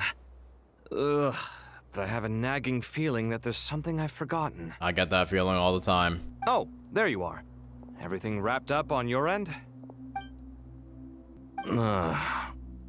Okay, fair enough. That was a pointless question. We were working in tandem, after all. You must really be exhausted. Well, it's been a busy day for both of us. When work ends, you clock out. No looking back. Yeah, we're definitely due a break. Probably a little late to start drinking now, though. I'll stick with water. Here, this one's for you. Thanks. You want a bite to eat? I can grab us something. Or wait, I think there's a stove nearby. Let me take a look. Are you nervous? A little, yeah. Unlike you, it seems. How are you not feeling at all nervous? Because everything that happens next is beyond my individual control. I don't worry about things I cannot influence. What do you mean, cannot influence? You're the one who came up with half of the strategies we ended up using. There's only so much I can do. I was only doing my duty. Was it like this last time, too? You mean with Azar and his accomplices? Yes and no. The situation back then was easier to control, but we weren't as prepared as we are this time. So the enemy is stronger, but so are we. I still vividly remember the way you interrogated me in the library after the fact. Where were you when Sumeru needed you most? If your memory is so vivid, you might also recall that it was you who came looking for an argument. You're often the one who initiates these things, you know. I came for a conversation. I didn't know it was gonna turn into an argument. Anyway, at least I showed up this time. So, what do you think? What do I think? I think we're certainly better off for it. Aw, he gave him a compliment. Wow. It's good having me around to help out, huh? Absolutely. As a citizen of Sumeru, you displayed a remarkable sense of responsibility in the face of disaster. Certainly feels that way. I just shudder to think how the world would have ended up if we hadn't gotten control of the situation. Wait, that's actually really cool that he acknowledges that Kaveh is super important to the situation at hand. Wait, that's so sweet, actually. So, do you think this is what impending disaster looks like? The sky is so clear, and there isn't a whiff of decay or destruction in the air. It's hard to imagine that the fall of humanity could happen on an ordinary day like this. Awful things happen all the time. Sometimes people can stop them, and sometimes they can't. What you and I have done is increase our chances of stopping this one. Lofty ideals may provide no defense at all against nihilism, but perhaps little decisions can. Hmm? Oh, nothing. It's nothing. I hope everything works out tomorrow. It will. As long as we stick to the plan, our chances of success are good. It's really strange. You're my junior, yet you always seem to act more like an upperclassman than I do. I think it's mostly a matter of temperament. Yeah, I mean, you could act as cool as he could. Ugh. Walked right into that one, didn't I? We'll make our move after sunrise tomorrow. Good. Is everything ready? As much as possible. That'll be enough. Don't let the pressure get to you. We'll take things one step at a time. That's how we've always done it. Master Tainari! Mr. Sino! So this is where you were. Hi, Kale. I brought some juice and some water. Would you like some? I know how easily you get dehydrated in the desert, so you should definitely have some water. In which case, I'll have the juice. I gotta ask, though. Who's on juice-making duty at a time like this? True. Madame Farazan said she was feeling a little nervous, so I told her about the automatic juicer my friend invented. She took it right off me and started making carton after carton of juice. Oh, cool. A juicer? Did Sucrose send that to you? Sucrose mentioned. Yeah. I hadn't had the chance to try it out before this incident occurred, but I couldn't bear to leave it behind in Gandharvaville. The juice is very sweet. I think so too. Kale, how are you feeling? Physically, I'm okay, but it just still feels strange to me. Why would a great power like this come to someone like me? I know the feeling well. That same question ran through my mind every day as a kid. At least now, you have someone who can relate to you. All the more reason that you should apply for Spontamod. Tainari fiercely opposes the idea, though. Those two things are completely unrelated. What are we all chatting about, Would anyone like any juice? Oh, you have some already. I had some earlier, ma'am. Maybe give the extra to someone else? I'll have some. Very well, very well. I shall be off then. There's this enormous power. The And juicer. there's little old you. You feel like there's no connection between the two. And that sense of dissonance is difficult to get used to. Yeah. But after all this time, I can't believe this stuff still gets to me sometimes. Makes me feel a little childish. Kale, just because we normally keep the conversation light doesn't mean we can't discuss deeper issues. I don't think it's childish at all. You were the victim of a terrible crime. It's normal to struggle with the fallout from it. You have absolutely nothing to be ashamed of. Truth. My professor once told me that no incident can be considered truly resolved until the victim says it's over. Your rage and your pain are completely justified. Truth. Thanks. Miss Nicole said that.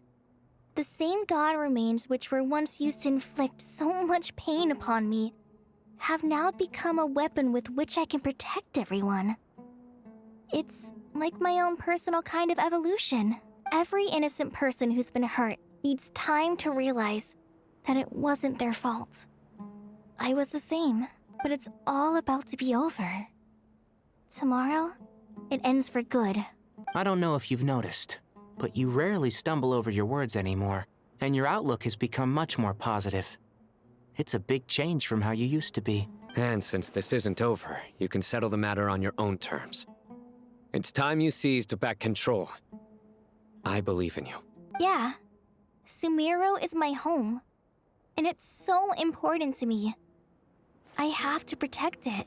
And once you're done, how about you come back and apply for Spontamod? Stop it with the sales pitch, would you? Hey, excuse me. There are still 3 unclaimed cups of juice here. Why don't you take one each? Ugh, my arms are getting sore from carrying them around everywhere. Madame Farazan, why are you... Here, let me take them off your hands. Thank you, Madame Farazan. Drink up and enjoy my handiwork. I think I'm going to make something else now instead. Please, try to relax, Madame Farazan. Your nerves are starting to get the better of you. I know. She just wants everybody to have some good nutrition. Look at the time. I should head back. I'm so sorry. I was in a hurry and didn't look where I was going. Are you all right? I'm fine. Wait, you're... Have we met? Not exactly. I think we may have crossed paths by the house of Dana before. Oh. Ah, you're Hat Guy! From Vahumana, right? Hat guy. You recognize me? The clue's in the name. Mr. Hat Guy. Fair point. It's getting pretty late. What's keeping you up? I could ask you the same question. If I'm not mistaken, all the workload for the Ratawa Histarshan wrapped up a good while ago. Well, I have something of a background in Satyavada life, so I was helping the Dendro Archon make some preparations. But I must have lost track of time. Did you find the experience enlightening at all? Honestly, it was tedious and uneventful at first. But eventually, I think I did sense some profound truths. But they also brought a lot of suffering with them. Oh. I was told that I even shed tears while I was meditating. Though I have no idea why. Sorry. I hope I'm not scaring you. Not at all. It just proves you're very accomplished in your research. Good night. I wish you all the best for tomorrow. Thank you, sir. You too. Too bad we've got a fight tomorrow.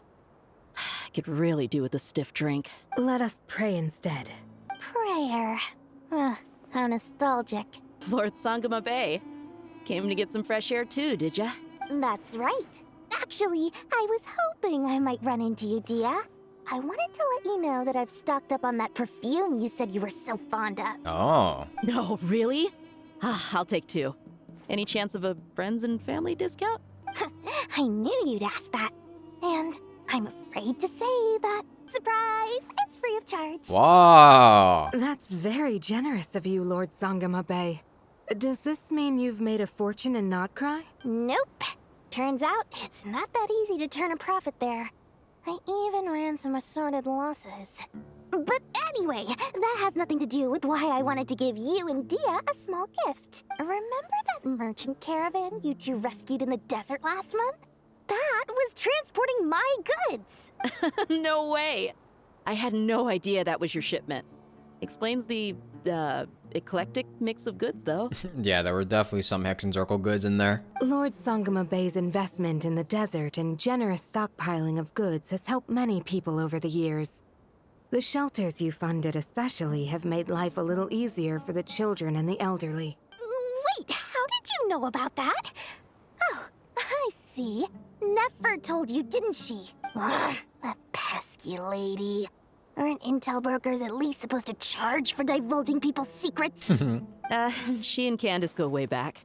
It's normal for close friends to share things you wouldn't tell to everyone else. Sure, but why did they have to be things about me? Yeah, because they usually are. That's how Nefer shows that she cares. She wishes for all of us to know what a generous person you truly are. It must be hard trying to make a living far away from home. Just because we can tell what kind of person you are doesn't mean everyone else can. Well, maybe her intentions were partly good, but I don't think that's the full story. I'm sure she enjoyed knowing how much it would annoy me. I'm telling you, Nefer's got a mean streak. Definitely with you on that. Does praying help you stay calm? Defending one's home is a just cause. My heart is filled with a mix of anger and hope. Anger. You know, being able to get angry is a good thing. It shows that you're in touch with the real world, and that you have the passion to pursue something you believe in. Junior Zod, holy, wait a minute. I was wondering if she was ever gonna actually show up. Oh, my lady? What are you doing out here? Just taking a walk to clear my head. And look where I ended up. Were you praying just now? Yes, Miss Dunyarzad. Would you like to join us? Come on, it's fine. She won't mind who you pray to. Oh, then sure. I remember you, Miss Dunyarzad. You visited my shop before. If I recall correctly, the god you worship is the Dendro Archon, correct? That's right. She is such a gentle and kind god. But to me, she's more than just a god I worship. I see her more as a friend. And so do many others. She's not some almighty god who reigns on high, but a genuine friend. That's how it should be. Agreed. She's a wise teacher, And a good friend. I spoke with several people during the evacuation. Everyone's aware that tomorrow's battle is one that ordinary people can join too. A battle to fight for our friends and our homeland. Oh, it makes me glad. I can finally do something for those who protected me. You've grown so much since we first met. Oh, a compliment? Ooh, more please. Thank you. My lady, you've always been a remarkably strong and ambitious person. It's indisputable. And that's not just a compliment. It's a statement of fact. What are you praying for? Our beliefs may not be entirely the same, but we both wish for the same thing. I pray that everyone will rise to the challenges ahead and return safe and sound. I pray for the safe return of all my companions. That's a nice interaction. What a group of characters to be sitting together. Something on your mind, Miss Nefer? Nothing in particular. It's just... right now, the future feels strange and unfamiliar. But the future has not yet arrived. How can you say how it feels? Some people know that there's an impending disaster. Others remain blissfully unaware. Each group is imagining an entirely different future while walking towards the same one. But when they get there, they'll still find they feel differently about it. People are shaped by their circumstances. Different circumstances create people with different perspectives. I've always found the perspective of the Vahumana Darshan to be a particularly incisive one. Even at the height of the crisis in Nodcry, people held diverging opinions. But things are different this time. Indeed. Regardless of faith, gender, wealth, skin color, or eye color, everyone in Sumeru knows what will happen tomorrow. The world has never been an especially fair place. Yet now, against all odds, a moment of unprecedented unity and equality is about to take place. It's fascinating. Yeah, well, when something that's going to literally end the world comes about, I would imagine that most people would at least try to come together in order to make it not come faster. If only my father could have lived to see this era. Era. To me, that term represents a much greater span of time. It can be an unsettling word. I would even say I'm afraid of it. Well, yeah, you do tend to live longer than us. To us, an era is probably like 10 years or so. Do angels even feel fear? Yes, at least I do. I fear the gap that grows wider with each passing day, and the never-ending flow of time. Time renders all memories insignificant, and reduces all splendor to nothing. But those memories are the one thing I do not want to lose. You're very human in that regard. If angels draw too close to humanity, our wings burn away in the bright flame of awareness, and we fall to the earth. After spending so long among humans, I have lost much of my former glory. Maybe that's a good thing. Yeah, I was gonna say that. It's probably a good thing, honestly. You're more human than some humans are. I've been talking to Kale a lot in recent days. We seem to be in completely opposite situations. I suppose that makes us good case studies for comparison. Case studies for who? Myself, I suppose. After comparing the two of us, I suddenly discovered that I desired more than before. It was a gentle, pleasant sensation. Just as most people pursue glory and miracles, I too am pursuing miracles of my own, guiding humans to make the miracles in their hearts a reality. That is my miracle. It doesn't sound so bad, does it? No, it does not. Alright, well, it's time for bed, fellas. I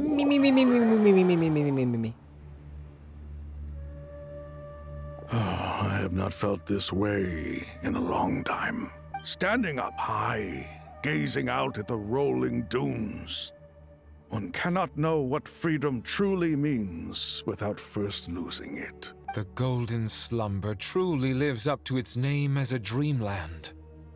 Though desert sands exist there too, no mirage, no matter how glorious, can compare to true beauty. Dendro Archon, what is on your mind? I was wondering whose counsel I should seek on the questions in my heart. What kind of questions? So many. More than can be put into words. As I once said to a friend, we look, we see, and we comprehend. But the question still troubles us. What are the many disasters that this world faces but the sum of all irresolvable questions? Yep. Sometimes there are no answers to these questions. The biggest question you should be asking is how to seize victory. Yes. Although, I would express it differently. I must not fail. And so the question I am most curious about now is whether the path to victory will be an arduous one. What we declare to be a young sapling, we may, in fact, find to be a towering tree, if we would only cast aside our ignorance and look beyond the veil of time to see her true form. Nahida! We're here! Just in time. The preparations are almost complete. Ready when you are. We're here too. Miss Nicole! Miss Nicole! You run so fast! I thought I'd get a lot of exercise as a forest ranger, but I can barely keep up with you. Note to self, angels run really fast. Sorry, I got a little carried away. Lesser Lord Kusanali, the equipment is ready, and the modifications to Aru are all complete. As discussed during our meeting, Accessing Irminsul via the Akasha is no longer feasible at this stage. There are other options, it's just they're a little more extreme and more technologically demanding to implement. Maybe you should take it from here. The architecture and functionality of the Akasha terminals overlap considerably with Aru. There is reasonable evidence to suggest that one was developed based on the other, or that they both utilize technology of the same origin. As long as the transplant and merge operation succeeds, Aru should theoretically work on a scale greater than the Akasha and approximately equal to Irminsul. It will become the largest active computing device in all of Teyvat. A system this powerful is capable of a lot of different things. In the past, the Akasha was primarily used for one-way information transmission, but I suspect it could also serve as a central bridging hub. In the pursuit of greater knowledge, some scholars have attempted to connect their consciousness to Irminsul through the use of terminals, incense, and meditation. Correct. In academic language, scholars who reach that stage are said to have entered Satyavada life. Hypatia has performed this practice many times in the past, and she was once under my care for a period of time. Right. And this at least proves that there is a zone within Irminsul that can be connected to. that's right. Providing wisdom to the people is one of the very reasons for Irminsul's existence. I think I understand where you're going. Please, continue. In that case, I'll skip to the conclusion then. We need to further modify Aru, merge it with the Akasha, manufacture terminals, and distribute them to every single person we can reach. It's a lot. Every person? Even the desert folk? Yeah, how are you gonna find all of those people? Yes, everyone. I've already calculated the amount of raw materials we need. So you mean we're going to get new Akasha terminals? Yes, but this time the people of Sumeru won't be using them to acquire knowledge, just to connect to Irminsul. That's the key. When we evacuated the city, we brought all the important assets from the House of Dana, in case we ended up needing them. Fortunately, this included the Akasha system's main terminal. We've checked all the relevant records, and one thing is certain. Nothing like this has ever been done on this scale before, so... Everyone in Sumeru is part of the plan. Whoever controls the people controls the situation. Since this function of Irminsul was introduced, it has only ever been made available to scholars, who don't constitute a particularly large group of people. But by expanding the scale to include all the people of Sumeru, all the individual connections will stack up to create a significant load on the system. Under normal circumstances, Irminsul would be able to cope with the additional load. But with it already being under strain from other activities, its remaining capacity is limited. Thus, it might be possible to shut it down completely by overloading it. So we're basically gonna be DDoSing Irminsul.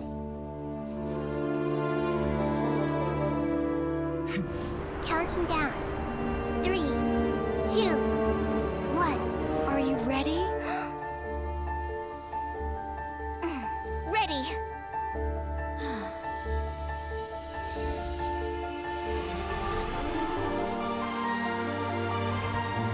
God, Nicole's powers are so pretty.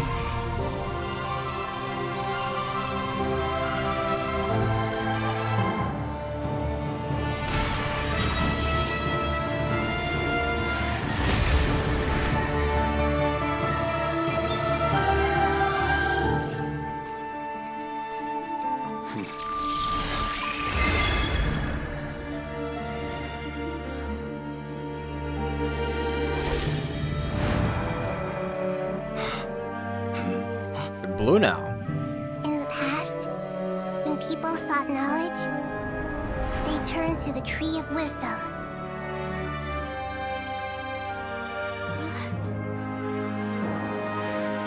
Today, we use it to save Sumeru and the whole world. These boughs that nurtured learning must not become tools for destroying the world. Wait, you can hear the music, the Sumeru music. Holy shit, chills. Wait, I'm getting chills.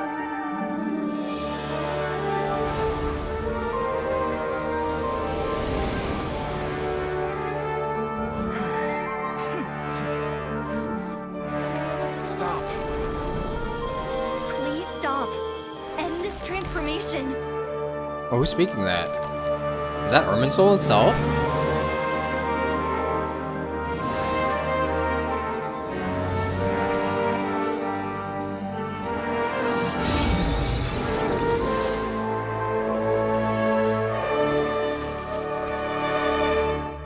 You would shut down Irminsul just to stop. There he is. You This fools. motherfucker. I have all the time in the world. Ah, there he fucking is. Success! The evil Irminsul tree has stopped growing! Great. What a display of true courage. The courage to think and the courage to act. I never thought I would witness the shutdown of Irminsul with my own eyes. Perhaps this is human wisdom in action? Indeed, only humans could do such a thing. Gods are few and far between. What was once created for spreading knowledge is now used for another purpose. Huh. A rather ingenious plan. I am grateful to you three for your help. Only thanks to you were we able to extend Aru's interference capabilities to cover all terminals. Now, nobody who wears a terminal will have their activity accurately tracked by Irminsul. No matter how many eyes Dottore possesses, he will not be able to see us clearly. Nice. Now for the next step. I will need the help of your supreme powers once again. How might we be of service, Lord of Dendro? I need to reach the Eternal Oasis immediately. Right now? In that case, Ibis King, would you agree that this is a fine opportunity to dust off our old tricks? Never. I assume you have that chess set with you? You mean the one you gave to me as a gift? Asking for it back, are you? How could I? You misjudge me. I just wanted to show you another way you can use it. Connect to Safei Shatranj. Safei Shatranj? You mean that place in the desert? Thoth's chess set gains its power from the chessboard laid out in the desert by King Deshret and ourselves. All ceremonies conducted using the chess set must be activated via Safei Shatranj. Oh. In other words, the chess set is an extension of the chessboard. In the past, moving a chess piece was a sacred and momentous act. Oh. Transfer initiated. Entering live combat mode. Oh.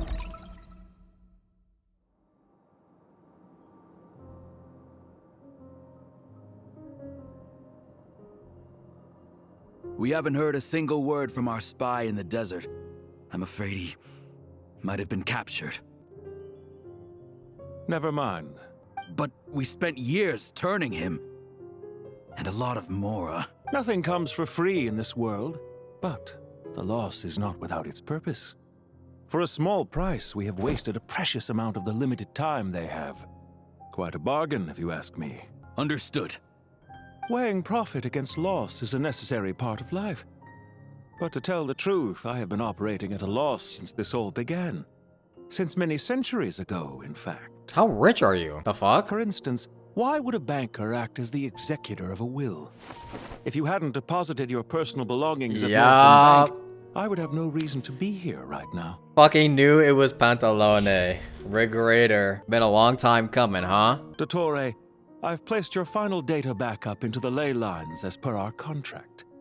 I trust we are now square for the safe deposit fees you paid. Is it not a little petty to split hairs like this, given our amicable relationship? I consider sound bookkeeping a matter of principle. Do not forget that you only live to see this day thanks to me. In fact, every day of your life since you met me, you've been living on borrowed time. What do you mean by that? Why, that's hardly a fair assessment. I will concede that my survival was perhaps at your whim, but I became a harbinger on my own merits. Managing money is not like other professions. Mine is not a role I could have acquired based on your recommendation alone, and certainly not one I could have lasted so long in without genuine ability. The information stored in the ley lines is quite comprehensive. Rest assured, I have not forgotten how strong your pride is. Well, I presume you have no sense of fragmentation while talking with me. How could anything possibly go wrong with such strict measures in place? The remainder of your soul was split in two, with one half sent to Nodcry and the other stored in the most secure vault of the Northland Bank. Oh, so that's why he's not fucking dead yet. Though I must say, your disdain for the other segments is quite amusing. Zandik is you, and you are Zandik. Zandik created the segments, yet you, a segment yourself, reject him. That is, Zandik, created segments of various ages in his later years. To achieve this, he had to freeze time and part with a portion of his soul. But as constructive as it sounds, it erases my uniqueness. If each segment is equally me, then by the same token, none of them are truly me. A soul living forever in the past inevitably holds different views than he did in his later years. The same thing that completes me also restricts me. You too might ask yourself which stage of your life you want to be preserved at. The day your business failed? Or the day you were framed by a gang and sold off to a medical lab as a test subject? We needn't dredge up the past. Oh, wait, he's kind of clocking him though. This undesirable plan was eventually scrapped. Lesser Lord Kusanali was quite right. I needed an opportunity to eliminate myself. And after that, I concluded that there was no more effective plan than directly splitting the soul. Once the soul is transferred out, you will find that creating a physical body is far simpler than creating a puppet. The other half of your soul suffered a crushing defeat in Nodcry, you know. And yet in the process, I obtained the information I always wanted, did I not? Because now we finally know where the best testing ground truly lies. I once thought your ultimate goal was to ascend to godhood. But as it turns out, that was merely one of your experiments. Experiments take many forms. Most people are too eager for success, too fixated on the end goal. They forget that the experimental process itself is just as important. A suspiciously vacant seat, a new face. I trust you can put two and two together. The reason it doesn't exist is because someone tampered with the record. Uh-oh. What can I say? After all your efforts, you really did uncover the world's secrets. So, is the new world you promised a lie? No, it never was. I am glad to be able to control Irmin's soul from within.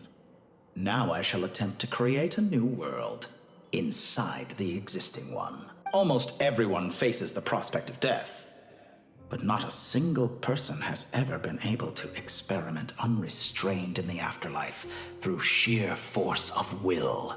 I am the only one to have overcome this enormous challenge. Would I not be letting the world down if I didn't make the most of the opportunity to experiment? Clearly, the dividing of your soul did not affect the magnitude of your ego. Out of all the versions of you that have ever existed, this you is the most insane and the most radical. Yeah, well. Is that why you chose to work with me? Which was it then? My insanity? Or my radicalism? Could I call myself a venture capitalist without a suitably ambitious plan to invest in? Yours happened to fit the bill quite perfectly. Well then, I must say, while I am surprised enough that you showed up at all, what surprises me more is that you chose to present yourself as my former subordinate, and not as the banker Pantalone. Why make things harder than they need to be? Exposing my true identity in a situation like this would only serve to destroy diplomatic relations between Snezhnaya and Sumeru. I daren't imagine the consequences. Well, I mean, there's already a lot of different fucking consequences that are about to come from this. But I mean, as soon as the Traveler figures it out, it's gonna be a lot more trouble. Showing up in the name of the original antagonist gives you the recognition you rightly deserve, while also being sensitive to Snezhnaya's predicament. It was an easy win. As for why I'm here, if you're suggesting that your credit is in the negative, I won't argue with that. Many people say that about you. I'd argue that a significant factor in your willingness to cooperate is the fact that you have but a few years of life left after my death. Living and dying together has a way of binding two parties together rather closely. Is it not true that a relationship should be judged by both the positive and negative returns it yields? So some of what I said actually made it into your head after all. It's true that I hope you don't die too soon, but don't you find that a strange thing for me to say? After all, you've already had quite a long life, especially for a human being. Let's not pretend that you're any more innocent than I am. Are we not the same in this regard? We both despise the existing laws of this world, and neither of us enjoy being under anyone else's control. Maybe for different reasons, though. Is it really so greedy to want the world to operate by a new set of rules? Of course not, my dear friend. And as I've said before, mutual interest is the foundation for the most reliable of relationships. You can attest to that. I just hope there never comes a day when I have to work too hard to prove that. Oh boy, Pantalone is gonna be an interesting person to have to face. Regrader, sir. People have been spotted approaching Sumeru City. How strange. Despite your access to Irminsol's data, it appears the soldiers noticed before you did. They must have found a workaround. Well, Dottore, I trust you know what this means. The fact is, you've lost. They're coming. They'll breach the city gates any moment now. But even so, I would say Irminsol is a wonderfully convenient thing on the whole. If you do manage to create a new world, perhaps you could plant one outside my office, too. I'll consider it. What do you need me to do? Stall them? The experiment will take time. Stall them for as long as possible. Very well. But you're really asking for the moon here. Have you heard this story? There was once a guilty man, kneeling in the center of a church while an angry mob outside waited to bring him to justice. He pleaded with the gods, begging them to grant him one final request: the chance to finish confessing his sins before he was sentenced. Many suns and moons passed, seasons changed, and still his confession continued, as if he intended to speak until the end of time. Holy shit. Are you suggesting I worship you as a god? Or were you hoping that I might confess my sins to you? Certainly not the latter. That would make my life miserable indeed. And speaking of God... For someone who despises them so, you never seem to have any objections to me creating or becoming one. At first, I thought you'd be furious. Concerned I would terminate our partnership, were you? Not at all. You had reasons why our partnership must continue. Don't you find people's attitudes toward gods amusing? A god descends from the heavens and people worship it unreservedly, blindly following whatever rules are given to them. And yet, when they see an ordinary person gain godlike levels of power by virtue of their own hard work, they treat him with nothing but suspicion, even if he is a compatriot.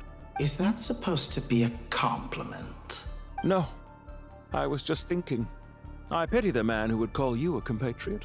There's no need to be so self-critical. What about your recent situation? I know it's a little late in the day to be asking this, but how have you been keeping? I'm flattered that you would take the time out of your busy schedule to consider my well-being, Doctor. The part of your soul that went to Nodcry caused quite a stir, sending our organization back to the drawing board on numerous fronts. It was quite a headache for everyone involved. Dear me. I must have caused you no end of trouble. You certainly did.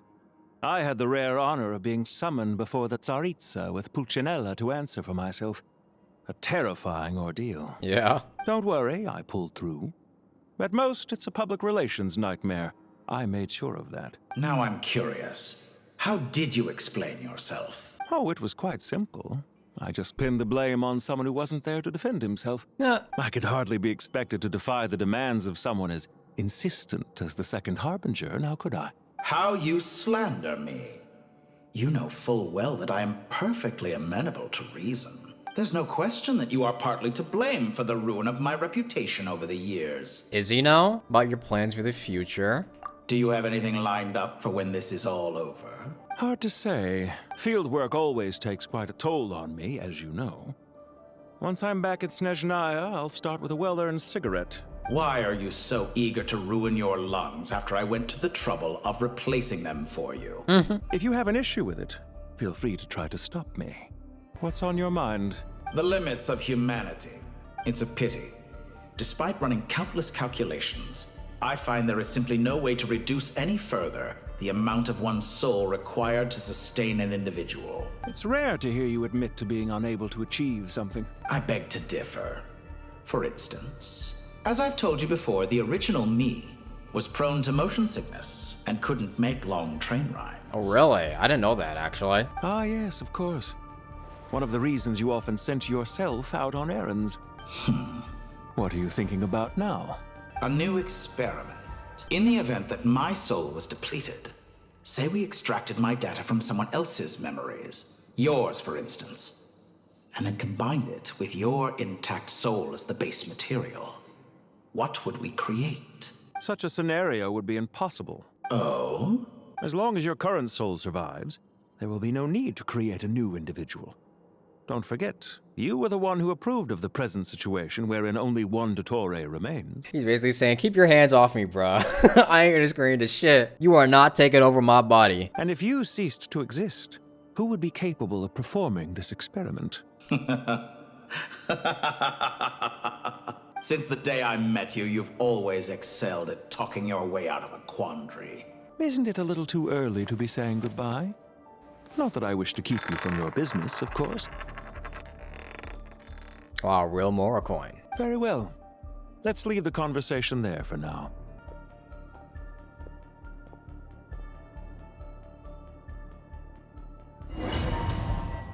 That's where that guy got the real gold coin from, Pantalone.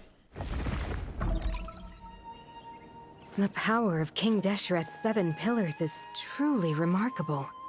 With just a chessboard, you can move an entire unit across the material plane. Yeah, sets us up for a much easier fight. Really makes my day. The last time we stormed the city, it involved a lot more running around. I wonder how many people can say they stormed a city twice in their lifetime. I was just thinking that. I've definitely had more than my fair share of unusual experiences in my life. This is my first time here, actually. We never usually leave Gandharvaville. Oh my god, Rana's here. I hope this will be my last time. Does everyone have to chime in? Can't we just fight? What an amusing comment, my dear lady. Yet humans often alleviate tension via small talk, do they not? Whoa! Why is Candace's shield talking? Yeah, I didn't know her shield could talk, actually. Because the image on her shield is one of me. And I, of course, can appear wherever I wish to. Oh. Huh. It's Bennu. Well, la-dee-da. Isn't that fancy? Could I get in on this? You wish for your gauntlet to speak? Why, certainly. I think you'll find that it is I whose image is carved hereupon. Real? Wait, what the fuck? This is weird. Thanks. Definitely feel stronger now. You're welcome, my lady. I am glad to lend you my power. Sino, what's the situation? There are troops stationed at every entrance. As we expected. A frontal assault will suffice. Everyone, stick to the plan. We'll take the main entrance. You head for the House of Dana's side door. Move out. Out of my way! Your turn. Take this! Watch out! Get lost. Whew. Thank you, Jet. You gotta be more careful. If you're not ready to put your life on the line, you can't be certain of defeating your opponent. True. She's right. Keep your wits about you, Rana. Take them out and secure the harbor. Reinforcements will arrive by water. Consider it done. Show no mercy. Guilty! Sino aura farming there at the end. Waterway secured. Brothers! Sisters! Perfect. Just in time. Welcome. Once we've linked up, we'll continue the advance. The team has arrived at the north entrance, as planned. Good. Press on. Look out! It's an ambush! Finally. We need to hurry. Take the middle road now. Mahamatra Sino, area clear. Don't relax just yet. More Fatui approaching from the right. Beats the shit out of you. Irminsul cannot track our movements.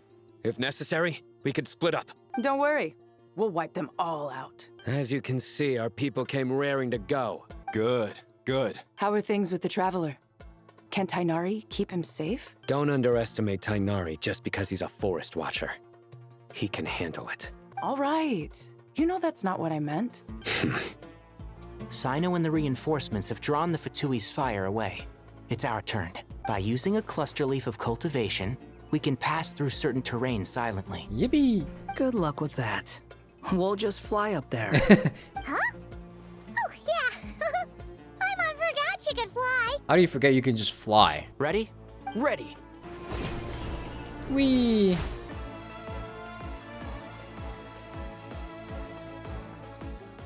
Fatui soldiers up ahead.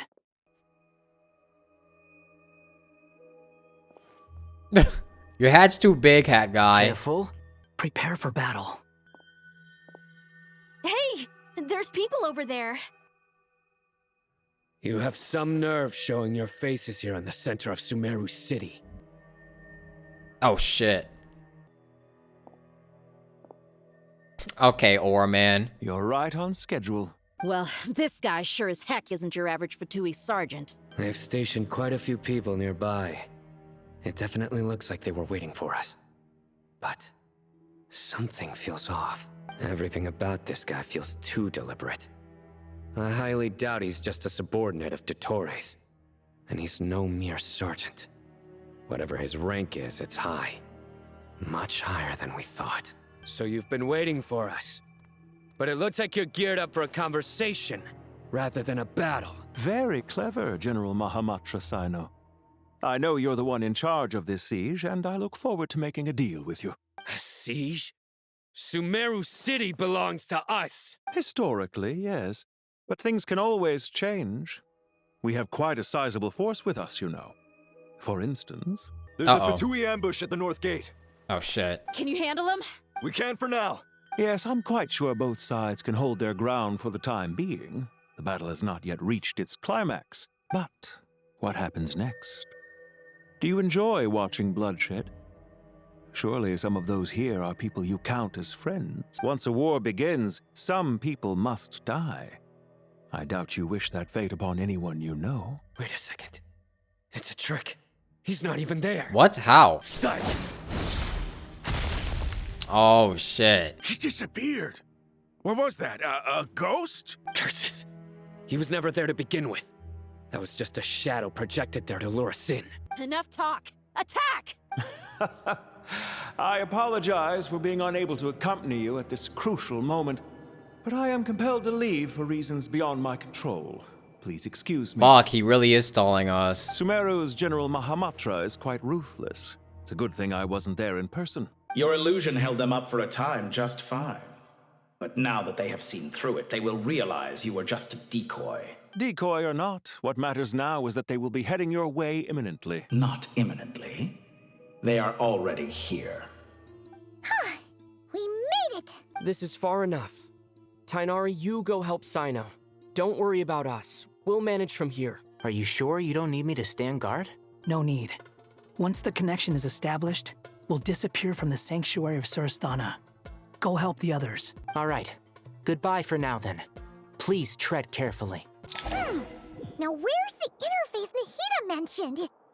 Come on, where's it hiding? Found it. It's over here. God, I really love the music for the Sanctuary of Surasthana. It gives a very odd feeling. Like, it's something that feels otherworldly, something you can't really comprehend. We can connect to the inside of Irminsul through the Sanctuary of Surasthana's built-in security system. You should be pretty familiar with the process. Is it the same route as last time? For the most part. We don't need to adjust any of the parameters. Then I should be fine. And Paimon? Once you're both ready, we'll set off. Wait! The stakes are way higher this time, right? Maybe Paimon should stay outside and help the others. Then, you can focus on the fight without having to worry about Paimon. Huh? Why are you staring at me like that? It's nothing. I just suddenly realized how much you've grown. Aww. Hey, you've grown quite a lot yourself. Don't you two start getting into it again. Well, anyway, Paimon thinks she's pretty knowledgeable. Who's the best guide in Teyvat again? And don't forget, Paimon's a college student now. That is true. She did apply for the academia. If we say Alhaitham's not a weirdo, it's hard to explain how he came up with the idea of you applying to the academia.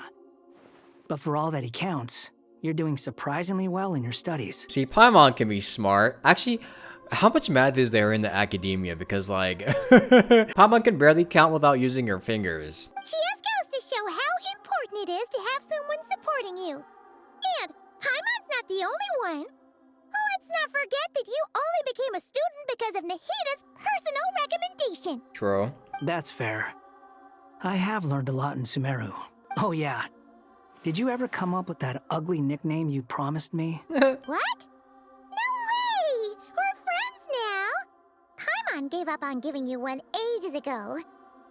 Anyway, isn't Hat Guy enough of a nickname for you? Sure, that is a pretty, I don't know if I would say ugly, but it is definitely one of the nicknames of all time. Fine. Suit yourself. We need to go. Paimon, if you're staying, look after yourself. Will do. Paimon's gonna link up with Tainari and Sino.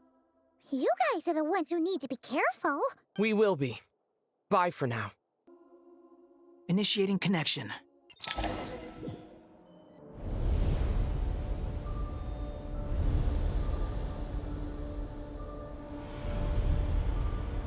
No, my outfit, bro! They took off my damn clothes!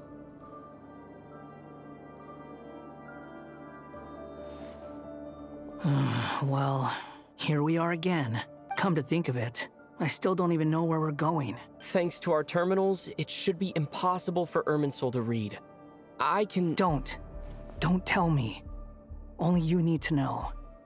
That way, whatever happens to me next, it won't affect your progress. Listen to me. Your safety is just as important as mine. Don't even think about sacrificing yourself for the greater good. We came here together, and we're leaving together. You know he's gonna try it at least once. All right, if you insist. I won't argue with you. This place looks so different from how I remember. It's unrecognizable. It's a complete mess. Like someone's turned the place upside down. Must be Dottoro's doing. Either he's searching for some information he needs, or... It's still changing. He has to know we've entered Irminsul. But luckily for us, he can't pinpoint our location. Be on your guard. Don't let him find us. The red parts have probably been corrupted by Dottoro's power. Don't touch them, or you might alert him. Got it. He's looking for us. Tread carefully. That wall could be a problem. Fortunately, it looks breakable. Give it a shot. Don't regenerate in time. Okay, good. Nice. We made it. Dub. The same old trick again? Are you kidding me? Let's handle it just like we did before. This cheap trick isn't gonna stop us. Oh no, it's a trap. Is that why he was using the same trick over and over again? To get us to lower our guard? God damn it. I flew over it, bro. That shouldn't have worked. I'm trapped. Why won't this thing budge? Hello? Hello? Can you hear me? Nicole, help! Nicole, is that you? Yes, it's me. I'm monitoring your progress from inside the Eternal Oasis, and I have to say, this terminal is simply marvelous. It makes tracking you so much easier. I couldn't see anything at first, but now that you two are inside, I can use your location with support from the terminals to get a partial view of the situation inside Irminsul. It's not the clearest image, but it's better than not being able to help at all. So, here I am. I can't intervene directly, but I can help to guide you out of the jam you're currently in. So please, just follow my lead. Dottore in his current form is a blight upon both Irminsul and the ley lines. Pay attention to your surroundings. There must be sources of his contamination nearby. Oh, Jesus. The corrupted information is his means of... Is that one of them? Precisely. Take it out. Good work. But we're not done yet. Stay close, and let's see if we can find any others like it nearby. This must be another one. Agreed. Now... Wait! Watch out! It's Dottore. Oh, shit! Ow! I think he's found us. The seal is broken. Quick! Get out of there! Time to go. And where exactly do you think you can run to? Oh, fuck. What is that? Pursuers! That's gotta be it! Run! Don't let that thing touch you. Dodge that attack! Oh, shit. Oh, shit! There's more than one path. Which way do we go? To the left! Trust me! Okay. I trust Nicole. I trust you with my life, Nicole. Fleeing like vermin. What a pathetic sight. Hey! Watch yourself! Stay focused! There's a cliff ahead. Jump! More of those corruption sources. Destroy them as you did before, and open the exit as quickly as possible. They're relentless. Is he trying to wear us down? You'll just have to destroy these two. I think the pursuit is over. Jeez. Stay alert. Well, I was kind of locked in there, no? Oh, this is a boss arena if I've ever seen one. I think we've made it to relative safety. I'm not so sure about that. The fucking bell. Goodness. That was tough.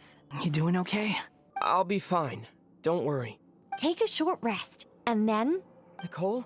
Nicole! The connection's been cut. But that means... Look at you supporting one another.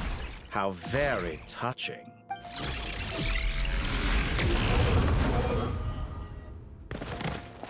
That was really fast. Dottore! Took you long enough to find us. You're more useless than I thought. Oh, really? I think I deserve a little more credit for my methods than that. Rather than hunting you down, I chose to let you roam free. Holy, wait, this new form is kind of sick for him. Wait, I low-key like this form better than his previous one. This is actually kind of a cool design. I indulged your presumption that I was unable to track your movements. Played along with your clever little plan. Fleeing is for animals, but I rather enjoy watching you flee. Some things lose the will to run altogether as soon as you put them in a cage. If that's true, then why did you come looking for us? Because I wanted to observe you up close, of course. Don't misunderstand me, I'm not here for a fight. Is it so unusual that I wish to greet my old acquaintances in person? After all, it's been a while. Scaramouche. Oh shit, he knows! Oh shit! He remembers? No, that can't be it. It's impossible. Why are you so afraid? I have done nothing unprecedented in discovering the truth. Nor did I go to any great lengths to uncover your story. You made a bold series of moves in deciding to erase yourself. And with the power of this great chronicling device called Ermin's Soul, you were able to achieve something quite remarkable. Once most people form an opinion about someone, it tends to imprison their mind. Yet you managed to erase every trace of your existence. A novel take on death indeed. However, this meant that you stood out to me all the more when I saw you in Nodcry. I didn't even have to go looking for you. Just the sight of you was enough for me to intuit the truth. For someone in my position, connecting the dots was a trivial affair. It would have been more surprising if I hadn't managed to piece it together. You seem very pleased with yourself for figuring it out. I'm sure you'd even be more delighted to learn the full extent of your crimes. Yeah. That would hardly be necessary. Besides, isn't there something that concerns you more right now? Something that fills you with dread? Probably everybody else knowing who he is. Let me put your mind at ease. I have no intention whatsoever of restoring any of the records you deleted. For one thing, it would be exceptionally difficult. But more to the point, I doubt that the prospect of losing your current life is all that frightening to you. Because in your case, the cruelest twist of fate is that you'll never again have the chance to make up for any of your mistakes. Isn't it? Oh my god, his old form. Dottore? All here shall bend to my will. Ow. Holy shit. Okay. To ignite! Okay, that is a weird attack to dodge. Okay, are his attacks AoE? I don't know if I could dodge them. I'm afraid you'll need to do better than that to take me down. I could dodge that. I expected you to have grown stronger. Ah, how foolish of me. I can't iframe through I that. forgot that you lack any means to increase your power. You will pay for everything you've done! Oh, will I?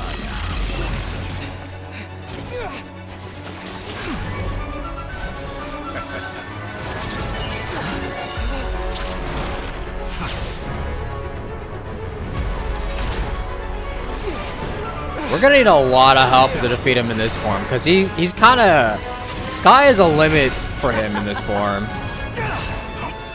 Does the prospect of death amuse you? I could ask you the same question! I'll distract Dottore. You focus on the mission. Of course he's gonna try to sacrifice himself here.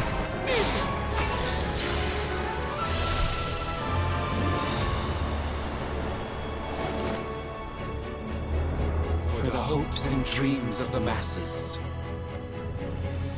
Open the secret door on this enchanting night. May wisdom's light eradicate ignorance and darkness, and hereby fulfill our ancient vow. Commence data extraction.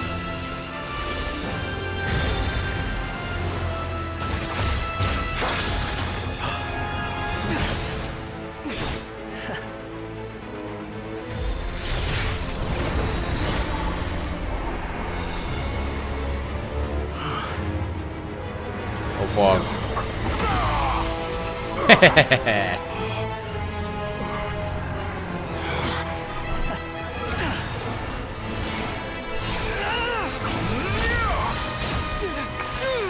Nice catch. You cling to outdated ideals and stand in the way of progress. Progress? You will pay for interfering with the grandest experiment of all time. Oh shit!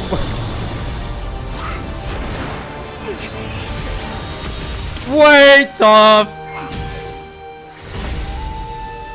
Way too tough. I felt the aura there. Dottore, as clever as you are, you fail to understand wisdom.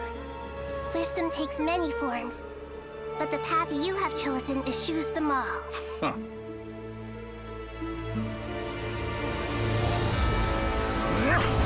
Did he just open a quantum portal? What the fuck?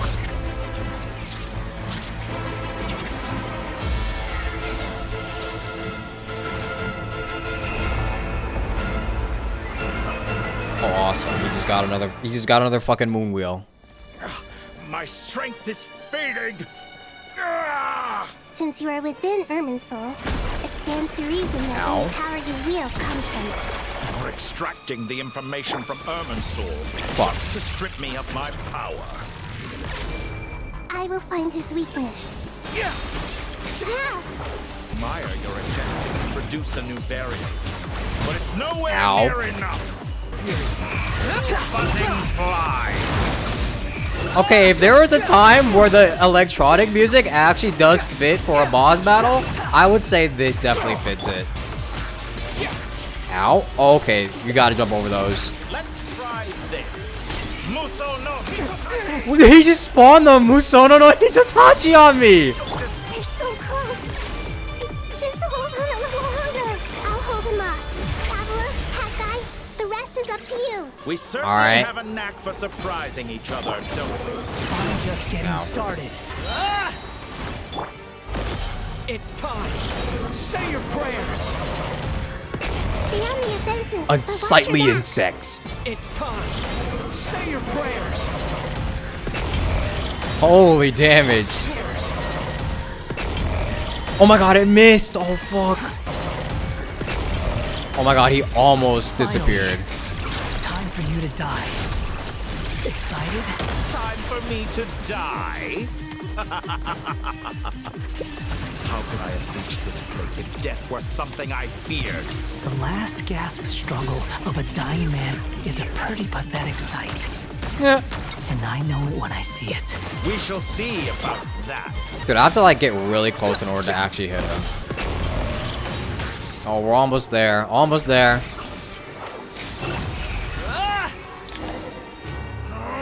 That's enough! Uh-oh.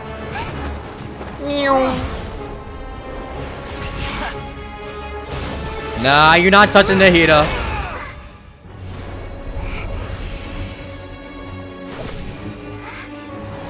Or what the fucking noses? Do with it as you see fit. So what is she gonna do with it?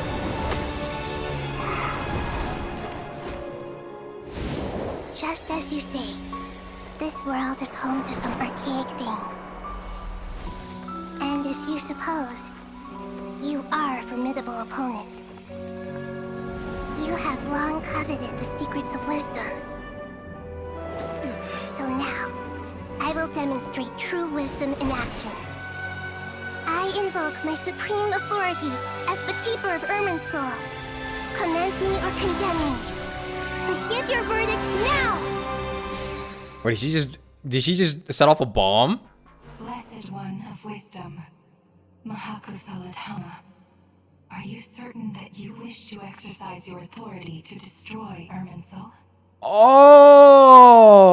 Wait, the burning of Irminsul was Nahida's doing? Okay, wait. Actually, that makes way more sense to do. Using the power of the pyronosis in order to burn Irminsul, so the one person who seeks so much knowledge in Teyvat can't access it. Okay. Alright, I'll give it to you, Nahida. It represents both your roots and your finest accomplishments. You truly intend to abandon the very thing you have always fought for? This is my decision. Irminsul has been corrupted beyond redemption. Irminsul is the original tree of Teyvat. It is the means by which the heavenly principles maintains fate itself. The 7 Archons should honor and revere it, for their authority was bestowed upon them by the heavenly principles. It is precisely because I honor and revere it that I fight for the humanity it exists to protect. Wisdom is knowing how to weigh the options and make the right decision. If you truly care about the fortunes of this world, then it is me you should seek to preserve. Planting a seed begins the chain of cause and effect. Since you have become a great tree yourself, why should the loss of another tree be anything to fear? True. Till we meet again, Lord of Dendro.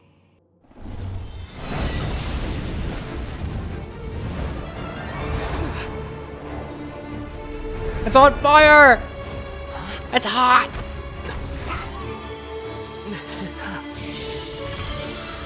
the first flame. The pure, cleansing fire.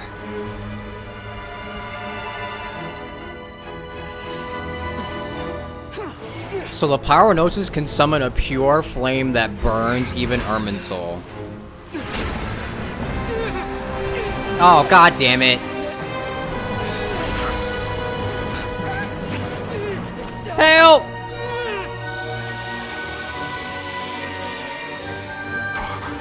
Wait, who was that? Oh, it's all the people.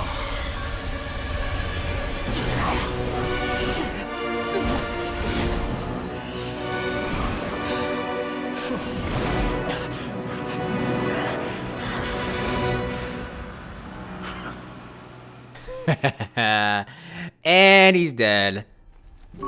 Thank God. Good riddance. Shall we? Where were we? I was suggesting that you needn't perform when signing a contract. You're only sitting here because your bank demanded an evaluation of the trustee. So you told a story about a young scholar from a merchant family in Sumeru? I told a compelling tale, didn't I? The post-expulsion story is far more captivating. The human experiments or the elixir of immortality? The part where you die. Ah, yes. My favorite part. The 35-year-old Segment thought of himself as Dottore, reserving the name Zandik for the original specimen. Of all the Segments, he was the most selfish. After his expulsion, Dottore searched for a new direction. He joined the Fatui, studied Elazar in great depth, secured resources. He was rather fortunate in his career. Zandik turned to Conrian technology and successfully created his segments. But this was not immortality. Even with backup segments, his body would still age. Still, thanks to Snezhnaya, Zandik found the ideal base for his experiments. Then a perfect partnership materialized at a crucial moment. The year that both parties realized they needed more time. Oh, so Fortunately, Zandik succeeded. In a miraculous turn of events, he gained the extra time he needed. I seem to recall it differently. All right, it's true. No matter how much elixir he took, Zandik remained human and continued to age. Damn. Then, on the morning he turned 85... Help me up. Call for help. Surely he would be rescued, Zandik thought. But to his surprise, no one helped him. Damn. Zandik was too selfish for that. Don't forget, you're one of us. Yes, and we're all waiting. Waiting for me to die. Betrayed by your own creations. How Panzerone ironic. arrived for a meeting and happened to witness what followed. He found it unsettling. I never said that. But the Zandiks were unfazed. It was a rare opportunity for self-dissection. I like the plague doctor mask he has on that one. What does all that have to do with you depositing your data at Northland Bank? It has made me cherish my time in this world all the more. Fair enough. So you do have a sense of self-preservation.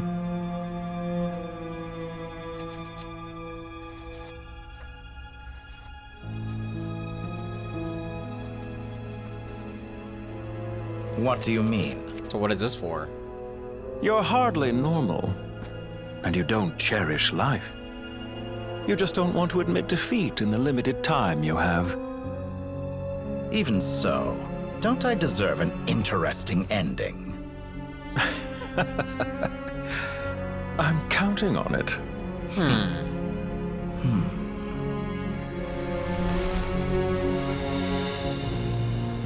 So even he wanted to die. But it's not because he's suicidal, he just doesn't want to lose. If nothing else, I expect my funeral will be a grand affair indeed.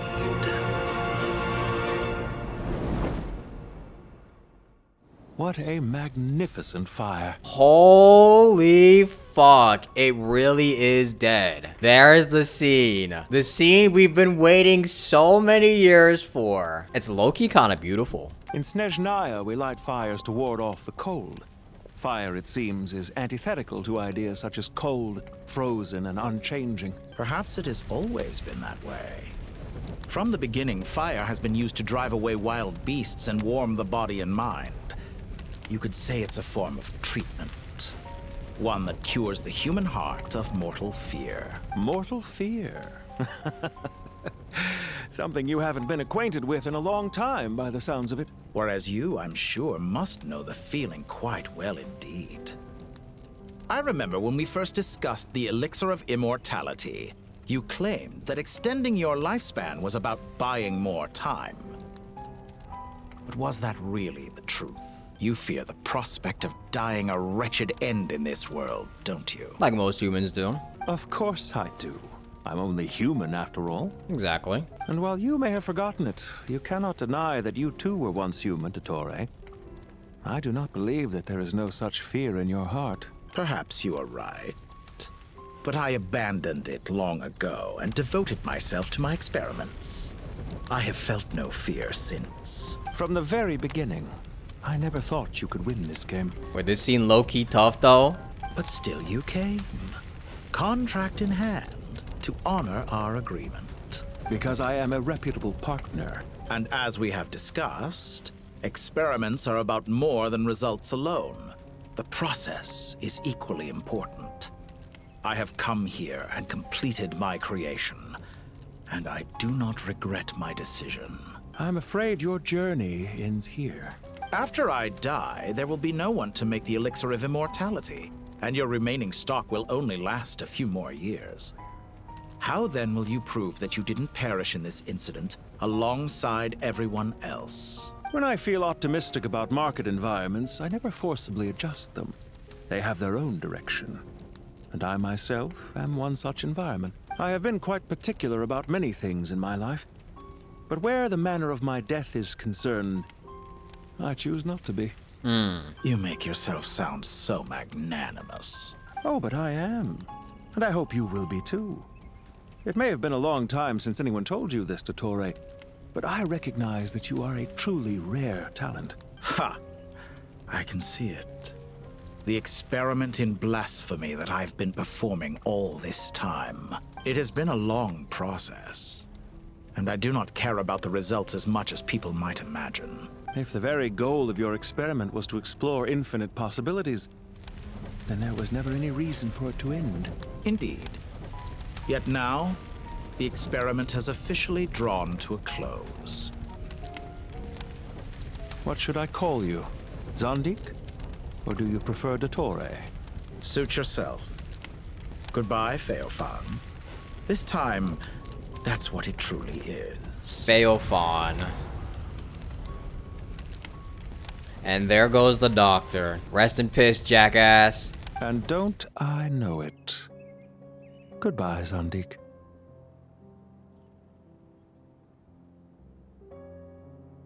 I could have carried out many more experiments. But to me, Lord of Dendro, this outcome is certainly not the worst. I believe you. But unfortunately, this is where it all ends for you. This experiment does not belong to you, nor do any of the results. Experiment? It sounds like you're trying to outdo me in my own field. Wisdom is conveying information in terms that people can clearly understand. You know exactly what I mean. In layman terms. Indeed. I can see no further outcomes. Ha. You have a formidable mind, and you are braver than I thought. Setting fire to the very thing your survival depends on. Your previous threat was empty, but this time, it is real. When necessary, wisdom can be as fierce as an inferno. Some of the flames that incinerate you come from within yourself. Perhaps you are right. You see what lies at the bottom of the human heart, And that is your wisdom. Here is where your journey comes to an end. All that is yet unknown belongs to those of us who will carry on living. Yeah, now what happens? Herman's soul is gone. What the fuck happens now? And also where's the Pyronosis? It seems I have unwittingly been your arch enemy all along. But now, it's all over. I do not deny your intelligence. But what you refer to as experiments, I would never describe in those terms. They are events that take place in the real world, and they are so much more than mere data. Yeah, that shit was just more like torture. Goodbye. We will never meet again. I fucking hope so. Okay, I do have to say though, as much as I hate his guts, he was honestly one of the coolest villains they had so far. This guy is like Aura Farmer Supreme, and he has definitely been the most formidable. We had to face his ass twice, and he almost succeeded. He was definitely someone to be feared. He honestly deserves a #2 spot in the Fatui Harbingers. Well, that's the last of them. Everyone on the list is already back where they should be. It was a long, hard road, but we finally finished escorting everyone back. I just pray that we'll never need to leave again. I hope we can stay here forever in this peaceful paradise of our own choosing. Paradise. In the annals of the Temple of Silence, that word carries great significance. It represents the hopes and desires of the gods. Their longing for a place to rest. No, you can't join my world, Ryder. Sorry. I wouldn't think gods need such a place. People always think they're the only ones who can lose their homes. They forget that gods too need a place to reside. As the Goat King once said, "A god without his people shall cease to exist." Gods need their believers every bit as much as their believers need them. Only we can truly understand how much the desert faith has faded over the centuries. But we still talk about the gods as though they're part of our lives. Given the myriad ways in which gods and humans interact, I'd say they really are. How else could Dunyarzad consider the Dendro Archon a friend? True. Well, that sounds about right to me. Describing them as friends sure makes us feel a whole lot closer. I mean, yeah, when you can just basically talk to the Dendro Archon while they're walking down the street randomly, it does make you feel very close to the gods. If you told me a few years back that I'd have this many friends, I'd have called you a liar. Belief is a choice, just like friendship. We've made our choices through battle. The right ones, wouldn't you say? I'll be heading back to the Temple of Silence. I heard the Goat King and the Ibis King decided to pay us a visit. How about you? It's back to Aru Village for us. Still plenty of supplies to distribute and people to help. Until next time, old friend. As long as you can find the time, you're always welcome to visit us in Aru Village. Right back at you. Make sure to drop by the Temple of Silence the next time you're free. Where it is that 2 of the other 7 pillars, Shezapang and Bennu, might also be dropping by. Since you're wearing the symbols of their power, it'd only be fitting if you came to see them for yourselves. Dropping by? That makes it sound like they're visiting a neighbor's home. Well, the temple was founded by Hermanubis, so I guess to them, that's exactly what it is. Guess that's true. All right. We'll make sure to find time to stop by. Stay safe on your journey home. I will.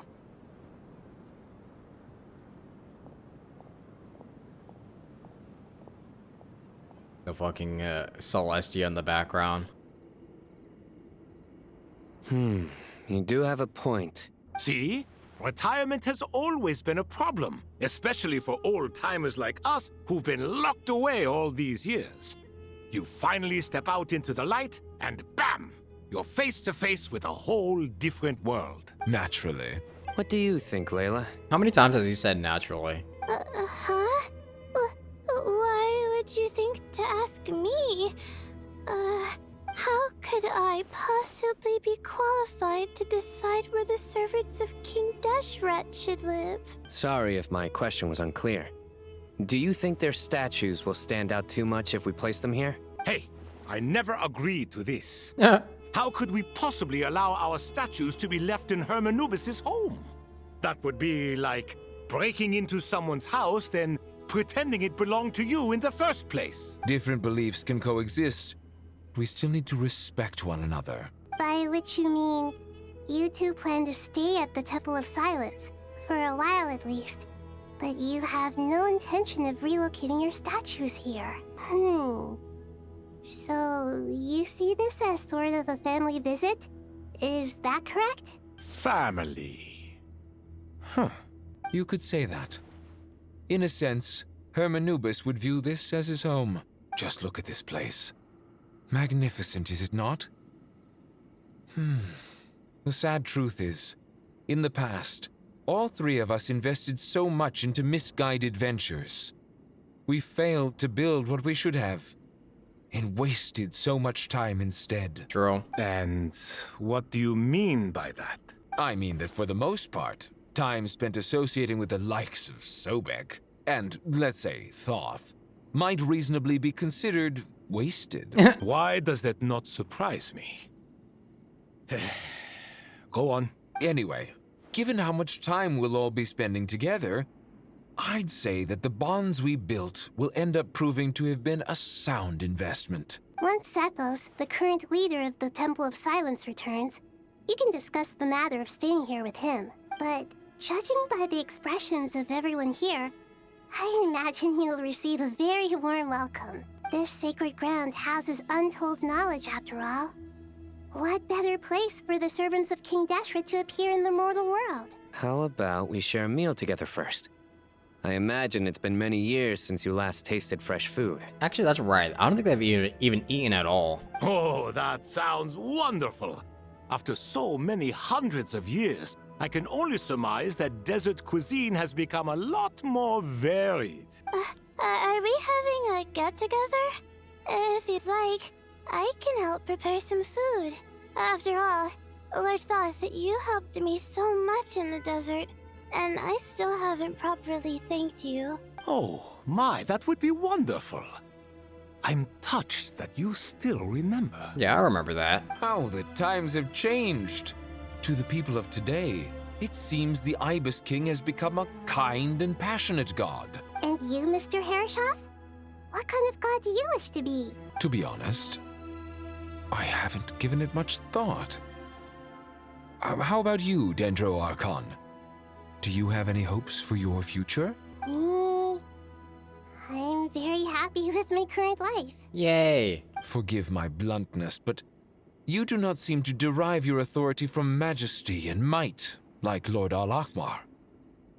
Clearly your approach has its advantages, but also its dangers, don't you think? I do, but projecting a majestic front doesn't really suit me. Besides, my relationship with others isn't simply one of a god and her people. Not putting on airs might earn you more adoration. Yeah. Exactly. Besides, I really like parties where everyone brings their own food, and we all come together to share. You should join us. I'm sure you'll find it fun. Last time when we got together for a picnic near the Avidia Forest, it was quite the occasion. Seeing as you're already here, how about we hold the next one in the desert? Can we do that? Wouldn't Tainari have to transport a ton of drinking water? Don't worry, I can help out. Layla, would you like to join us next time? Me? Sure. The more the merrier. That way we... Don't take this the wrong way. I just think you should know. When it comes to passing the time, chess is more our thing. Oh, God.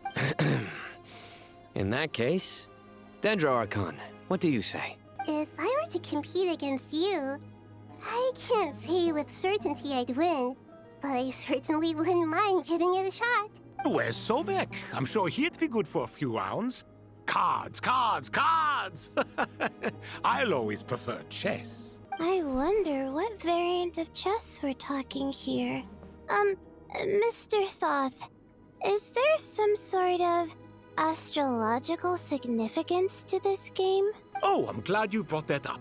As long as the leader of the Temple of Silence agrees, we can search Hermanubis' place for books to teach you how to play. Such devastation visited on Sumeru City. So many houses destroyed or damaged in the fighting. Who could have foreseen this? Damn. Look at all of this. It's going to take me forever to tidy up. I suppose living below the academia doesn't always work out to your advantage. I would have thought a little appreciation of my sincerity and effort in helping to clean up this mess might be in order. Helping? Effort? This is your house! Of course you should be putting in the effort! If anything, I'm the one who's helping. So you see yourself as just a helper in this situation. I must admit, I'm rather shocked. If you're trying to say that since I live here too, I have an obligation to tidy up, fine. I suppose I do. Wait a second, stop changing the subject. Nevertheless, in the wake of a great storm, a missing roof is a predictable inconvenience. Can you stop making it seem like I care more about this house than you do? Doesn't it upset you at all to see your home in this state? Not at all. I won't pretend it's ideal, but that's no reason to be upset. This is the roof over your head, your shelter from the cold. The furniture is scattered, the paintings have fallen off the walls, the windows are shattered. Don't you feel even a little disheartened? He do not gaff. The way I see it, these problems are easily solved. He really don't gaff. Ugh, this is precisely why I hate talking to you about sentimental things. It's like banging my head against a wall. You simply don't understand just how much work goes into making a proper home. It sounds like this is causing you a lot of anguish. You mean the house or the paintings? I mean your sentimentality. Oh, well, yes. But I'd rather not dwell on such things right now. Generally speaking, when anguish becomes the norm, people usually make an attempt to improve their situation. But there are so many people and things in life that are difficult to change. It's not like you can force them. Besides, anguish can be a source of inspiration. And I'm not sure I could break my reliance on it. It did say in this same quest that anger does drive people to follow their passions. I'm glad you're able to make yourself think like that. What kind of a response is that? I was stating a profound truth about the very nature of art. Suffering is the cradle of all creation. Even you can't deny that. And I wasn't trying to. I'm just happy for you. Pure and simple. Can't you tell? Happy about what? Happy that you can always find an answer that backs up your views. You... More often than not, life is a process of running into problems and then searching for answers. Yours more than most. Not everyone's so good at justifying things to themselves. It's something that you've been steadily mastering. Huh.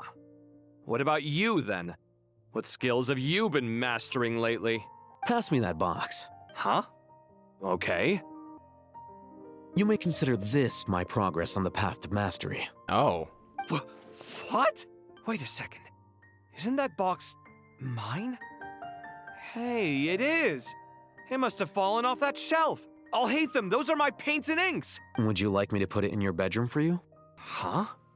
I mean, sure, if you don't mind. What kind of progress is this? Does he think he can bribe me? Not that giving me back my own things is much of a bribe. These books on the floor, they're a complete mess. And this one, didn't he say it was an out-of-print collectible? It's completely covered in dust, and some of its pages have even fallen out. Ugh, guess I should help him repair it. This one too. And this one. I think he's trying to say that he's trying to master being more empathetic. I would assume. Being more empathetic and lending a hand and understanding Kaveh more. Local sumter beasts, imported goods, such a bright future ahead. I can picture the Mora just rolling in. Oh, jeez. You do realize you sound like a choking cow? It's called being imposing. Can't you feel it? Are you not intimidated? Oh, I'm positively shaking in my sandals. What commands do you have for me, oh mighty Lord Sangamabe? You've got a lot of nerve, Nefer. You went and told Candace and the others everything, didn't you? Seriously, do you have any idea how differently they see me now? Surely that's a good thing. I presume they're more disposed to actually like you now. Maybe even view you as a friend. True. You traded my secret for sympathy! Thanks to you, I've lost every last shred of my mercantile majesty. How am I supposed to make anyone think I'm a big, scary investor now? The dark days of Lord Sangama Bay are behind you. Why not take this chance to make a few honest friends? Yeah, I feel like this is a good thing. Speaking of friends, since when did the notorious Lady Nefer gain such an admiration for holier-than-thou types? A moon chanter here, an angel there? Who'd have thought it? A coming together of fates, nothing more. No need to throw around accusations of admiration. Forget it. You're right about one thing at least. Making friends is never a bad thing for a merchant. So, I really took a loss this time. You'll be alright. What are you looking at? I'm trying to see if you're really crying or if those are just crocodile tears. A little birdie told me that when Lord Sangama Bay makes money, the tears flow from the center of her eyes. But when she loses it, they flow from the corners. Which is it this time? Ugh, you are so annoying. I'm not talking to you anymore. Nefer, thank goodness you're here. I've been looking everywhere for you. Huh? Well. If it isn't the House of Dana's very own librarian. Oh, What can I offer jeez. you today, Miss Katayun? Oh, no, I'm not here to buy. I'm here to bring Lady Nefer a book, and a fascinating one at that. We agreed to meet at the entrance to the mausoleum of King Deshret. One more thing, I bought this copy with my own money. It's not borrowed.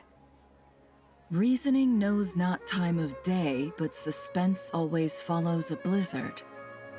That's quite the mouthful. That's an anime-ass title. Where did this come from, Inazuma? Huh? Isn't that the one that... It was all the rage for a while. People throughout the city were clamoring to get their hands on a copy. The names inside were all circled. Everyone thought it was a riddle. Don't bring up that book in my presence. I don't even want to hear its name. That thing was nothing but a scam. Surprisingly enough, I've actually heard of this book, though it doesn't seem of much consequence. So, what truth lies behind it? You're from the Vahumana and you're asking me what the truth is? I'd say the actual truth was about the least important part of the whole episode. I brought you this book because it probably has the most interesting backstory of any in the House of Dana's collection, at least in recent years. As for its quality, well, you can judge that for yourself. Don't tell me it's actually any good. You may not know this, Lord Sangama Bay, but Lady Nefer has a fondness for books with... how should I put this? Mixed reviews? Then she likes mid. No eye for good literature. Huh. Perhaps she feels that bad books hide interesting secrets? But I shouldn't put words in her mouth. It's probably fair to say she prefers the conversations that books can spark over the substance of the books themselves. Suits my style as an intel broker, wouldn't you say? Very interesting, thank you. I'll return it to you once I'm done reading. And as it happens, I have something for you, too. Incense? I imagine you've already used up the incense I gave you last time. Here's some more. This batch is from Nodcry, so the scent won't be quite the same. Well, actually, I've been saving the incense you gave me. I couldn't bring Aw. myself to waste it without a special occasion. Aw. But I'll gladly accept this, too. And I promise I'll use it this time. You sure? Katayun, you haven't changed a bit. Yay, Kale! Congratulations, Kale. Well done, Kale. After studying for so long, you finally become a full-fledged ranger. Sure hasn't been easy for you, huh? This really is fantastic news. All grown up. No longer a trainee, but an official forest ranger. Oh, the next step is to secure tenure in the academia. Thanks, everyone. It's true. I'm an official forest ranger now. Yay! Master Tainari, thank you for your guidance and support. I wish Mr. Sino were here so I could thank him too. Sino had a matter to attend to at the Temple of Silence. I don't imagine he'll be back for some time. But don't worry, we can celebrate together once he's finished. I'm afraid the party will have to wait. Kale still has some matters to attend to first. Kale? Is everything all right? No, it's not what you think. There's nothing wrong with my health.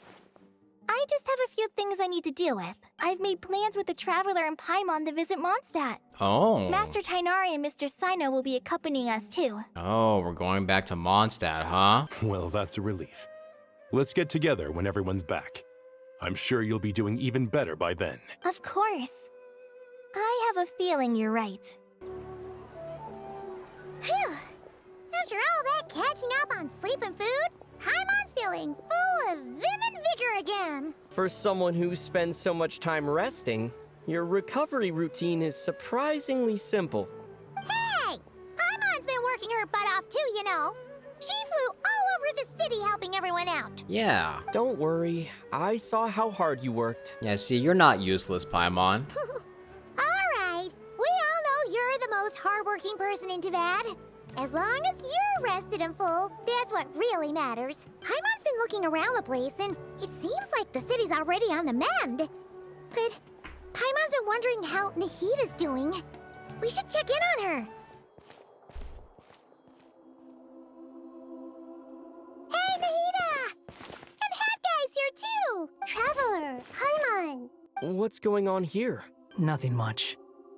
Nahida was just expressing concern for my physical and mental well-being. Oh, the Traveler told Paimon all about that. We've both been very worried about you. Are you feeling alright? You make it sound like I'm on the brink of some kind of breakdown. Truth is, I'm doing much better than you might imagine. If we can just get to the bottom of Dottoro's intentions, we can minimize his negative influence. That's the sort of thing I excel at. Just listen to that newfound optimism. It seems like having you enroll in the Bahumana was a truly inspired move. I can really see the positive influence. Yup. Observe, a classic Sumeru specialty. Chalking everything up to education and learning. To be honest, even I can sense the change in you. I think we all can. Everything Dottori said to you was a way to manipulate your mind. Fortunately, you're no longer under his sway. Can someone as old as me really continue to grow? Yeah. If it helps, just think of yourself as a late bloomer. It's all a matter of phrasing, and it comes down to what standards you measure yourself by. True. For a puppet, developing at such an age is perfectly normal. But if you choose to call yourself a late bloomer, it sounds more like you consider yourself human. However you see yourself, well done. All right. I see what you mean. Anyway, what's your next step? What else can I do but complete my current courses? Everything else can wait. Anyway, that's enough chit-chat. There are still things in the city I need to help out with. I'll be heading there now. Everyone's grown so much. I'm so happy that Hat Guy is doing better than we thought. But what about you, Nahida? How are you holding up? Yeah, actually, now that I think about it, how are you gonna get your powers back? The pyronosis burned down the corrupted Irminsul. The flames blazed for 7 days and 7 nights before they finally subsided. All that was left were the parts underground. Now, Aru shoulders the responsibilities that once belonged to Irminsul. The situation was contained before it got out of hand, so Teyvat's most vital information has largely been preserved. Irminsul has a strong influence over you, doesn't it? How will you cope now that it's gone? There's no need to worry. Thanks to Nicole's extraordinary talents, my connection to Irminsul has been severed and transposed onto Aru. Oh, nice. Angels can do things like that? They can. Such abilities are precisely what makes them so powerful. The goddess of flowers, Nabu Malikata, once claimed that she too could perform feats beyond the reach of mere mortals. Just angelic things. In my eyes, much of what she went on to achieve reached such transcendent levels. Her and Nicole really are both fascinating and magnificent. So, does that mean your situation is stable now? Correct. Just imagine that Aru has become the new Irminsul, and the essence of my existence has been bound to it. Nice. The wisdom of Sumeru has ultimately converged into a single, unified entity. Should we ascribe this all to fate? Or is it merely fortune? Well, let's fucking hope that nobody ever tries to mess with Aru this time. Whatever it is, the important thing is that you're okay, Nahida. Dendro Archon, Lesser Lord Kusanali. Oh, thank goodness you're here. Greetings, Traveler and Paimon. Sir Nevis, do you have something urgent to say? Yes, there's something I need to report. We've received a message from Snezhnaya. A letter? The Fatui Harbinger, the Rooster, sends us his sympathies, along with all the usual pleasantries. His stance is that, following the unrest and Nod Cry, Dottore was subjected to internal censure. This madness was the act of a rogue element, one who cannot be seen to represent the Zapoliarni Palace. No less than can be expected. So they basically said, yeah, that guy, we're not associated with him. Snezhnaya paid a heavy price working to stop him. They even lost one of their own harbingers. The letter goes on to say that even so, Snezhnaya cannot claim to be blameless. Apparently, they will deal with Dottore's subordinates in accordance with Snezhnayan law, holding all those involved in his crimes accountable. Are we sure about that? Additionally, they are supplying relief funds and supplies, which are already en route. They hope this will aid in Sumeru's reconstruction. Sounds like he's got an answer for everything. True. But as diplomatic rhetoric goes, it's highly effective. Completely watertight, both in logic and sentiment. I hope the Traveler connects the dots at some point, but maybe the hoodie really did save his ass from getting exposed. This disaster has had a profound impact on Sumeru.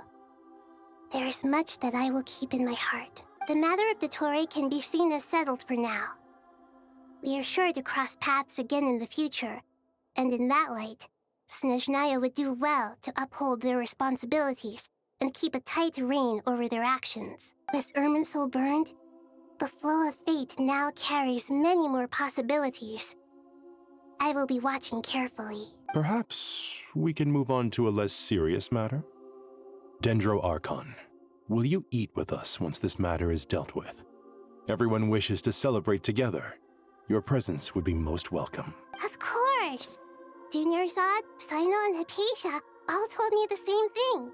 If there isn't enough room for everyone, we can arrange back-to-back feasts. Wow. What a wonderful idea. That just leaves the question of what we should eat. Not more tomatoes, surely. Wait, you don't like tomatoes? More? Dendro Archon, what do you mean by more tomatoes? Those good friends of yours are always talking about tomatoes. Sometimes when I'm walking through the city, I can even hear them arguing in the fields. Since you see them so often, you must hear about tomatoes even more than I do. Tomatoes. Tomatoes.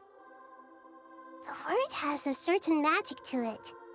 Like the autumn fur of a sumpter beast swirling in the wind, sometimes flying up my nose. Tomato. Tomatoes. What can we make with tomatoes? Wait, why tomatoes? Take your time, there's no need to rush. The Traveler, Paimon, and I still have somewhere we need to visit. You'll have plenty of time to think it over before I return. Does this mean you're going to Natlan? Meet them there in person. It will require a long journey. I know. But this is necessary. I must go myself. Traveler, Paimon, we'll set off as soon as you're ready. Is that all right? Sure. We'll be ready whenever you are. You'll hear no objections from Paimon. We should grab some snacks along the way, though. It'll be just like going on a long holiday. Yay. Wonderful. I'm looking forward to this so much. How long does it canonically take to go from Sumeru to Natlan? Natlan is such a lively place. Probably a couple days. It's super cheerful and positive, too. I can see that. There are people outside exercising at all hours. Such a healthy way of life. You came. Welcome, welcome. You must be hungry from your journey. Would you like something to eat? I'm a weaker. Oh, thanks, but no thanks. We've been eating the whole way here. We had a mushroom platter, Sab's meat stew, butter braised chicken, hot sour pudding. Holy shit. Paimon's positively stuffed. Jesus, I could go for some fucking butter chicken, bruh. All right. No need for all that detail. I'm starting to get hungry myself. Maybe later then. We can wait till everyone's got an appetite. Then I'll head out for a meal together. Sounds like a plan. Let's find somewhere to sit down. I should tell you, I already have some sense of why you've come. Why's that, Malika? To say thank you. Your senses are spot on. But on top of that, we also feel guilty. Because the pyronosis has vanished? Oh. I sensed its loss. Oh, fuck. God damn it. Despite scouring through the remnants of Irminsul, we couldn't find any sign of the pyronosis. Not even any trace of it burning to ash. Are you dead ass? That's certainly unusual. Still, the potential fallout from Irminsul's loss is significant, to say the least. Perhaps the pyronosis's disappearance is simply a knock-on effect of the impact it's had on a certain strand of fate. That is so awesome, man. There's no need to feel guilty. We were clear that this time, there was to be no returning, only giving. Pure and simple. Thank you really is a fascinating phrase. We use it to express gratitude for the smallest of things. Yet, when faced with a kindness too immense to describe, we use exactly the same words. Not that we lack other means of expression. It's that when we truly need to express our feelings, the simplest and purest words are always the most powerful. You're right. In Natlan, we prefer simple expressions too. Companionship, friendship, support. They might not sound fancy, but the sentiment behind them is sincere. That's wonderful to hear. Sincere feelings are often a vehicle for the deepest wisdom of all. Irminsul's destruction doesn't seem to have done you much harm. I'm glad to see you're doing well. There's still a lot of work to do, but before we begin, we felt it was important to come here and speak with you. Dude, what are we gonna do now? Actually, honestly, maybe it's not so bad that the pyronosis is gone. I guess better to be disappeared than in the fucking hands of the Fatui, I guess. I don't know. Unless somehow the reason it is gone is because someone, maybe Pantalone, has it. Partly to express our gratitude, but also because we felt that seeing you, in a sense, is like basking in warm sunlight. That's a nice way of putting it. I like that. To tell you the truth, though, I'm not a fan of somber meetings. So, since there's nothing more to say, why don't we go bask in some actual sunlight? The weather's beautiful today. What a great idea! Paimon's gonna lie back and soak up some rays. Yeah, look at little Paimon. In that case, I think I'll lie down for a bit too before we head to our next stop. And where might that be? Mondstadt. Paimon and I are gonna head back there with Kale and the gang. Long ago, I sensed that the god remains inside Kale had come from the goddess of flowers, but I kept it a secret. Those remains weren't hurting Kale, not as she is now. They simply exist. Besides, I could sense a deep yearning within her. A yearning for an ordinary life. A yearning to hold on to the hard-won happiness she now enjoys. With someone like her, I have a responsibility to keep her secret. She should be ready to face the truth by now. Whenever people meet, there is always the potential to create warmth and kindness. Every child grows up. But even as adults, they are still children in the eyes of certain people. Yeah, like parents. Oh, just like how Paimon sometimes sees Nahida as a little kid. Yeah, like how we see you as a little kid. Is that so? Well, anyone who's friends with a kid is probably a kid themselves. Of course! And there's nothing wrong with that. When we get back, we'll actually be hanging out with another of our friends who happens to be a kid.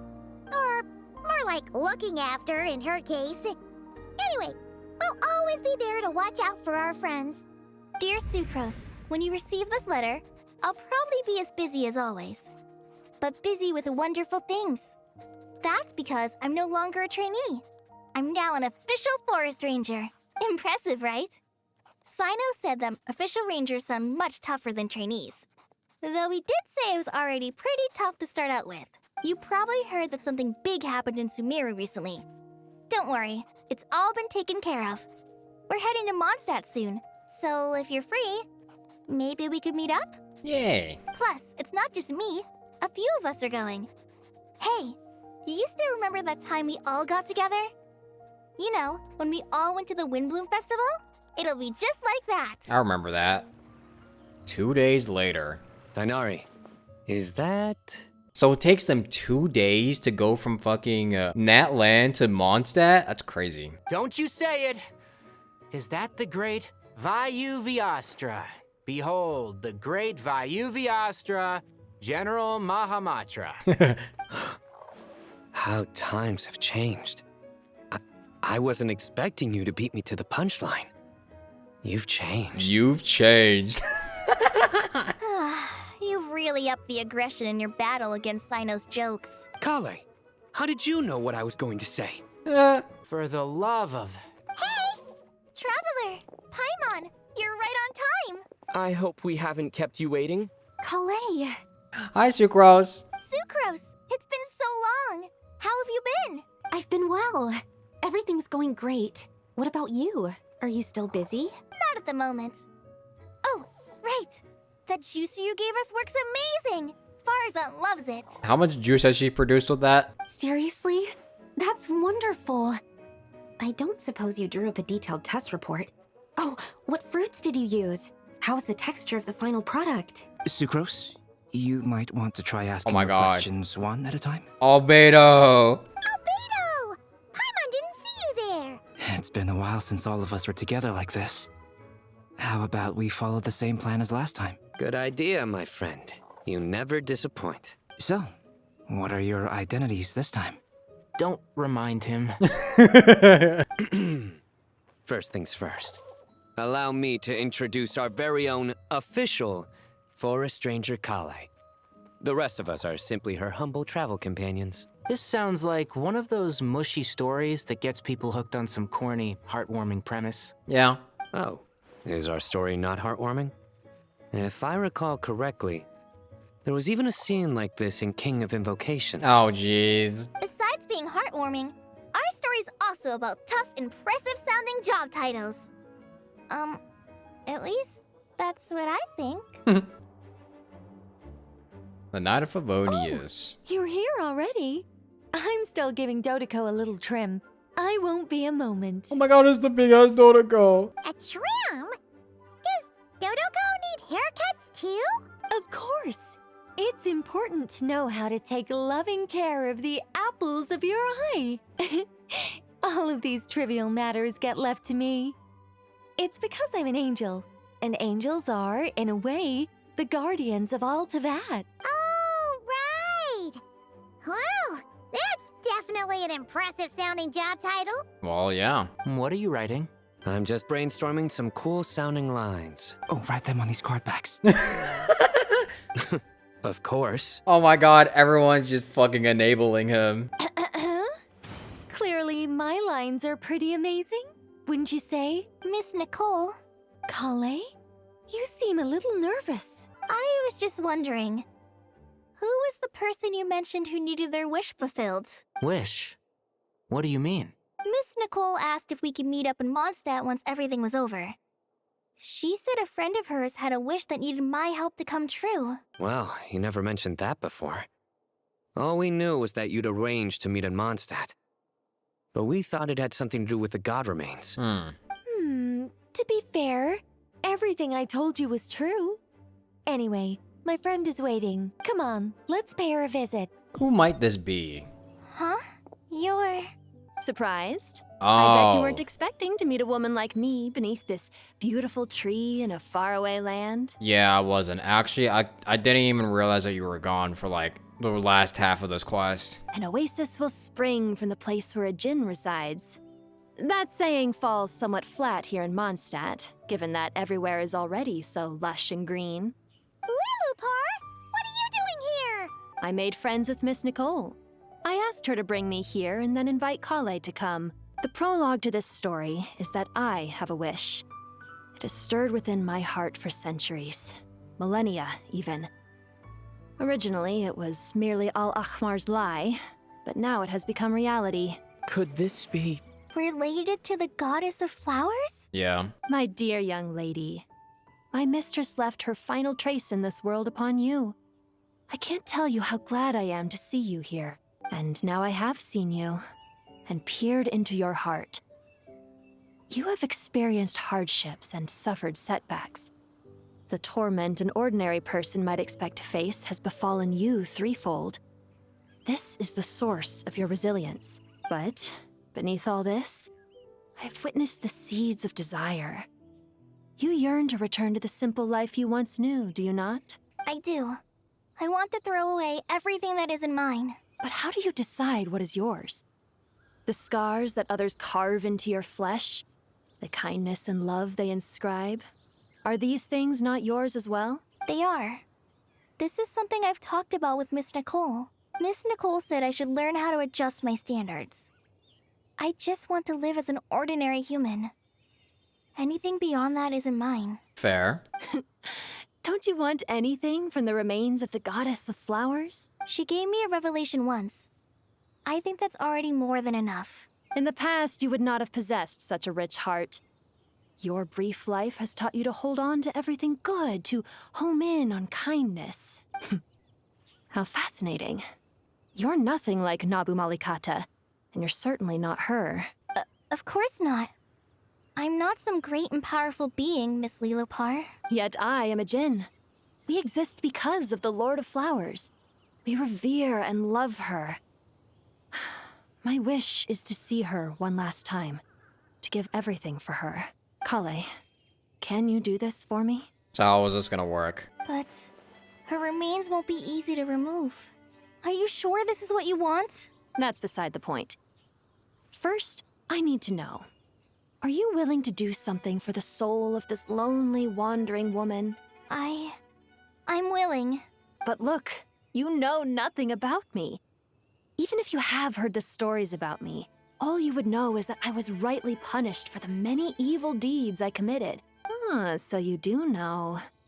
Your lips are quivering, your eyes trembling, and still you're willing to do something for me. Life has been cruel to you, and yet you've learned to be kind, my dear young lady. To repay your kindness, I too must play my part. Mm-hmm. Are you sure about this, Lilupar? I yearn to see my mistress. For this moment, the world can burn to ashes, the universe be engulfed in flame. I care about nothing else. And you, Kale, I can give you a gift. You'll become just another ordinary human. But Miss Lilupar, what will happen to you?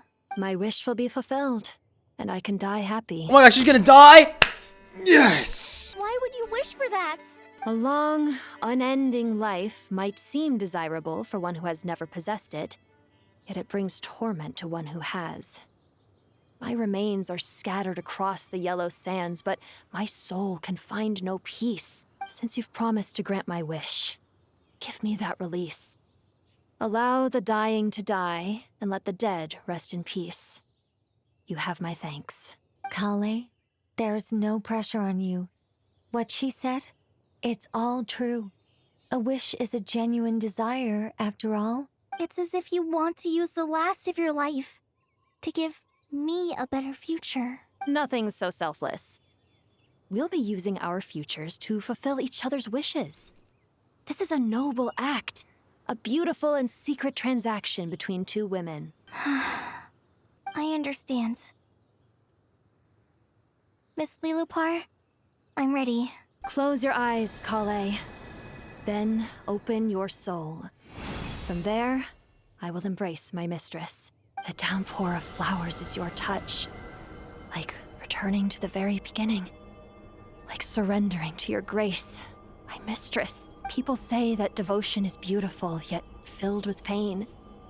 How foolish of them. For me, devotion is beautiful, pure and painless. Devotion is my love. Thank you.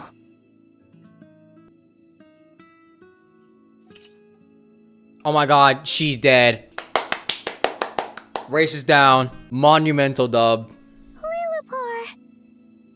She disappeared? She left, carrying the blessing of flowers. Bro, Dottore is dead, and Lillipar is dead, and Kale's a normal human being, and Scaramouche got his revenge finally. This is the best quest ever. Kale, are you alright? I'm fine. Now that the remains are gone, I don't actually feel any different at all. Those remains weren't hurting Kale. Not as she is now. They simply exist. Besides, I could sense a deep yearning within her. Kale must have already received what she was yearning for. I'm doing fine. I feel relaxed. There's really no need to worry. Then my wish has come true, too. To become ordinary? That's just one of my wishes. Actually, I have a few more. For instance, I want to protect the people I meet and help them find happiness. That sort of thing. So between Miss Lillipar and me, you've fulfilled 2 wishes already. And protected 2 people. Wonderful, isn't it? I feel so fantastically happy. I guess that settles things here. So what's next? What do you want to do when we get back to town? Clay, look who I've brought to see you. Oh, Amber! Miss Amber. Hey, Kale. I heard you guys were holding some kind of secret event. How come you started without me? Huh? Oh no, it's nothing like that. We were just saying goodbye to an old friend. Really? Who? Me. The old me. So that's what this is all about. Did you come all the way to Mondstadt for that? Because we knew the old you so we could witness the change? Exactly. The old me is gone. I puffed her into the air, and she became a fluffy pink cloud, floating into the sky, before disappearing forever.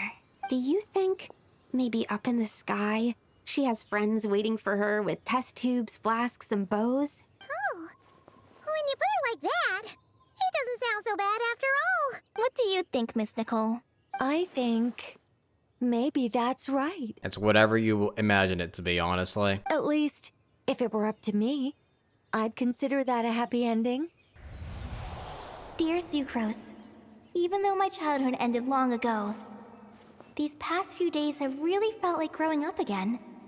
I've become stronger, and I feel like I can finally accomplish things by myself. Surely someone as mysterious as you will find a friend like this fascinating?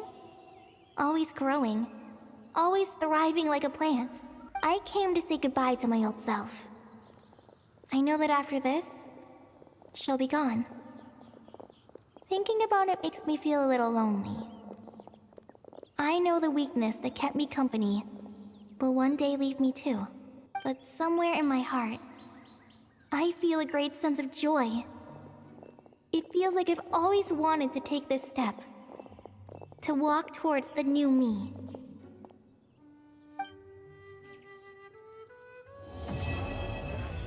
Dub. This is the good ending. Honestly, what a great quest. That was a lot longer than I was expecting it to be, but honestly, it's probably good that it was super long because it really did feel like they used it to tie up all the loose ends around Sumeru. Like, this was basically the build-up to every single world quest that you did in Sumeru, which was honestly really nice. This is pretty much what I've been always wishing for when it comes to Genshin Impact storytelling. This actually felt like what the ultimate experience of Genshin Impact should be like. Experiencing all these different stories within Teyvat, all the Archon quests, the world quest, all coming together to create one big spectacle and finale. This is basically everything that I wanted from that request. This was awesome, honestly. Even though I will admit that there are some times where I felt like I didn't remember everything that I used to play because it's been so long, I still feel like they did really well with incorporating like the little notes pages into it, so you can like go back and read about it so you're not too lost on it. Honestly, if they do this with Snezhnaya, I feel like it could be really, really good. I hope they try to incorporate more world quests into the Archon quest like that, because if they do, they could do some really, really awesome stuff. It was a conclusion to Dotore, a conclusion to Kale's story, a conclusion to the story, to like what we were wondering was going to happen with